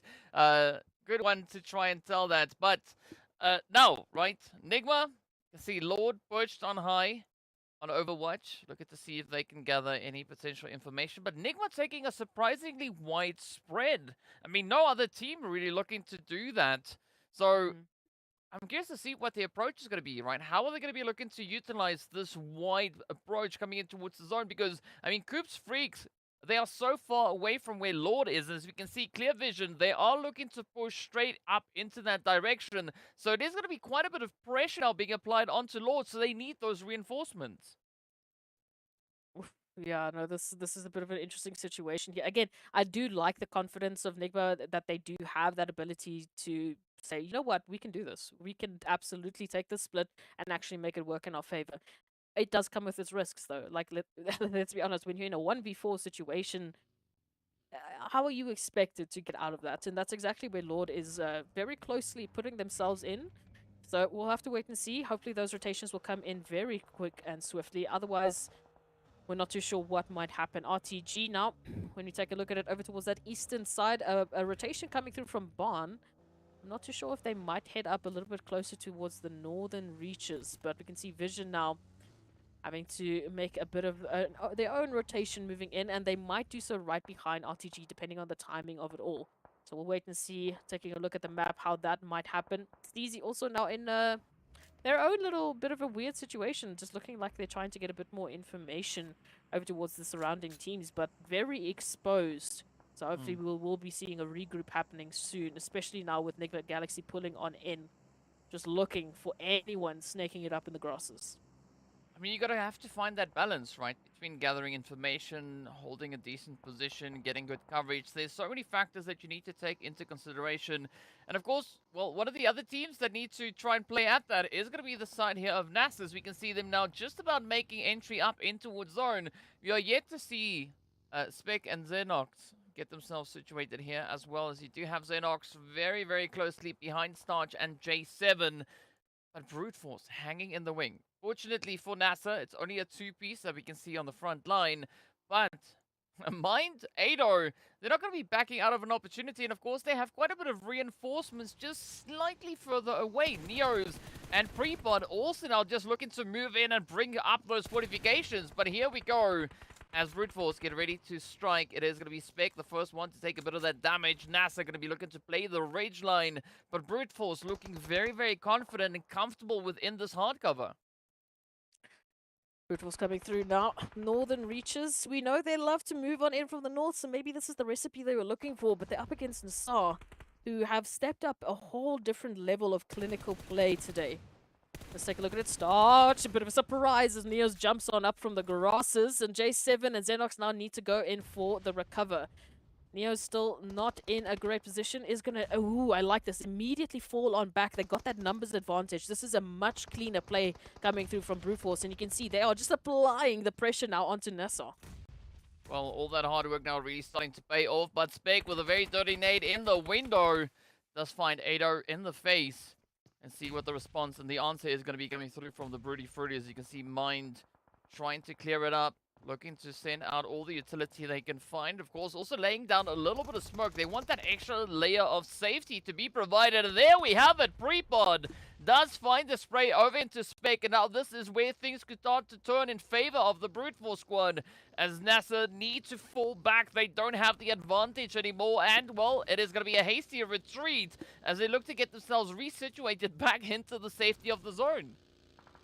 Oh, yeah, look, absolutely you need to do it. What I just love about Brute Force is they do have this fantastic ability to play with the aggression, the push and pull basically of a great engagement. So, I mean, just sending that perfect opportunity there, moving in, finding that initial knock, and then immediately backing off, not giving NASR any opportunity to even try and go for a retaliation there. Exactly what you needed to do. And then just as a united force, absolutely just applying the pressure to NASR, they had to back off. It was just way, way, way too scary of a situation, and it was a perfect play they've coming through from a Brute Force. So it looks like they're the ones now back on the clinical rise. We'll see if that is going to result in a Brute Force win, or if someone else is looking to take it away from them. Well, we are also yet to see what is going to come in on the edge of zone as the Falcons swoop into the side of NIGMA Galaxy. A very aggressive rotation going through indeed, but now NIGMA taking quite a few hits. Falcons taking quite a bit of beating themselves. It is a very back and forth play between the two squads. But here we go, Axa fighting the spray up into Rauf. It is now up to Lord, and Lord coming through with a beautiful play while Freak tries to get themselves patched up. And with that, the Falcons getting swept under the rug. Off they go. The blue zone also going to be dealing a little bit of devastation, as we can see come through in the feed.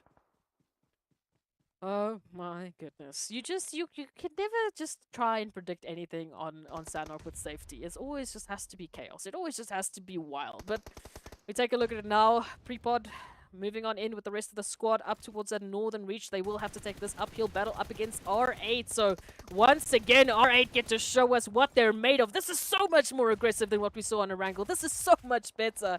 Absolutely the energy I've been waiting for from R8. But where was this R8 when we needed to see it up on Erangel? Now they're going to be looking to make it up. Beautiful hits coming through though.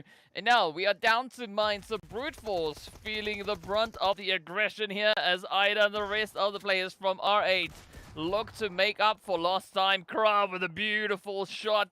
And that is it. Brute Force out in 12th place. 3 eliminations to their name, but R8 running off with those eliminations, now sitting on a very comfortable 4, but they are yet to secure themselves a very good position within the zone. Oh, yeah. Rotations, the name of the game, and unfortunately, it's been incredibly tough for some of our teams here to just get a words in edgewise, but I agree with you, DK. Where was this R8 in the previous matchup? I mean, that would have been a completely different story, but hey, we can't relish on the past too long. Have to take a look at what's happening here with Sanhok. Now, RUKH, great position within zone, holding strong. Quest, just sneaking on idly by there towards that western reach. Again, NASR right up ahead of them, so it would be an interesting engagement for them should they wish to take it. I mean, numbers advantage is there for them, so maybe they can turn this one into a potential win. R8 though, that northern reach, DK, and just the reach that they can take a look at for RTG right now, or if they choose so, they could even pick up a little bit of a win against Eugene, who's currently a solo. They could definitely pick up some points here.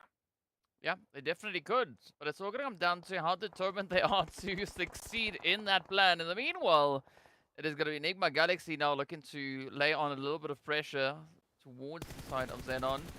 You can see Vision getting eliminated. Out they go with 2. Ooh, beautiful work here from Rauf as they do find Marshall. Now, Carryboy, Lazy Lion, having to try and play a little bit of dodge the bullet as Rauf has them under lockdown. It is a 1v2. This could still lean quite heavily in favor of Rauf, but a lot of pressure now riding on their shoulders. And Lazy Lion going to be just tempting fate as he continues to push on forward. The blue zone is going to be dealing absolute devastation, and that is now XENON down to Carryboy. A very challenging play to make, and Carryboy unfortunately doesn't make it. So Rauf lives to fight yet another zone. NASR, Sly, and so many more all starting to drop all over the place. But Quest looking to pick up quite a bit of momentum as they now start to push and look to establish themselves within the zone. But they are going toe-to-toe here with R8 and Ida. I don't know if they are going to be able to survive, but a very quick response. DPS to the face. 1 down, a few more to go, so there could still be hope for R8. Look, it's a very tough situation here for R8. We do see at least that rotation coming through. Maybe a little bit of time. Oh, if it wasn't for that nade, could have been the opportunity here for R8. Now, all of a sudden, we turn our attention here to the solo from R8 in the midst, in the territory of RTG from this... from the nail to the coffin, it is going to be R8, unfortunately, just absolutely beaten, potentially out of the Sanhok matchup. And now Quest immediately, they have to return their attention over here to RTG. Already 1 knocked, 2 more battered, but not any confirmations just yet. Ooh, Alhaje finding the spray into the side of RTG. Down to Rio they go, but Alhaje getting dropped as well. Rio not going to be backing down just yet. But they have no other choice. Croza way off in the distance. Fahidan, though, will be presented with the opportunity to bring Alhaje back into the fight. But up comes a very sneaky play here from One Shot, laying into the side of RUKH Esports. And it is absolute carnage all across the northern territory of the zone. Quest trying to squeeze themselves back into the zone. Groza quickly trying to make up a little bit of that lost ground. But the blue zone has caught them, and I'm not quite sure if they are going to be able to make it out. If they do, it is going to be very close. Meanwhile, Quest looking to expand now, feeling like $100 as they start to take the approach and look to just dominate the zone. Oh my goodness. You know, we're sitting on like, what's that now? 18 eliminations for Alhaje just in today? That's ridiculous. Ridiculous. They were the elimination lead on day number 1. We come back day number 3 and they are just feeling it in a whole different level. But let's take a look at this. Rauf. Quite a bit of a rock and a hard play situation. He is going to be spotting out the head there of One Shot, just narrowly escaping that knock, but a lot of damage now dealt in as they are going toe-to-toe with that zone. A potential here for Rauf just to get one more elimination before they have to deal with RUKH right up ahead of them, or subsequently Quest, who are just feeling this situation. It has to be now. They have to go for this momentum.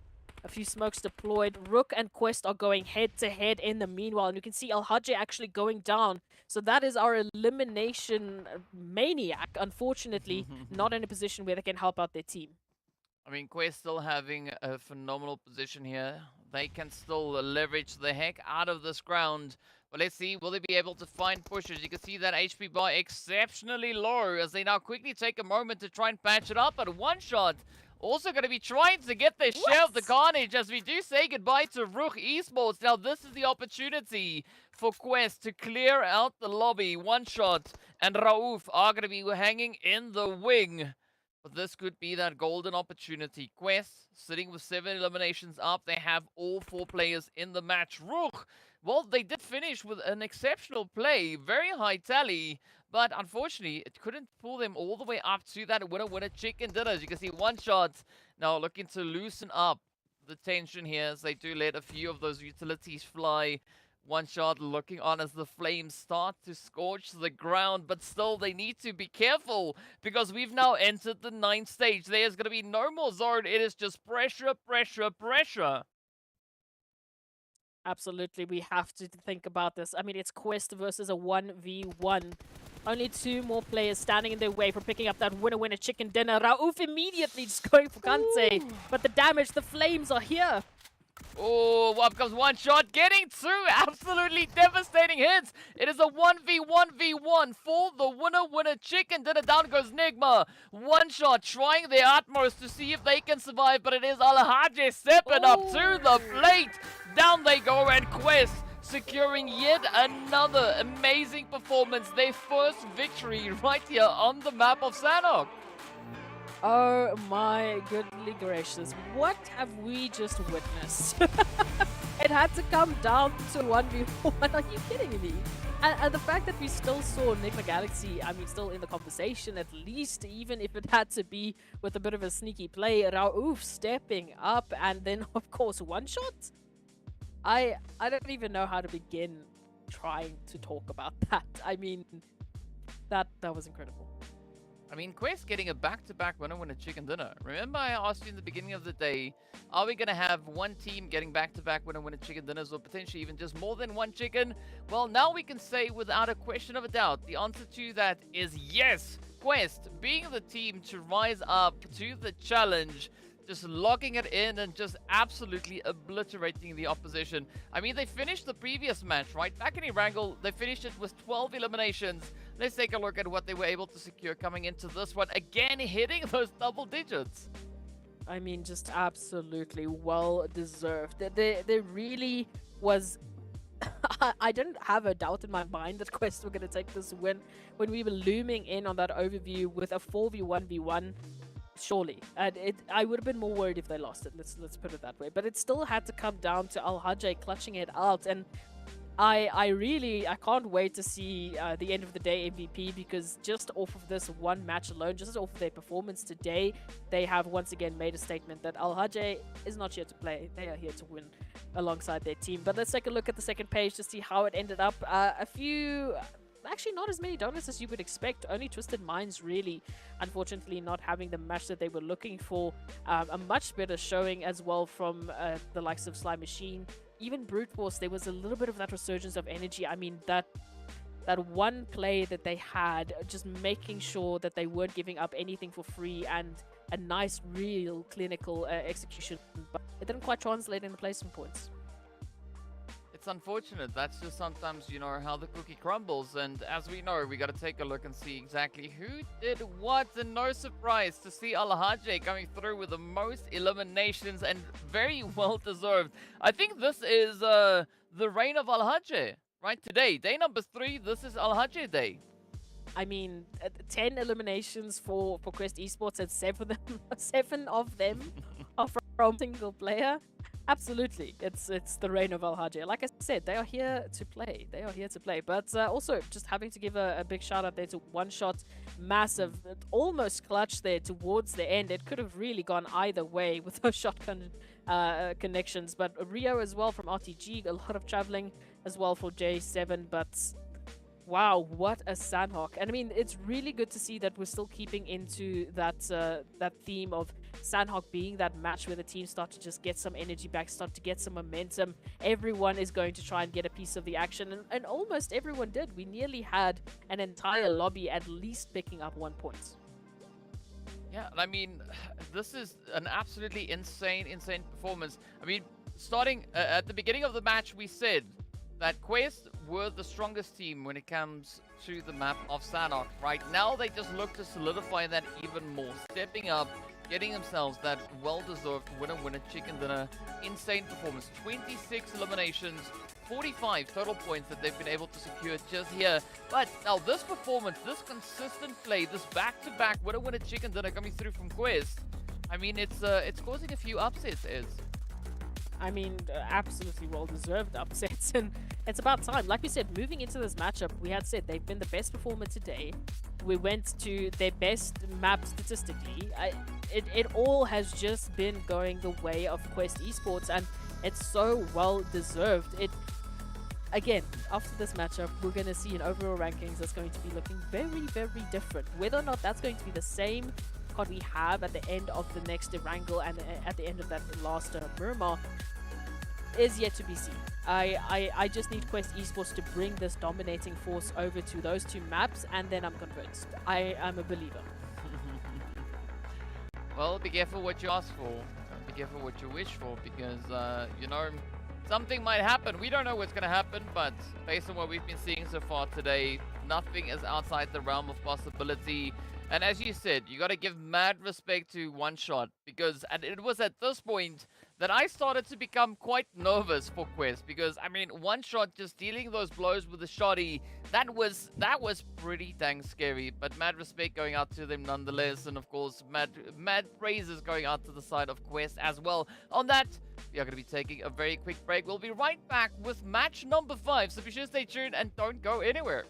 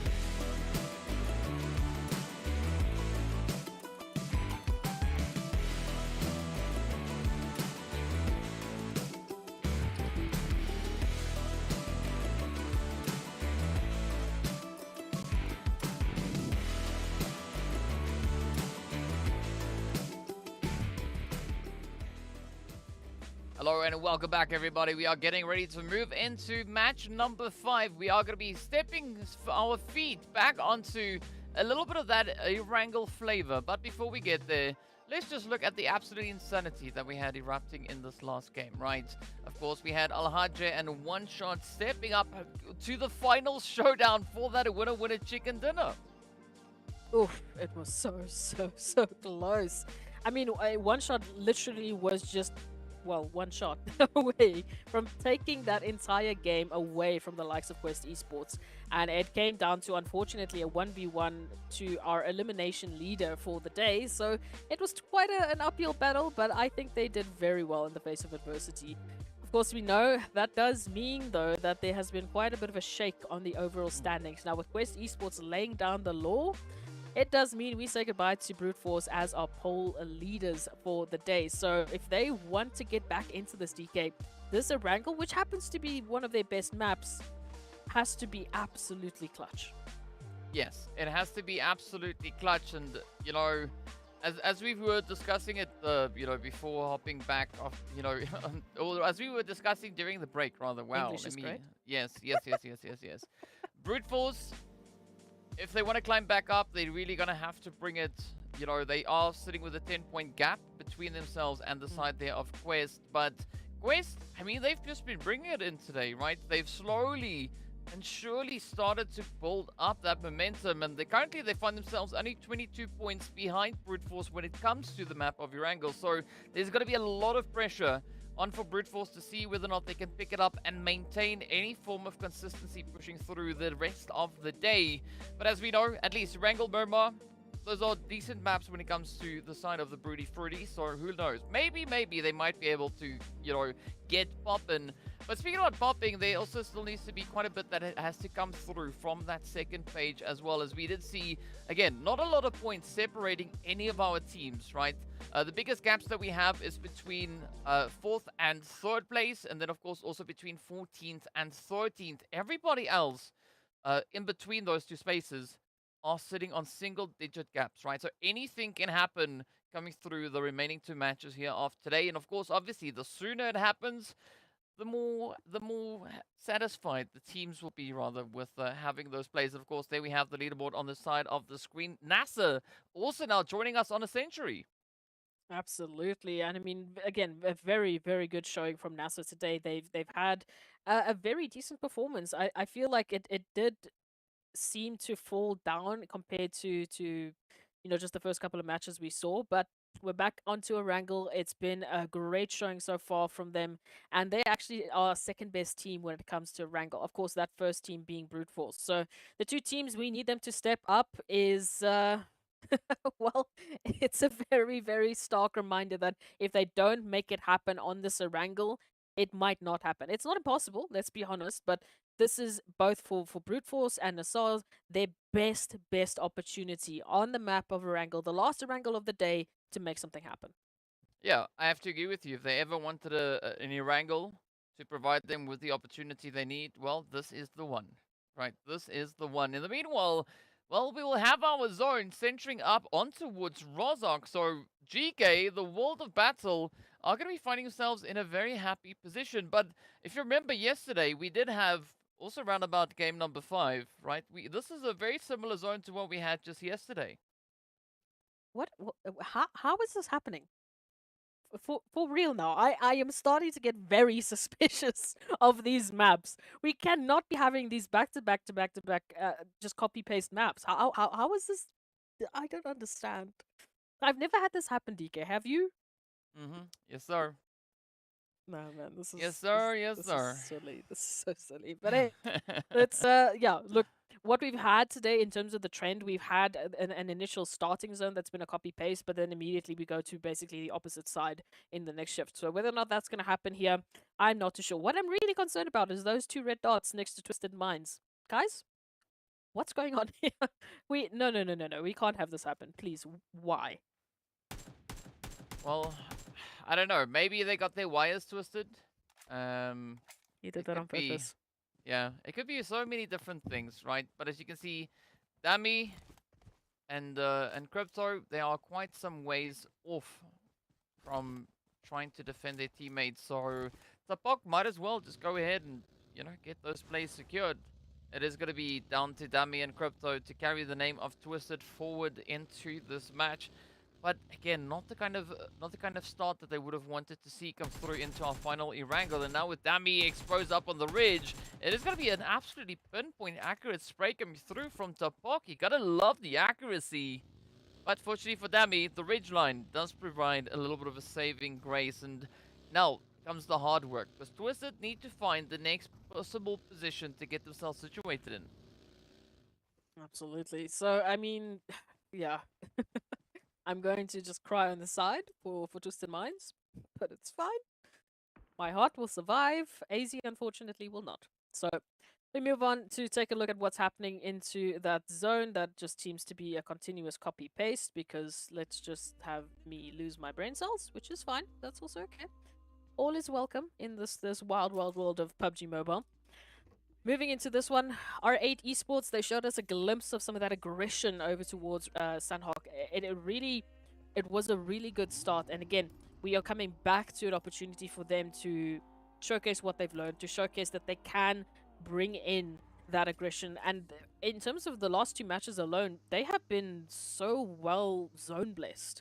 I mean, we saw that match on Erangel coming back onto Sanhok. They also had a couple of phases that were just looking so good for them. So if they still have this insane luck moving into this Erangel and they can just tie it in with a little bit of that aggression, then we could be seeing a winning formula for R8.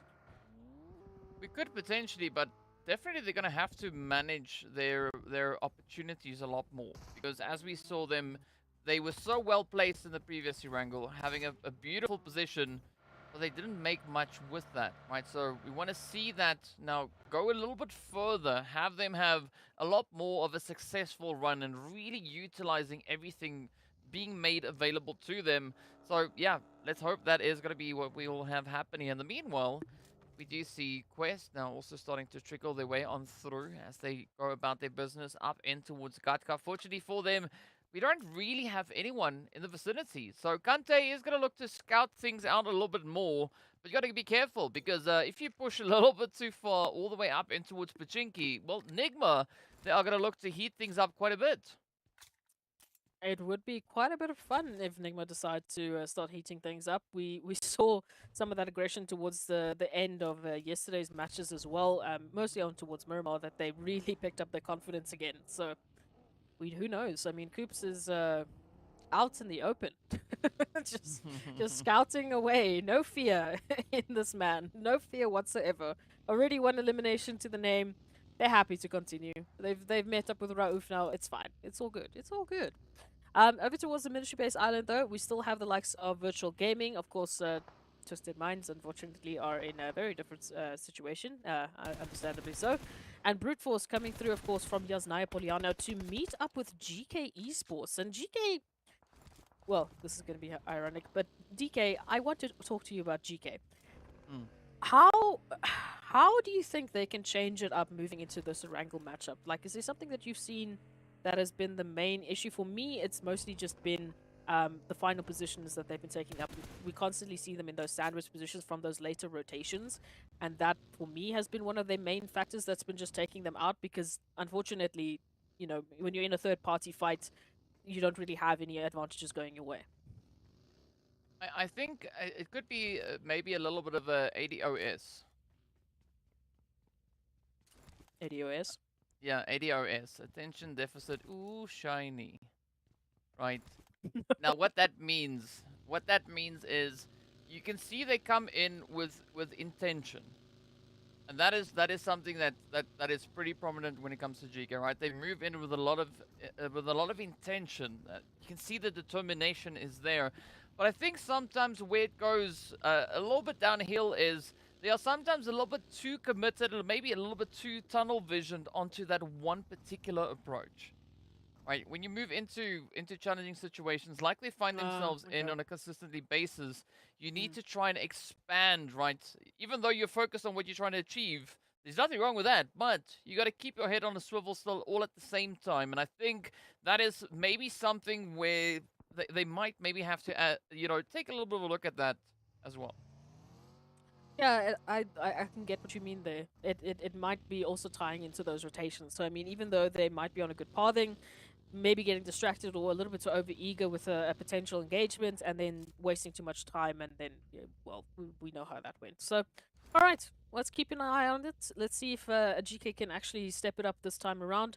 Virtual Gaming hopefully also will not be making the same devastating decision this time around. Well, they don't have the choice because no one's here to block them on the bridge rotation other than RTG, but hopefully they can avoid them nice and smooth and once again get themselves into a zone, into a playful opportunity to take this Erangel. Zone closing up, and hey, a little bit of love towards Yasnaya. And NASR. So they're going to be quite happy about this one as they don't really have to move too much. But it is going to be a very testing position indeed. As you can see, essentially the entirety of the lobby all situated over on towards this western front. And I think the sooner the teams can get themselves dispersed, like NASR is now attempting, trying to get themselves a little bit more on towards that eastern side, I think that it would help in alleviating a little bit of the pressure because, again, very, very difficult options when it comes to the western side of this current zone. Very limited options indeed. I mean, especially when we take a look at the fact that we've got like, what's that? 1, 2, 3, 4, 5, 6, 7, 8, 9? 9 teams, rough, maybe another 2 on top that needs to come through from the western side. So more than half of our lobby is in an unfortunate position now where they have to fight shoulder to shoulder just to get themselves into a safe pathing here. We can see the likes of GK as well. Immediate notice there over towards the world of battle, choosing immediately rather to opt on out, which I really like. Let's keep GK alive, let's keep the dream alive and see what they can bring into this Erangel. Yeah, so far so good. See what their end destination will be. So far, Sly taking beautiful occupancy of the compounds here, and for Sly, this is a beautiful setup, right? They can really apply quite a bit of heat as we have essentially the entire lobby moving up from the edge of zone. A little bit of bumper car play coming through there as well, but R8, yeah, crashing down. We do see Ida getting ended. SK now yet to try and rotate up. Kra and Prestige already making that push much further on, and it does seem like they are going to be looking to get themselves established up in towards Yasnaya. But again, well, they're going to have to fend off quite a few other teams, right? We got XENON in pretty close proximity. RUKH, of course, now going to be looking to rotate up from this western front as well. So many options, right? So many different ways that this all can play out.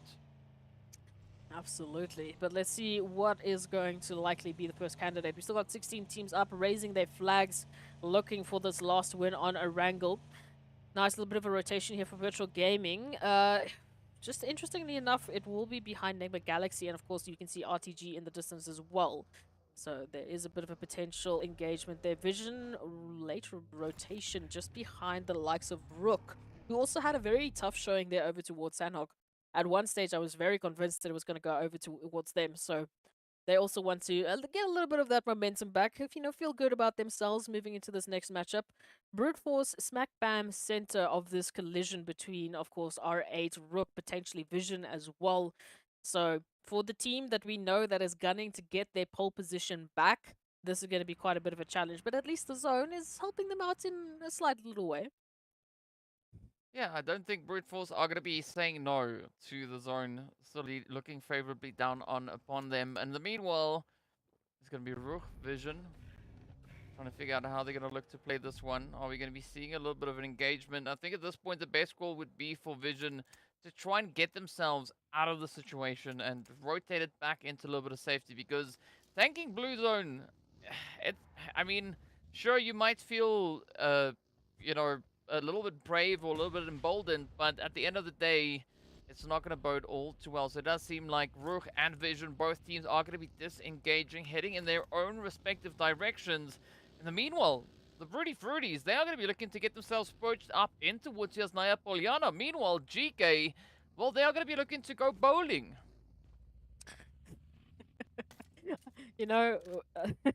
I've been waiting for a few of your puns today, so that was not one of the like out of all of the ones that have been set up today, that was not one I was expecting. So well done to you. A very interesting setup today. Falcons now moving on in as well. RTG suddenly with a bit of a shock to the system as they are immediately taken down to only 2 apiece. Teak now holding on for dear life, trying to get a bit of action into the swing of things, but Rio and Groza, they are going to be making this as difficult as they possibly can here for Puncher King. Those HP bars not looking too good. Well, let's see whether or not those HP bars are going to be looking to improve it anytime soon now. Oh, Rio! No, no, no! Down they go. As Puncher King puts the crown on and off they go. They get the play, they get the finish. But they're not out of the woods just yet, right? Still need to find themselves a little bit of the Groza. This is not one of those Grozas that you are going to be finding in a loot drop. Instead, you're going to have to contest against it out in the open field. But up comes Falcons. They are ready for the action. Beautiful strafing, and there they go. They do find the finishing blows, and that, of course, then is going to be absolute devastation dealt to the side of RTG. Well, I mean, just looking at the way that Falcons jumped into that altercation, I mean, like we said, it was a shock to the system there for RTG. They blink and then bam, there's 2 down on the ground. Now they're having to try and pick up the pieces, try and get back into the action. It's just way too much in such a short amount of time to realistically expect them to really recuperate from that one. But you take a look at this. Falcons now with a bit of a rotation. As you can see, a very split approach, unfortunately, due to all of that action. We've got Puncher King in the Valley of Dooms in between two split from NIGMA Galaxy here. So hopefully they will be able to rotate back, get regrouped with their team. Looks like they'll even go through the blue zone just to make it happen, which I appreciate. And we move on into a bit more of a centralized zone. And DK, we know this area very well. We know for a fact that the teams are not going to be enjoying this area. No, not so much, because, you know, there's a whole lot of hey, that's about to potentially come on through here, especially if that zone keeps on pulling over towards the western side.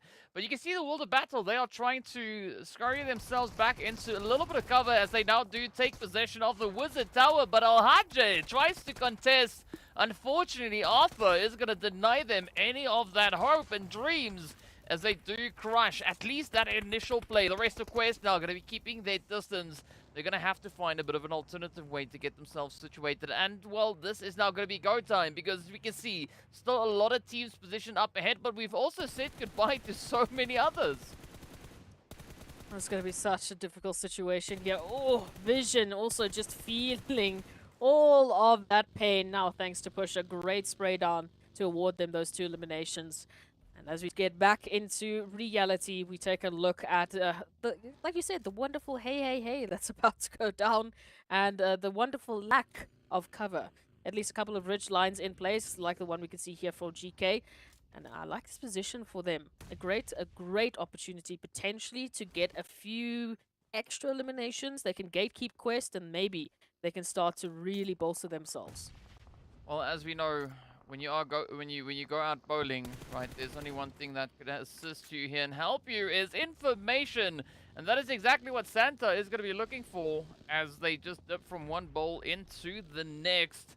But again, a very challenging position here. A lot of pressure riding on the shoulders here for GK. Looking to see if they can actually push that position to the next level. Speaking of pushing, though, that is exactly what NIGMA Galaxy are going to be looking to do down on towards the southern edge. They have a position on towards Virtual and even potentially far down onto the side of Clear Vision. But the immediate threat is going to come through here from Fares, as we do see Raouf quickly and swiftly dealing with them. Oh, such a difficult position. But let's take a look at this Virtual Gaming now. They've already fixed their mistakes from the previous military-based rotation, and now they're up against the likes of NIGMA Galaxy, who, as we've been seeing, has had that resurgence in confidence. So, unfortunately, this is not really where you want to be. But rotations out into the rest of the zone are not going to be a slice of cake either. Clear Vision even feeling the brunt of the action here, as Kante somehow, some way as a solo, is applying some pressure here. A little bit of damage here, a little bit of potential there. Ooh, and nearly a headshot to take it all to the end. But we'll have to wait and see if Quest can actually get themselves out of this, if Kante can actually survive. It's going to be a pretty tough play for Kante. Yeah, so much so that they will get sent back. And now it opens up the opportunity for the rest of the teams here as we are left with 11. But up comes Raouf. Also now going to be looking to test the waters as they rush forward. But Virtual Gaming Squad, they're not going to stick around to see what the eventuality will be. Meanwhile, Virtual Gaming pushing upwards and onwards right now, looking for a position close towards center zone. And their position is marked by this loot crate, so definitely got to keep their eyes about them. As you can see, NASR and everyone else getting themselves primed and ready to roll. So much of a jump is about to come on through. But again, right, a little bit of congestion starting to develop over on towards that southern edge. So we did see a slight shift come through from the zone. But look at this, clear vision. They're trying to play out that 2020 vision, and things so far not exactly going according to plan. Oh, so see, maybe they can just, you know, clean up those glasses again and bring a whole different kind of game. We'll have to wait and see. Virtual Gaming, yeah, look for your Foz and Co right now in the middle with that care package. It just spells danger. It's like putting a target on your back and just waiting for the teams to attack. Speaking of GK, like we said, our former Spring MEA Championships, I just need them to have a great opening here. Unfortunately, it'd have to be against the likes of Sly Machine, my Silent Assassins. So either way, my heart is going to be hurting after this one. Well, let's see whether or not they can maybe get a bit of a play. I mean, this could swing either which way, right? Either GK or Sly Machine. But Alamo, not the easiest position to fight, especially seeing that the blue zone is going to be hot on their heels. A very, very tough spot to contest, but let's see whether or not GK will have the determination. Oh, to lock it in. Steezy getting double timed.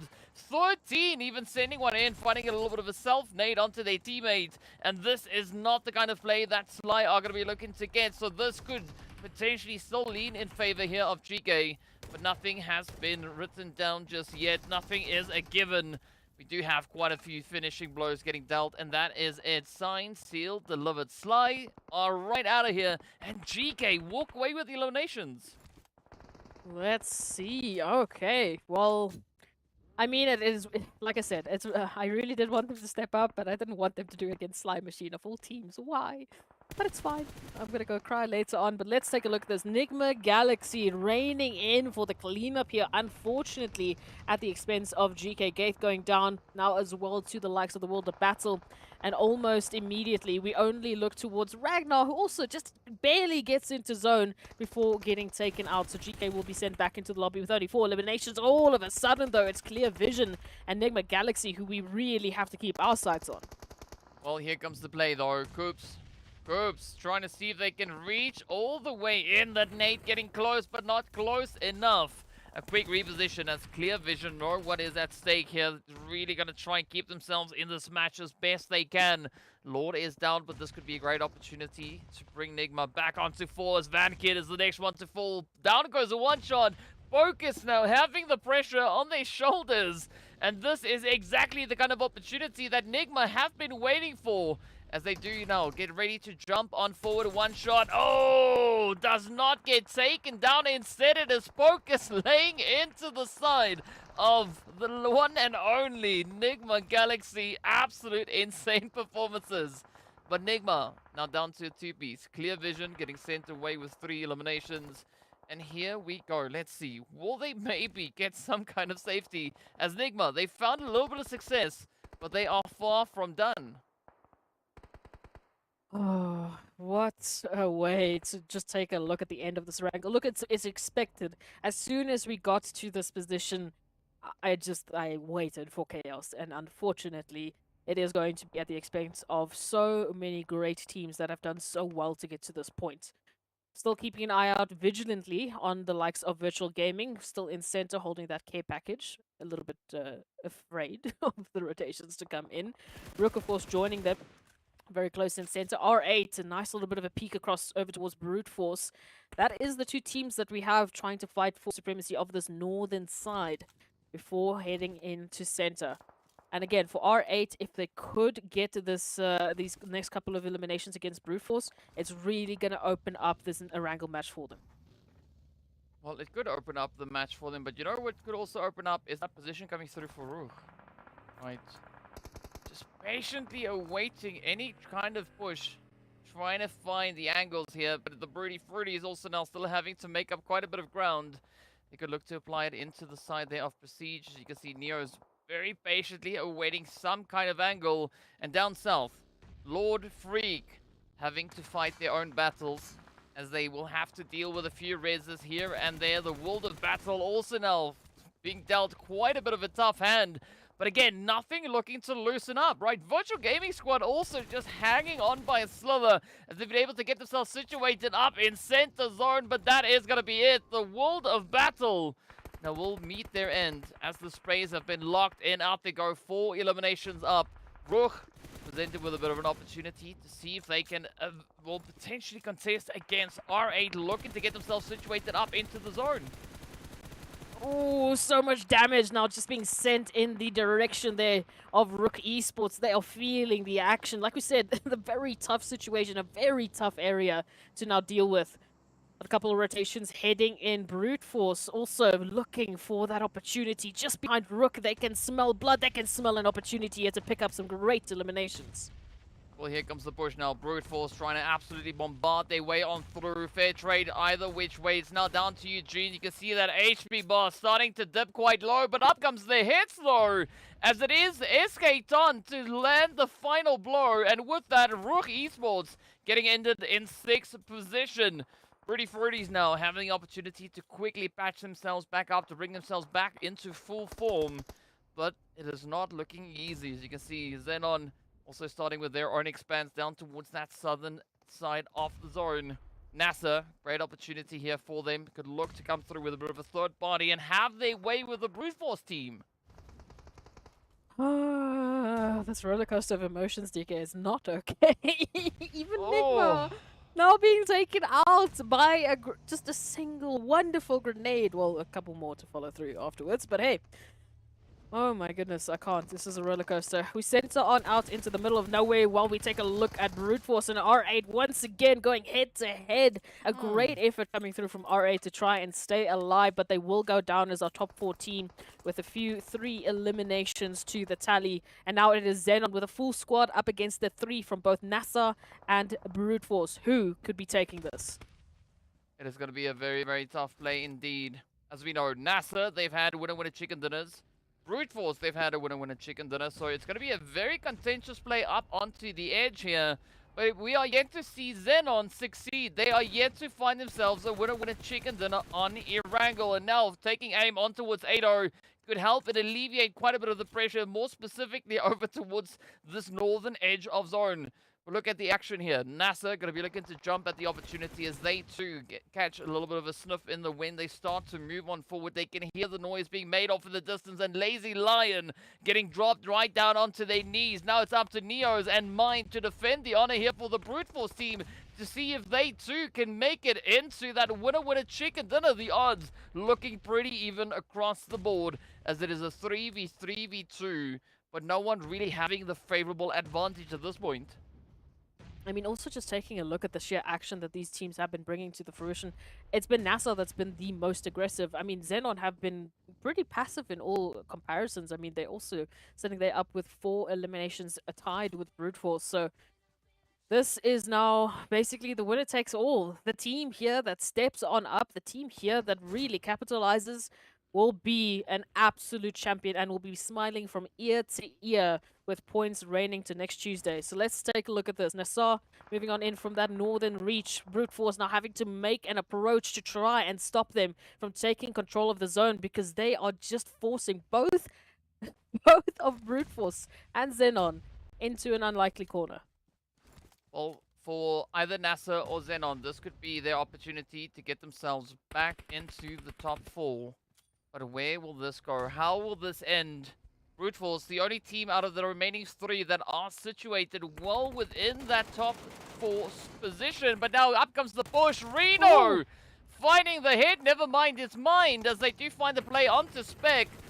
NASR now down to a two-piece. It's going to be Xenox and J7 trying to survive, but it's going to be Xenon with the absolute sheer number advantage, looking to just obliterate any opposition they have, and an absolutely phenomenal nade coming through from Marshall, and that is it.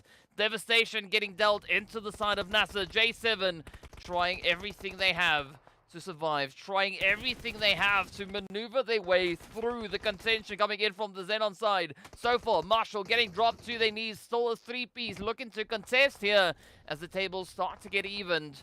But still, Xenon having quite a bit of work to do. If they have their eyes set on that winner chicken dinner, they will have to absolutely just overpower what is left in this lobby. Brute Force now quite a split approach, trying to just get some information, a line of sight into this action, and take control of the zone as much as humanly possible. Xenon now with a bit of a drive through right behind Mind, a perfect angle to take them out for the count. Brute Force all of a sudden in a matter of moments relegated down to 2 players up against 3 of Xenon, who have the perfect line of sight, the perfect placement, and unfortunately a car in the face. Oh, it is a 2v2 fight to the finish. Brute Force, they know exactly what they're doing here. Xenon, this could be their first opportunity, and they are going to try everything to get their hands on that winner chicken dinner. They want to return back to 4th.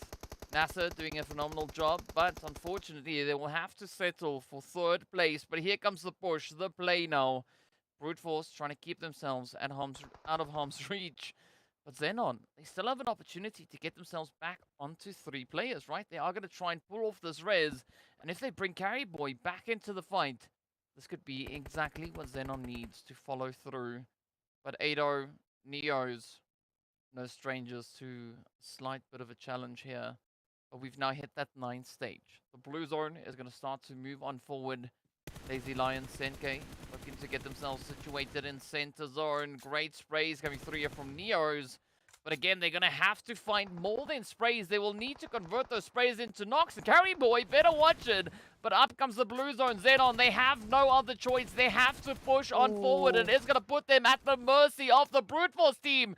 2 players already down. Senke super low on HP, but up comes the plays, the push. Now, will the Brute Force team be able to reclaim it? And yes, they do. They pick up yet another winner chicken dinner, and Xenon will get denied. Absolutely phenomenal play coming through there from Xenon. They pushed so exceptionally hard, but unfortunately, Brute Force, man, they just outpositioned them. Well, like we said, moving into this matchup, this is Brute Force's best map. This was their best opportunity to clap back at Quest Esports to regain, potentially, their pole position. I'm not going to do, you can do math for me, but we'll take a look at the other rankings a little bit later on. Either way, have to say congratulations to Brute Force. They had to fight some of the hardest battles into that final zone. They didn't really have anything going for them, starting off with that number advantage. I mean, Xenon's push there with the vehicle rotation, getting that knock onto Mind, everything was going the way of Xenon up until these individuals in the form of Neos and Mind step up and they clutch it out for Brute Force.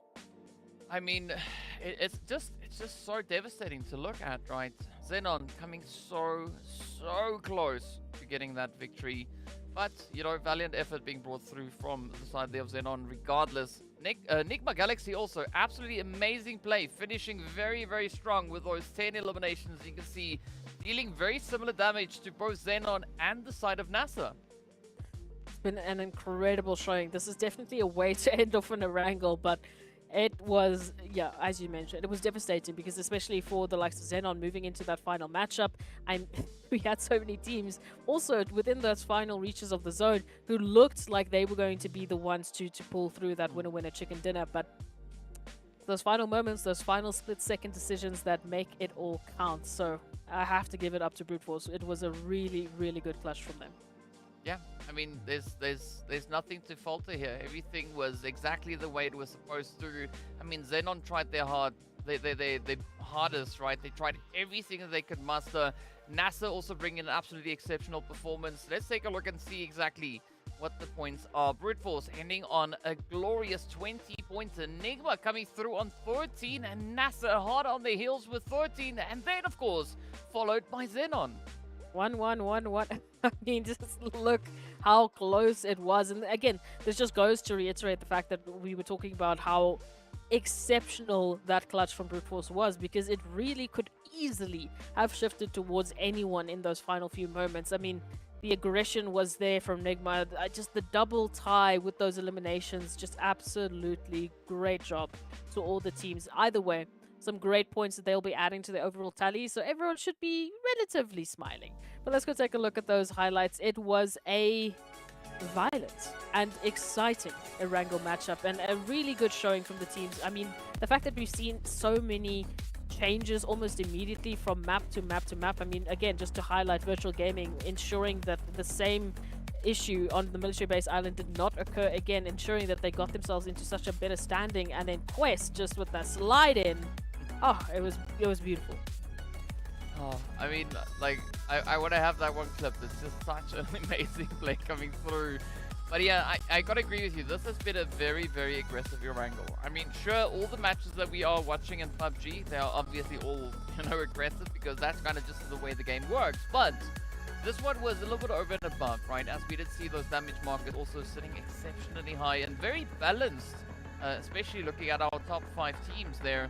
But some phenomenal works, a pretty challenging zone to try and contest through, and the teams not bowing out of the challenge, keeping their heads up, just pushing as best they could. And I mean, you even got to give it up to XENON, right? Trying to make a bit of an upset, but just getting doubled down on. And this is where I was so surprised that XENON weren't able to convert this into a victory, because they came so close to flushing out the Brute Force team. Even this moment here with NASR, I mean, just the fight to the finish. Again, Marshall going down, an immediate turnaround, and then the confidence you need to have taken that vehicle rotation to grab that elimination over towards Mind, and then still go up against the likes of Brute Force in those final few moments. Oh, it was tough. Yeah, but mad respect though going out to XENON, because regardless of what happens to them, they just keep on trying. They don't back down, and I have mad respect for that. But of course, well, we got to see what the teams are going to be doing in our final match of the day. So match number 6 just around the corner, and of course we'll see you right back after the break.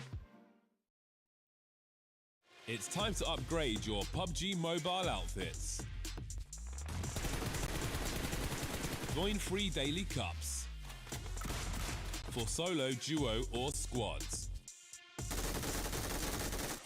Win Faceit points. Exchange for PUBG Mobile UC.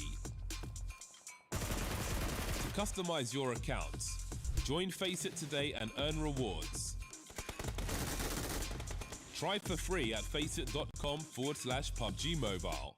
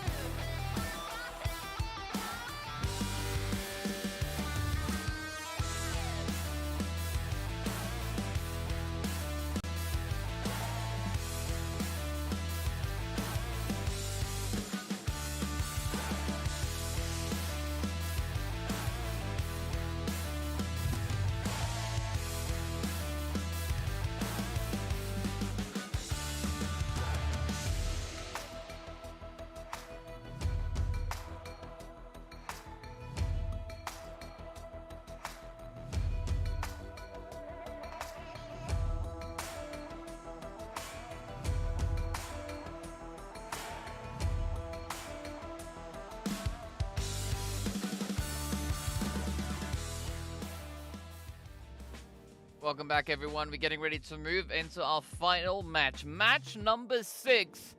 We've been seeing so many upsets come through from our teams all over the place. I mean, we've seen, teams rising up, right? Quest getting 2 back-to-back winner chicken dinners. Absolutely insane performance. But of course, we've seen even more insane performances come through. I mean, even NIGMA, right? NIGMA also finding a little bit of that magic sauce. So we did see them end up on double-digit eliminations. I mean, it was an incredible showing from NIGMA Galaxy. And again, moving into this matchup, right? They had 23 total points earned for the day. So, I mean, just moving into this matchup, they nearly, basically got all of their day points in a single matchup. So, an incredible showing from them to really just showcase why they deserve to get a little bit of love. This is why they have been crowned before, the absolute amazing players that they are, the Arabian Kings, so to speak. And just absolutely have to give it up to them. It's also nice to showcase a little bit of Coops doing what Coops does best. So nice little bit of a shout out. We know there's a lot of fans of Coops in the chat. So moving into this next matchup into Miramar, the question now has to stand, who are we looking at? We've had Quest step up, we've had Brute Force come back up. We can go take a look at our top performers from Miramar to try and guess, but even these stats, they don't paint the whole picture. Yeah, they don't paint the entire picture, but you got to give it to RUKH. They've been the team to secure the most consistent placement points when it comes to the map of Miramar. So we might be having another treat come through from the side of RUKH Esports, right? 22 placement points. It's leaning in their favor. Quest, however, the most aggressive team, sitting with a grand total of 34 eliminations that they've been able to secure so far. RTG, NIGMA, Fruities, Brute Force, all looking pretty proficient, but we are yet to see Road to Glory and Brute Force secure themselves a victory on Miramar. Yeah, it's been a very close. It's been a semi-consistent map for Brute Force. I mean, it's not as consistent as what we see them playing on the likes of Erangel. I mean, if you talk about the total points, it's 94 points that they would be garnering on Erangel, obviously with more maps. And then compared to the 37 on average in terms of percentage to map ratio, it hasn't been as successful for them, but it has been one of their more consistent maps. And thankfully, to that last Erangel, they managed to regain their position in that poll, #1 spot in the overall ranking. So Miramar could just be a way for them to widen that gap to get themselves ready for tomorrow. Tomorrow is going to be the finals. Tomorrow's the last day that any and every team have. So you can bet yourself it is going to be a chaotic matchup. So whatever points, whatever cushioning a team can get moving into this Miramar, it is going to serve them so incredibly well. Yeah, it is going to be a very scary play. As you've said now, there's so much pressure riding on the shoulders here for everybody. I mean, RTG, this could also be the opportunity to get their foot up in the top 4s. We can see they're only trailing by 5 points. That is a very easily accomplishable goal for a map like this, right? Moving into the very last game of the day. Absolutely. But they're also going to have to contest against everything else that the rest of the lobby will have for them. But yeah, I agree with you. This is a golden opportunity for Brute Force to try and widen that gap. Again, Quest, they could look to play a bit of an upset, right? They could look to maybe, ride the storm and again contest Brute Force for pole position. I mean, there's so many different stories that we can look to lean towards here to see where exactly these teams could be looking to take it. But who knows? We might even have XENON deciding that, Miramar, this is going to be the one in which they score themselves a winner chicken dinner. Oof. But before we even get to just think about anything other than what is right on our screens right here, Virtual Gaming, Vision, Esports, finding one another into a bit of a hot job, one we haven't yet been able to see on the likes of Miramar. Well, let's see whether or not Virtual Gaming Squad will be able to survive the push. Oh, nicely played, though. As a Vision, well, they have been sent right back to the optometrist because, unfortunately, things didn't pan out as they would have hoped. But this is quite surprising because, I mean, Vision, they've been performing quite decently when it comes to the map of Miramar. But, if you hot drop early game, if you just happen to contest the position with another team, stats essentially go out the window, right? It is just go time. It's also, though, if you consider how Vision have been doing well on the map of Miramar, the reason they've been doing well is because they've been one of the teams to to play in the most passive tactical way ever. I mean, they do the slow rotations. They stick to the outskirts. They like to play things a little bit slower. They like to get proper loot before they even consider taking an engagement, which, again, it's perfectly fine a strategy if that's what your team does best. But in a situation like this, where you're going up against Virtual Gaming, who's just been getting hot dropped pretty much the entirety of today, then yes, you're going to be going up against a more experienced team in terms of that specific situation. So, unfortunate, but it's okay. We still have a whole day tomorrow.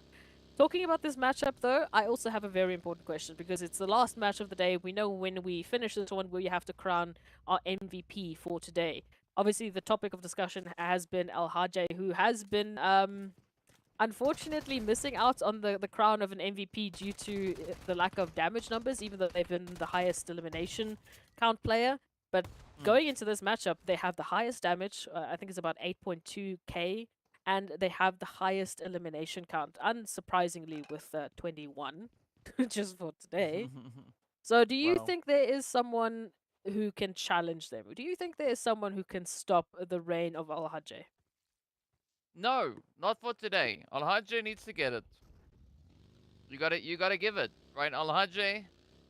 I mean, if it's not RUKH, I don't think there's gonna be anybody else for today, right? Sure, It's we've wild. had some. We've had some pretty strong contenders over the previous 2 days, right? But for today, I'm going to be tunnel visioned and say that it has to only be RUKH, right? We want to see RUKH step up, claim it, because, I mean, let's be honest, RUKH has been working so dang hard in the previous 2 days as well, right? We've been seeing such a performance from their side. But now today, we need to deal that crown. We need to see RUKH walk away with it, and I think it is very well deserved, and it's about time. Just another fun stat. Out of that 8.2k damage that they've accrued over the last 3 days, 3.4 of that has just been today. So another fun little stat. You can understand why RUKH is reigning supreme. And now talking about something that you and I have been avoiding, that's zone. We've not been avoiding it. We just don't want to. We just don't want to talk about it because I mean, so tired again, of it. it's like day one. And map number 2. Like, we literally had Yes. this in the previous Miramar. This is silly. I'm curious to see where it's going to shift towards, though. Is it going to pull up towards that northern side yet again, as we did see all the way back in day number 1, match 2? Or is it going to go somewhere else? Maybe somewhere better, right? I want to see it maybe pull back onto dry land. But, in all honesty, I'm not going to say no if it goes to those 2 islands. Just because, you know, it's always fun to see the we teams. love those islands. We never get to go there. But realistically, I don't necessarily think it is going to be the case. But, well, who knows? It can still unfold in any which way it decides to. Look, we would be very happy to eat our words if it does go to those 2 islands. I think everyone in chat would also sit there with their mouths open and in pure shock and disarray, because that would just then I know for a fact someone paid the zone gods, 100%. I don't know how, I don't know what sacrifices were made, but something happened. Either way, let's go over towards the wonderful match we have in front of us. Quest Esports, another team that is so close to just taking the reins away from Brute Force. I mean, moving into this matchup, they are once again, unfortunately, in second place, you know, but it's just 9 points away from taking the position away from Brute Force. Yeah, only 9. Only 9, but as we've seen at times, 9 points can be quite challenging to secure, right? We've had teams have a pretty tough run with regards to that. But I mean, if we're being honest about it, Quest, Miramar is also one of their strong maps, right? Quest actually building up a very consistent flow across the board. And, ooh, speaking about flows, it seems like Twisted, they're onto something. They've already found 2 of R8, and there's only 2 players opposing them, stopping them from gaining even more points. And I love this gatekeep that they are holding onto the side of R8. But again, have to be very cautious not to overextend their reach, because Prestige, Kra could definitely pull them back into a little bit of a risky play. Yeah, absolutely. And again, it might be a little bit more worthwhile for the likes of R8s. I mean, considering it's still very early on into this phase, but as a duo, in what world do you want to be looking at the down the barrel of a 2v4 situation? Honestly, never likely. But we'll wait and see what R8 can turn around into the situation. I mean, in terms of rotations, they have pretty much this entire western side still for the moment fairly open. So there's a lot of spacing for them to squeeze on, and obviously everyone is gunning for those eastern positions of the zone. Again, a little bit of PTSD from some of the previous zones we've had, understandably so. No one really wants to be in the position of getting to that terrain later on. But I think it's all going to be down to the adaptations that these teams will be looking to bring Yeah. on through, right? And we do see quite a convergence of teams now heading closer and closer towards center zone. But again, we are still waiting for a few stragglers to make any decisive rotations. Of course, Brute Force, as we can see, still all the way out in towards Pozo. Falcons about to tip their toes just out of the blue. The World of Battle also could maybe come through with an interesting rotation. I think they are going to be opting to rather push either through Los Leones or further down along that southern side to come through on Puerto and then start to climb the hills to get a little bit of that elevation to work in their favor. Definitely would be very interesting showing. Having to wait and just find out where that zone goes, and it goes towards the north. Okay, so once again, a very, very, very different location. Although we're still including that eastern coastal line. Junkyard also is a bit of a very topsy-turvy location. You can see from the overview as well. A lot of dips and dives within that rotation. So there's still plenty of places for teams to get nestled in, to get a little bit of cover working with. But as soon as we start restricting, as soon as we start getting those rotations going, it's going to be awkward. It's going to be very awkward because as soon as you peek out your head, surprise, surprise, you're going to be staring down the barrel of another 5 or so teams just looking you in the face. Well, let's see who's going to be doing that staring and who's going to be the one looking to deliver the blows down the barrel. In the meanwhile, XENON getting themselves perched down on towards that southwestern side of zone. A very, very challenging terrain to try and contend against. I mean, as you said, right, lots of dips and dives and, you know, hills and valleys all over the place. But this is also, I think, an amazing setup because it allows you to potentially sneak up on your opposition and catch them entirely off guard. Absolutely. So, I mean, again, wait, where's Slime Machine? Yep, Slime Machine's up with 4 players, so gonna be holding and crossing all my fingers and hoping that this could be the match for them. But let's take a look at it. GEEKAY as well, another team that we really would love to see bringing in a successful Miramar matchup. Unfortunately, in the crosshairs here of XENOX, just hopefully no connections will be made here and they can get nice and well into safety, into cover, get themselves set up for this next few rotations. NIGMA Galaxy is still going to be following right behind them. So very curious to see where NIGMA might end up, if they want to take one of these compounds here along the same coastline, or maybe just take some real estate away from another presenting team. Well, let's see who is going to be looking to play that real estate game. In the meanwhile, it is RUKH with a very comfortable spot on high. I like that expanse that they have, you know, to try and leverage. But in the meanwhile, we do see Easy now playing a little bit of mechanic here, just inspecting the vehicle, ensuring that everything is exactly what it is supposed to be before they get back in. Rami having to deal with everything that truck can throw at them. But an interesting position being held. I mean, I'm curious to see what the Falcons are going to be doing. We do see them just slightly towards that northern edge. And this could potentially erupt in a bit of a triangle of doom for either team. We do like some triangles in PUBG Mobile. You know, it always brings in a very, very interesting congestion. But looking at this now, oof, yeah, there's a lot of spots that I'm quite concerned about. One such spot specifically is Twisted Minds. I mean, they're running a 1-1-2 split, very, very split apart, and we can see they're rotating into the brute force territory. Now that zone's centering on up, they're gonna have to go straight into R8, which is a duo still. So maybe there's a potential now for Twisted to just regroup, focus on a team, focus on taking that position away from R8, get some eliminations, and then move on into the rest of this lobby. It's going to be a tough play, though. It's you know, there's so many potential angles the teams can look to take, and I'm sincerely hoping that Twisted can find themselves in a very substantial position to make a stand. Because I mean, we want to see Twisted, right? We want to see them just look to pop off. Speaking of popping off, AXA Now taking aim down onto the side here of Brute Force. Oh, good response though. Quick retaliation as AXA does take a little bit of damage, but now Neo's going to be looking to avenge the knockdown onto Mind. But will they be able to succeed as AXA really quick with the response here, quickly managing to get themselves back into yet another absolutely contentious position. Again, Brute Force having to try and find a way to navigate themselves back into safety. As we know for Brute Force, they can't just take it idly by.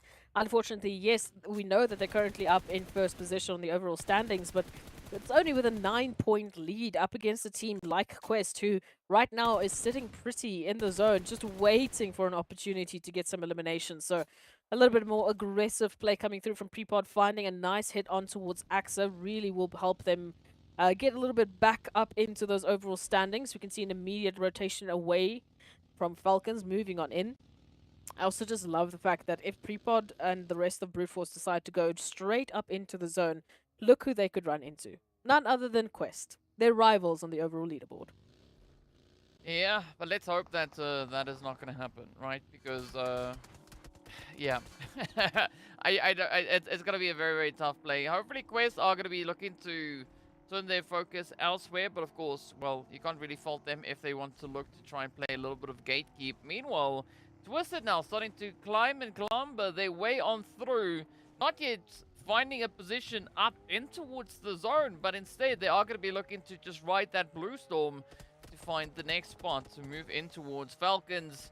They're going to try and take the head-on approach, but it is now going to be the side of Quest just welcoming them in, and RUKH with a beautiful plate down onto Teague, looking for the confirmation, and just a few more heads could result in exactly that. Ooh. Ooh, ooh, ooh, ooh, ooh, ooh, ooh. This is not an easy zone. I can't actually get over it. I mean, just looking at the valley we have here, teams are going to be split up between taking the northern reach or the southern reach. Of course, that zone might give them a bit of an easier indication as to where they should be going, but this massive split that we're going to be having is going to result in such awkward engagements. At least we do head over towards the southern side, so there's a little bit of a larger ridge line there that a few teams could nestle into. But again, it's just like a street of its own. Everyone is going to be shoulder to shoulder with nothing really separating them or blocking or keeping them safe.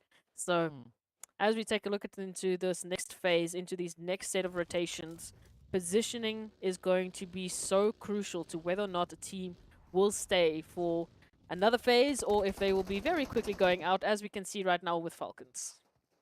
Well, then we also have the team favorites being shown on the side of the screen. A lot of votes going through for the side there of XENON with 33.3%. Gotta love it. Brute Force only getting 8.3% love, and NASR, GEEKAY, and Quest gonna be sharing it with 16.7%. So if you want to see your team up there, better start giving them a bit of a shout out in chat. Be sure to include the word vote, and then you add the team tag next to that as well. In the meanwhile, let's see what NIGMA Galaxy are going to be doing as they look to fend off the advances coming through from Brute Force. I think it's a good play here from Brute Force, deciding rather not to get that push straight into the side of NIGMA. They are going to be losing at least one player to this, approach as we say goodbye to Ado. But now, Neo's Prepod in a position where they could look to bring in a little bit of a strategic approach, get themselves situated just off to the side, and maybe come back with a bit of a vengeance. In the meanwhile, it is going to be NASR, Clear Vision, XENON, all just hunker down over on towards this western edge of zone. And I mean, for the viewers in chat, as we saw, XENON, one of the favorites, so we have an idea who the chat will be rooting for into that altercation towards that western hand side. But in the meantime, here we were talking about a Brute Force, as we know, trying to bolster their current 9-point lead. Now, thanks to a few eliminations, it will at least be 11 points, but that's still not enough. Come on, we want to make sure that they are as safe as humanly possible coming back into tomorrow's matches. And this is exactly what we were talking about. Lo and behold, who do they end up running into? It's none other than Quest, or at least RUKH from Quest. So that would be a big win if Brute Force was able to take RUKH out. Well, let's see if that is going to be the case. It's going to be a tough one regardless, but they still have to get themselves repositioned back in towards the zone. We do say goodbye to Rami as Kante reaches in. Quest still going to be looking to play the nuisance card here as they become quite menacing just capitalizing on the elevation, and that is going to be Pusher just uprooting Neos. Prepod having all the pressure riding on their shoulder. Pusher with a quick play, trying to get themselves patched. But an absolute relentless approach coming through there from RUKH, and even, you know, a potential angle coming through here from Sly Machine. Again, this is what I'm saying. I would love it if Sly Machine can actually capitalize off of the terrain that they've been gifted here. Again, a lot of angles that you can dip and dive in between. The perfect win condition here for Sly Machine. We've seen them thrive in these sort of conditions before, specifically as well on Miramar. So, looking at this with the surrounding teams, Brute Force, of course, RUKH, and then NIGMA Galaxy right behind them. Unfortunately, it's not going to be making it easy, and Quest is not going to be making it easy for RUKH. Lo and behold, RUKH just sniffing out those eliminations. One, maybe another, a third? I don't know. I mean, RUKH is going to be pushing, right? They want that MVP for the day. And so far, a very, very strong effort coming through from RUKH. So you can't falter any of those approaches. The damage getting locked in, sitting on 2 eliminations already for RUKH alone. But let's see whether or not Fahidan and the rest of Quest can look to just assist with these plays moving forward. I mean, Brute Force also not having any luck. Trying to get away from RUKH, trying to get away from the side of Quest, but Quest just so dang determined. They are going to look to hunt them down. Meanwhile, we are going to be taking a look over on towards Twisted, who find themselves with 2 eliminations up, but a few visitors now starting to pull on through. As you can see, clear vision just on the edge, but you got to watch out for Pocus, because once Pocus gets that angle secured, AZ could be in a world of trouble. Ooh, a little bit of damage being sent on out to try and delay that potential situation. Because, yeah, AZ definitely would not like what you said to come to fruition. Please, not today. Prepod out in the open, a lot of damage. Ooh, a nice assist once again from RUKH.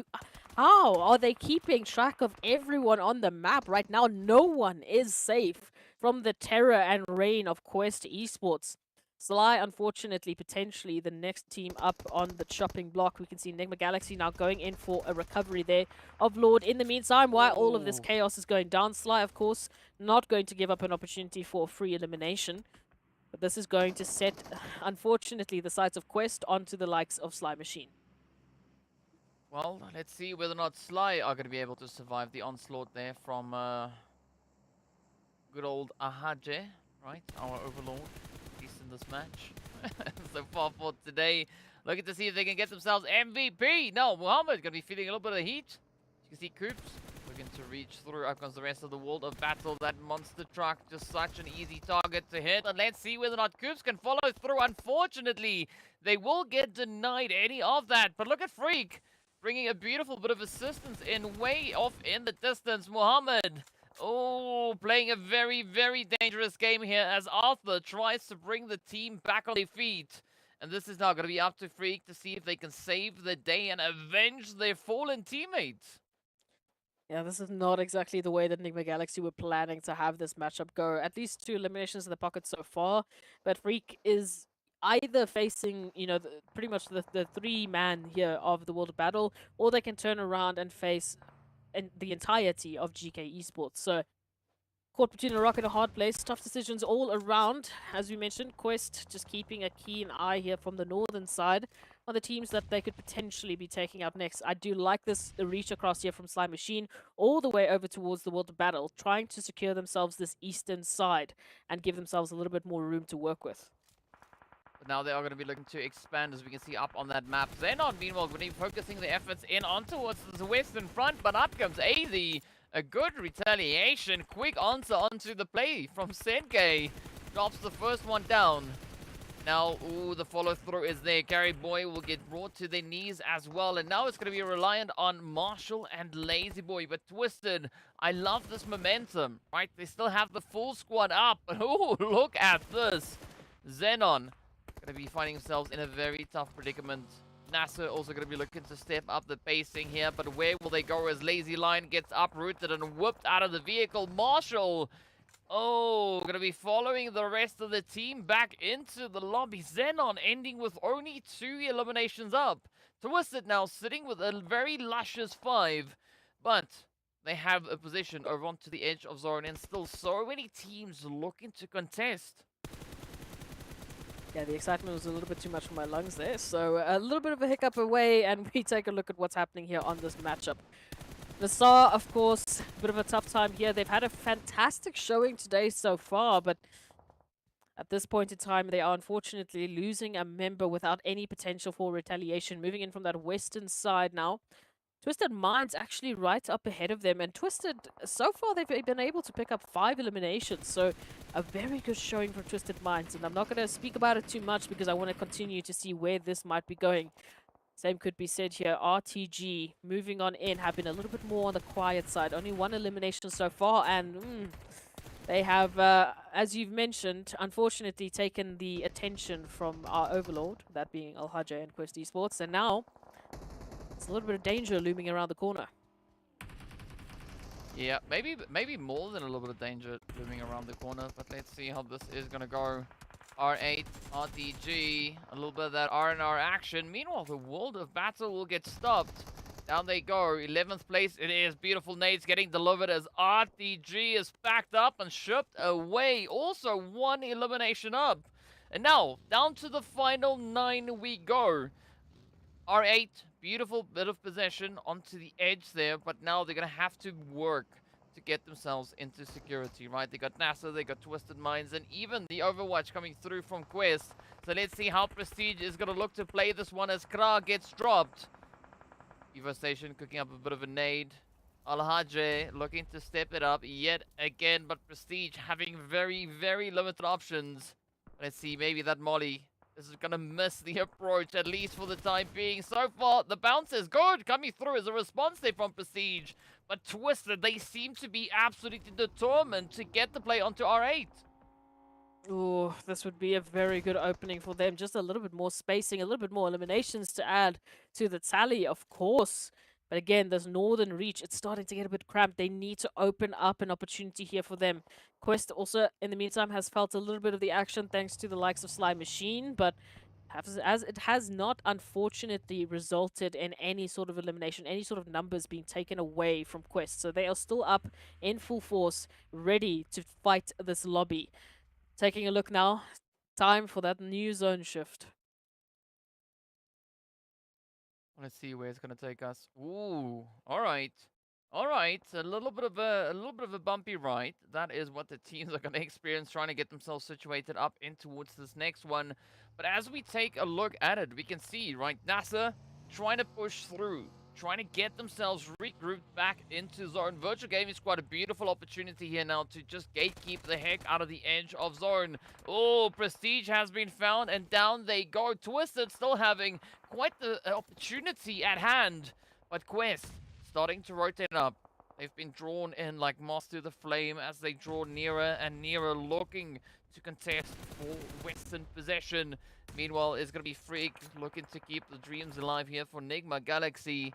Only 3 eliminations, that is what the team has found, but they are within placement point territory. So let's see just how many they'll be able to secure. Ooh, very, very dangerous position here. Freak, somehow, some way, against all the odds, has made it up until this point. Bit of a sandwich now here between Sly Machine and GEEKAY. Can already see trying to just open up that spacing. Oh, the blue zone is going to be going through. Smoke's deployed now, trying to get a little bit of cover, trying to get a little closer. But Sly Machine immediate going to be having an opportunity here just to take NIGMA Galaxy back into the lobby. Unfortunately, again, no cover. This is what we were talking about, this terrain. So incredibly awkward to try and rotate out when you are just exposing yourself to the surrounding teams. I mean, you might have a beautiful position onto one team alongside you, but then as you start to move, you open up to the rest of the lobby. But here we go now. RUKH gonna be looking to push it to the very, very end. Already sitting with 6 eliminations up. Will they find Evo? Yes, they do. And that is the Twisted Minds now coming through with a little bit of retaliations. We can see the drop coming in. Now, RUKH gonna have to try and hold on, but a good response being delivered onto the side there of Amjid. Virtual Gaming Squad can be quite a menace, but Quest, they are determined. They want to step it up. RUKH working so exceptionally hard, already sitting with 8 eliminations to their name. Fares, Yafaz, and Mosta now have the power to decide whether or not RUKH will be able to push on forward as they do get re-knocked. The molly is right on top of them. Someone's got to put an end to Fares. Oh no, bringing in the pain and actually completely sending Quest back into the lobby saying it is done. The reign of RUKH, at least for this map, is over. Here we go. We've got 3 more teams left alive. The 3 you weren't expecting, Virtual Gaming, GEEKAY, and Sly Machine. Finally, we get to give these teams a little bit of love. We get to see what they're really made of. Well, here we go. Sly Machine now definitely going to try and step it up, find even more momentum. Looking at how they've been performing so far, I mean, this is definitely one of their best matches we've seen to date on this map. But let's see, can they convert this into that needed success? GEEKAY also, phenomenal opportunity to take it up and beyond. But where will it go? Virtual Gaming Squad also finding themselves in a very similar position with regards to the overall Miramar performances. Neither of these teams have been able to secure themselves a victory, and it is going to be one of them to walk away with that winner-winner chicken dinner. Oh, but Sly Machine taking a very, very risky rotation as they've now been reduced down to only Steezy. So Ragnar going to try and capitalize on the available opportunity, but Virtual Gaming Squad, they have the numbers. They have a potential advantage to try and leverage. As you can see, them now coming through with that beautiful 2-2 split. So Fares trying to sneak up the edge, definitely leading the assault for the Virtual Gaming Squad. Oh, you love to see the action. Unfortunately, Sly Machine will just have to bow out for this moment. But here we take a look at it. Mosta moving on in. We've seen what they've been able to do on this map specifically. And now up against GEEKAY. Gate going down. An immediate turnaround and the perfect crossfire to secure Virtual Gaming the winner chicken dinner. Finally, we get to give them a little bit of love. And I believe this is their second winner chicken dinner. Yep, their second chicken dinner overall, but their very first on the map of Miramar. So what a way to close off day number 3, right? Amazing, amazing performances that we've seen come through here. The teams continuously stepping up to the plate, stepping up to the challenge. And what a challenging day it has been. I mean, we've seen back-to-back chickens. We've seen absolute sheer domination being shown. And of course, well, teams rising up like Phoenix from the ashes. An absolutely amazing, amazing plays. Well done to Virtual Gaming Squad. It was a brilliant, brilliant showing there. But again, I have to give it up to all 3 of the squads we had there. I mean, GEEKAY making it to the top 3. Sly Machine, hello, thank you. Making it to the top 3. Finally, once again, we get to sing a few praises for our silent assassins. I don't know if it's just this terrain that, again, just, as you mentioned, potentially brought that win condition for the teams. They could bring through those very ninja-esque plays. But let's go take a look at those match rankings and see how exactly it panned out. Well, as you can see, Virtual Gaming Squad are going to be sitting at the top of the board. 15 eliminations and 25 points in total. Quest coming through with their double digits there as well, right? 10 eliminations, looking so nice. GEEKAY, surprisingly, only 1 elim, but it's still a lot to them. 7 points in total. Twisted picking up some very much needed points, and great play coming through with their 7 eliminations alongside the helping there with the placement points. No, look, Twisted Minds was definitely a hook right out of the corner there for me. I wasn't expecting to see them perform so well on this map. I mean, similarly, I would say I wasn't expecting Clear Vision, RUKH, and Vision. Oh, wow. There's so many visions in that sentence to not perform that well on this Miramar matchup. Even for XENON, again, our viewer favorites, unfortunately, and Brute Force did not quite have the matchup they were expecting. It's been, I'd say, overall a very interesting day for Brute Force as well. Yeah, we'll get into that a little bit later on. But those highlights around the corner, I think, are going to paint a very pretty picture when you take a look at it as well, because all you're going to be seeing in the elimination feed is RUKH, RUKH, RUKH, RUKH, RUKH. Yeah, 100%. So, 100%. I had to add the third one in there. RUKH has to, though. I mean, this has to be enough for RUKH to get the MVP, right? This needs to be it. So let's take a look at the highlights. Absolutely. Like we said, just keep your eyes on the left-hand side. You'll just see RUKH. Yeah, I'm kidding. Just taking a look at this, though, we get to see a little bit of a glimpse at how Twisted Minds were able to just, once again, step up the plate, give us a little bit of surprise. I don't know why it's always the last map. Every single time, it's this last Miramar of the day. The Twisted Minds are just like, hello, our turn. Thank you very much. Maybe they felt like they had quite a bit of you know, fuel left in the reserve, and they might as well just, you know, utilize the last few bits of it so that they don't have any stale you know, fuel to take into tomorrow, whatever the case is. But yeah, very surprising performances. You can't really falter anything that we've been seeing so far. I mean, it's just exactly what we're trying to see, right? As you said, Twisted coming through with a very satisfactory performance, locking in those 7 eliminations. I mean, we want to see more of that, but we want to have them start a little bit sooner in the day. Yeah. Look, the last matchup of the day, to just suddenly get all of these points. Tomorrow, when we come back to match number, the last day of matches, from match number 1, please, can we have this performance? Can we have this level of aggression from Twisted Minds? And I mean, it was beautiful to witness, as well as for, you know, Sly Machine moving in, bringing in a little bit of action as well. But Virtual Gaming, ultimately, in those final moments, that crossfire was perfection. Yeah, there's nothing that you can really fault on that. But you know, we've been seeing Brute Force doing a few things here and there. You know, they've been trying to play a bit of a menacing game here today. Today was a really tough day. Yesterday and the day before went much better.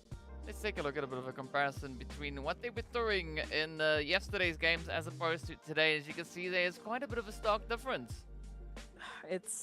Look, it paints the picture as to why Brute Force would be in the position they are. Not to spoil the overall rankings, but when we eventually get there, we will understand why they are in this position. And I mean, also just to paint the picture so starkly afterwards, the performance that Quest gave us. I mean, with RUKH picking up the eliminations that they did, just purely on RUKH's points, you can understand why they were able to go toe-to-toe with, at the beginning of the day, our #1 team. So hopefully for Brute Force, if they see this, it's a stark reminder, it's a wake-up call. They can come back tomorrow, they can be refreshed, and they can, you know, get down to business.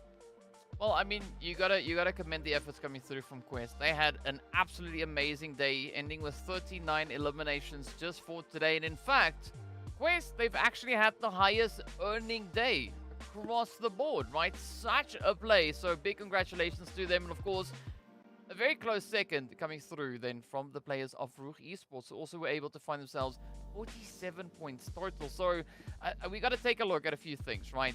I mean, it's a very close shave between RUKH Esports and NASR, both teams having quite an exceptional day here.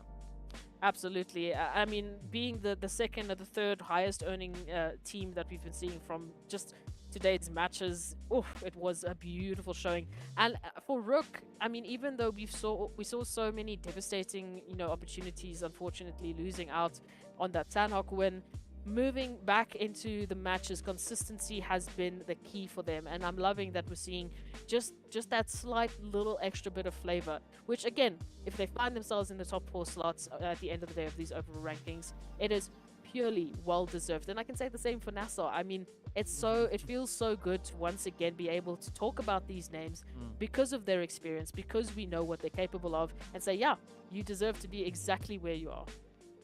I mean, you got to say, NASR, they've really been trying to push it as best they can. And I mean, again, there's just so much that has happened here today. I mean, we've got so many different things that we can take a look at. Yeah, we have really looked at a lot. But firstly, before we get any further, we have to talk about Quest Esports. What a day they have had. And if we take a look at the exact numbers, they're low-key, no, they're high-key terrifying. RUKH average knockouts of 3.8, average eliminations of 4, and then the damage numbers coming through from the rest of the team to help support RUKH, even though he's still reigning disgustingly supreme with that damage.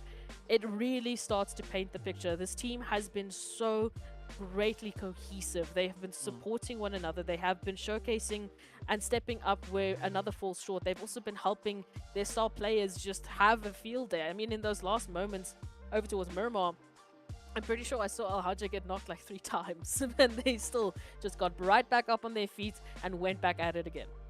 Well, seeing that you're on that topic, right? there's a big thing that we want to have decided here, right? We're curious to know who our MVP is. So without any further delay, let's hop straight into it and see who our MVP of day number 3 is. Yes, look at that damage! 5,000 damage. 5,003 damage, if we must be so Wow. specific. And 29 eliminations. These numbers are actually... Just to go back to day number 1, it was 15 eliminations. You know, it was a very... It was still a very incredible showing. But then you put them against these sort of numbers and you're like... It's like... It's rookie numbers, man. You gotta look at RUKH. I mean, phenomenal play coming through there from RUKH. As I said, right, there can only be one MVP today. It has to be RUKH. If not RUKH, I don't know who else, right? So big congratulations going out to RUKH for securing that play and, of course, the award. But in case you forgot who got all of our winner chicken dinners here today, right? Let's take a quick look at that as well.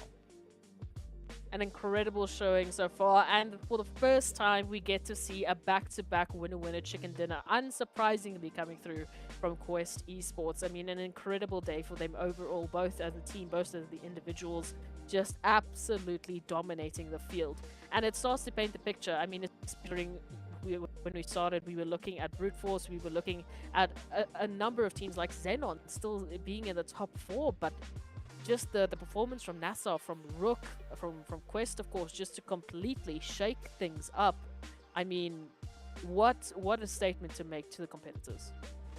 Yeah, definitely quite a bit of a statement being made here. But, you know, speaking about statements, right, you were talking about the leaderboards and talking about how things could potentially have changed and, you know, what could be the play of the day. We are looking at a bit of a trend that is starting to happen with regards to our overall rankings here, and I think it would be quite fitting for us to head straight over into that. As you can see, the top 3 teams, each sitting with 3 winner chicken dinners to their name. And for Quest, it was the 2 of today. For Brute Force, they picked up 1. For RUKH, they picked up 1. I mean, this is just consistency at its finest. Also just 101. I mean, 101 ways to just take out your competition right there. Yeah. Brought to you by Quest Esports. Beautiful showing, and everyone reaching that century. But a massive drop-off for teams like, you know, as an example, XENON. I mean, for virtual gaming, they climbed 4 slots to get themselves into the top 5. Doing so by jumping over NIGMA, by jumping over Road to Glory, and XENON as well, who unfortunately now find themselves at the bottom of the overall standings, coming through from 4th. It's a tough play. It is a very, very tough play indeed. But, you know, hopefully tomorrow we could see a bit of a change continue to happen here. Vision also now, they've been relegated down onto that 9th page as a result of the last game. R8 Falcons, no change with their position, at least not after this last match that we just saw. GEEKAY though with a beautiful upward trend heading up into 12th place. We did see Sly as well as Twisted, again climbing up the board, but the World of Battle taking quite a bit of a drop, losing 2 slots all the way down into 16th position. Look, it's understandable, especially in that last matchup. Just Twisted Mind, Slime Machine, they made a statement. Coming back tomorrow, like I said, don't leave it for the last map. We've only got 6 more matches, 6 more opportunities that these teams have to actually get themselves anywhere closer to the overall rankings. Whether it's just now for prize pool, whether it's still trying to get yourself a PMGC slot, it has to start from match number 1 tomorrow. Well, speaking about match number 1, of course, we need to give a big shout out going out to Monster Energy, our official energy drink partners for the PUBG Mobile Pro Leagues. Mad respect, mad love going out to them. But of course, mad respect going out to our teams as well. Playing like absolute legends, like absolute goats. And I mean, what an exciting championship we are looking at so far. And as you've said, right, everything is going to boil down to the final matches coming in tomorrow. I mean, it's all down to the wire, right? Still, not a vast gap between our teams, and there's going to be so much yet to be seen. And of course, while we're on that, we'd love to hear your thoughts as well. So be sure to hit us up on social media, right? You can hit us up on YouTube, Facebook, as well as on TikTok, and tell us, what do you think is going to be the outcome? Will we see a bit of a resurgence potentially coming through tomorrow? Or do you think that the leaderboard is essentially kind of set, right? I mean, there's so many things that can happen in just 6 matches. And of course, we'd love to hear your thoughts. Be sure to include the hashtag the PMPL MEA Champ along with your thoughts. Is Any closing thoughts that you want to share?